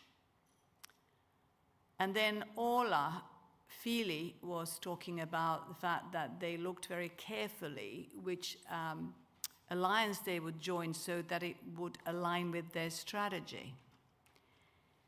And that's exactly what we're doing at Maynooth. we are actually using the university alliances as a vehicle for delivering on our strategy. So we don't engage in everything. We are quite discerning, and we're very strategic about it. So we joined an alliance that had the capacity for us to deliver on our strategy. And that sort of speaks a little bit to Kurt's point. We are not over-delivering, in my view. We are actually delivering what we want to deliver through the alliances. It's a very different way of looking at it. And maybe we are not being so naive.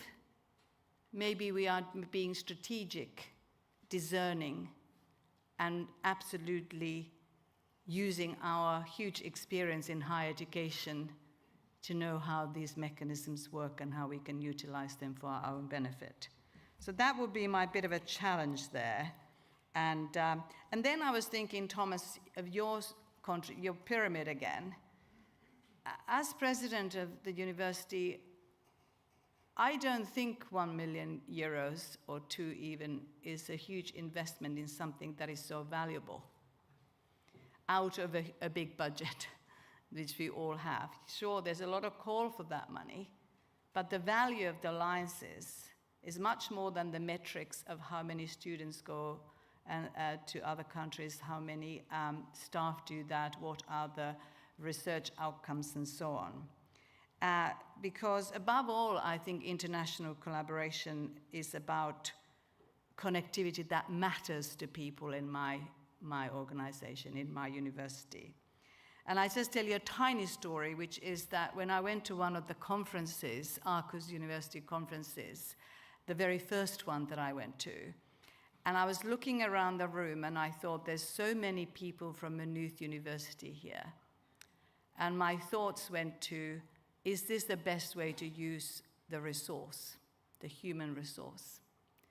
And I feel quite shamed about thinking that now, actually, because over breakfast, when I spoke to people about their experience at the conference, and many of them were professional services staff who don't get opportunities to go abroad the same way as academic members of staff do, I realized that they were talking about how uplifted they felt, for instance, when they realized that the work that they are doing is actually really good. They had a point of comparison for it. When they realized that there are ideas that they hadn't thought about and they can embed into their own work when they come back to Maynooth. And there was a real sense of belonging. And even the thought that they were having breakfast with the president was something that they talked about. So how do you measure this? Well, we measure it in the sense that it's not a hard metric, but it's something that is worth the money that we're spending on the alliances. And I also wanted to note that at the rectors panel, there was a bit of talk about, and I think it was one of the Olas, talking about the connectivity at all different levels, rectors and vice rectors and all through the organization.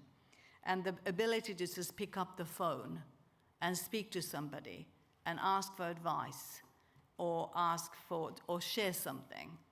And that is something that, again, we can't measure in metrics. That is really big. So those are just some of my reflections. And I don't have any solutions, but I do understand that time is now something that we need to think about very carefully, because the bridge funding is only for 2 years, and we do need to think very carefully, where does the bridge take us? Because that's about the purpose. Where do we want to get to? And then we need to build a model around that. Now, a few thank yous. First of all, I wanted to thank the Department of Further Higher Education, Research, Innovation and Science for hosting this conference, and also as part of the Irish presidency, and for choosing Maynooth University as the location. European Commission, European Union colleagues, thank you for making your way to Maynooth, and thank you for the keynote, the video messages, and for your engagement throughout. And, I feel your support. and I thank you for that sincerely. To all our speakers and contributors, it's brilliant you're here. I've learned personally a great deal, and I know my colleagues have as well. Our student singer this morning was just amazing, and you know, we have a beautiful concert coming up in a few moments. For Tracy for teaching us Irish, that was all good. Thank you, Paul, Claire, moderators, and students who've been emceeing for us.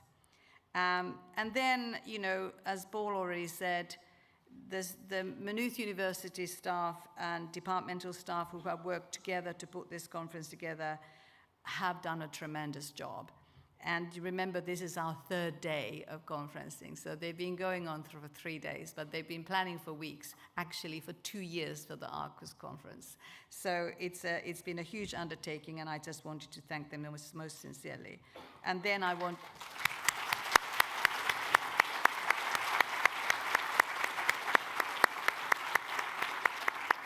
And then my immediate team, all my vice presidents have been here, and deans, and also Patrick McCole, who's our vice president international. Thank you, Patrick, for leading the team. And Ben Finnegan, who's our ARCUS and coordinator, and worked really closely with this. And everybody has basically rolled up their sleeves. And finally, my big, big thank you to whoever thought of the ice cream van. Because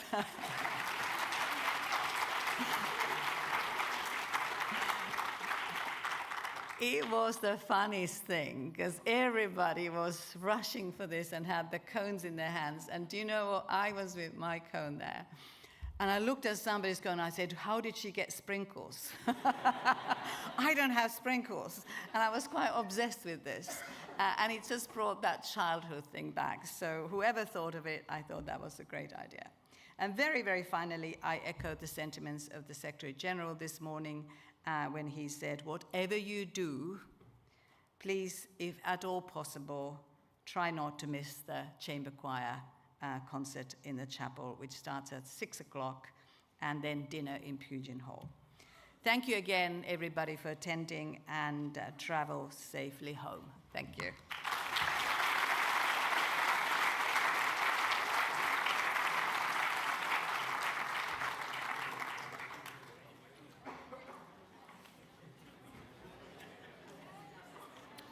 And thank you, President.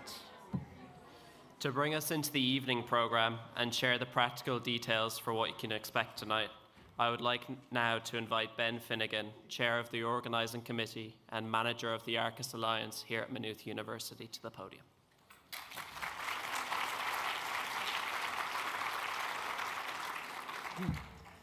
Thank you, Andrew, and thank you very much, everyone. And I suppose our President formally closed the forum today. I'm now going to informally close the forum today. So thank you very much. I know you're all very tired. You've all come a long way.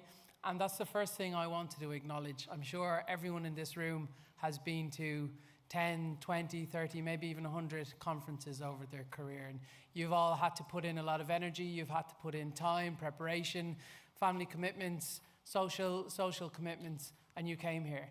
And I suppose that for me is really important. I know Kurt mentioned that some people who we want to lobby to aren't here, but I see a lot of different people from a lot of different countries in the one place with the same focus and the same goal and objective. And to me, that's very powerful.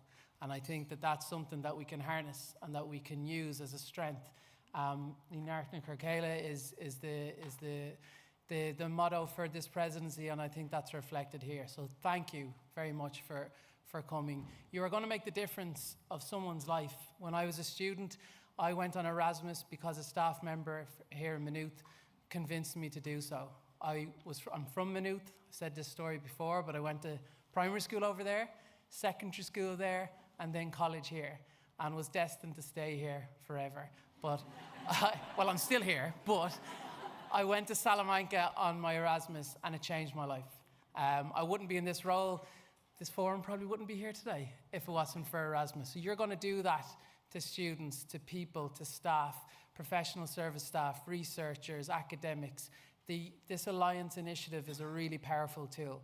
So thank you. What you did coming here today means something. So thank you very, very, very, very much.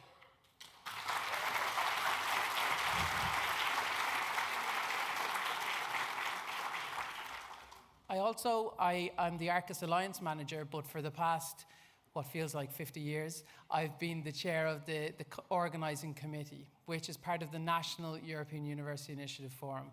And for me, that has just been one of the most fulfilling opportunities to do in my whole career.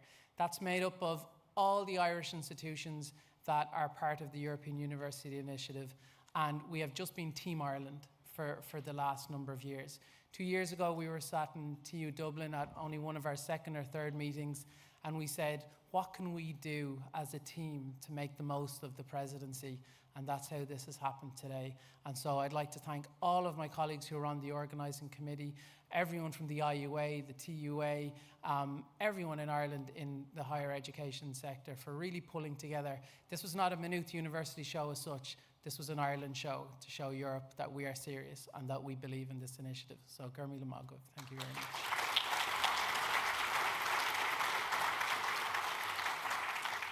Also, thank you to our colleagues in DeFerris. We don't always see the people behind the scenes, but from all the ladies who are on the registration desk who are asking me what time they were getting their lunch at today, to Ben Swift and Louise Smith, and all the other colleagues. We have been working on this every day for 6 months and every day or so for the past number of years. So thank you very much to them. And to the team in Maynooth in particular, I can't thank everyone, but to Amy Crawford and to Andrew Nolan in particular. None of this today would have happened. And President Philippa Harper was the person who came up with the idea of the ice cream van. And I don't feel as bad now when you get the bill next week that you loved it. So thank you very much. It's worth it. It's worth it. Well, hopefully you say that next week. Lastly, the 5th European University Initiative Forum has already been set in the calendar. We have our colleague from Lithuania, Victoria, who is here, and it'll be in Kaunas University of Technology next year. Although I haven't said this to you yet, unfortunately, I don't think any Irish university will be there because they decided to host it on St. Patrick's Day. And she just realized there now. So whether that's punishment or reward, I'm not sure. But no, we are really looking forward to that. And importantly, I'm going to help, and we're going to be on the organising committee to make sure there's a sense of continuity and that we build on what we're talking about today. And there's no sense of deja vu from Stefan, that we're building momentum. So I hope you can all attend that if you're invited. I'm looking at Kurt there as well. So lastly then, just the logistics for this evening. Please make sure you bring all of your belongings. Somebody left a beautiful tablet in one of the breakout rooms, so if that was you, be sure to pick it up, or else my kids will have a lovely new tablet this evening. Make sure you bring everything with you. We are going to go straight across to the beautiful South Campus of Maynooth University for the Chamber Choir. So once you leave here, please follow our stewards. And a big thank you to the stewards. They're all student volunteers, by the way, and members of our staff. They will bring you straight over for the choir performance and the dinner. So thank you very much for that.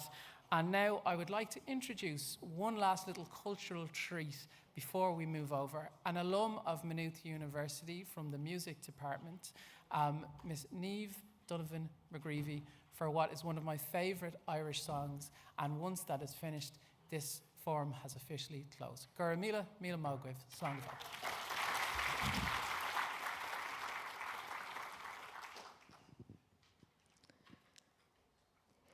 She the van Berlin Burbay or Grach to Vang even to go ifro shell of mer love studil the leshna gala. Oh, Roche the Vawalia, oh, Roche the Vawalia, oh, Roche the Vawalia, and the share Hackton Tauri. Ta Grania Wele, Doctor Solia, Ogli Gormele, Marharda, Gaily Tainus, the Ganos Bonig, is queer she drew Gala. O roche da vahualia, O roche da vahualia, O roche da vahualia, Anisher haktan taurig, Of wheelerina vart geveken, Monna me en bio in a heel, Ach schachten, granuel agus mila gashgich, Ik fogert fine galle. O roche da vahualia, O roche da vahualia, O roche da vahualia, Anisher haktan taurig, O roche da vahualia, Barlam tuna kate bobanya, O roche da vahualia, Anisher haktan taurig.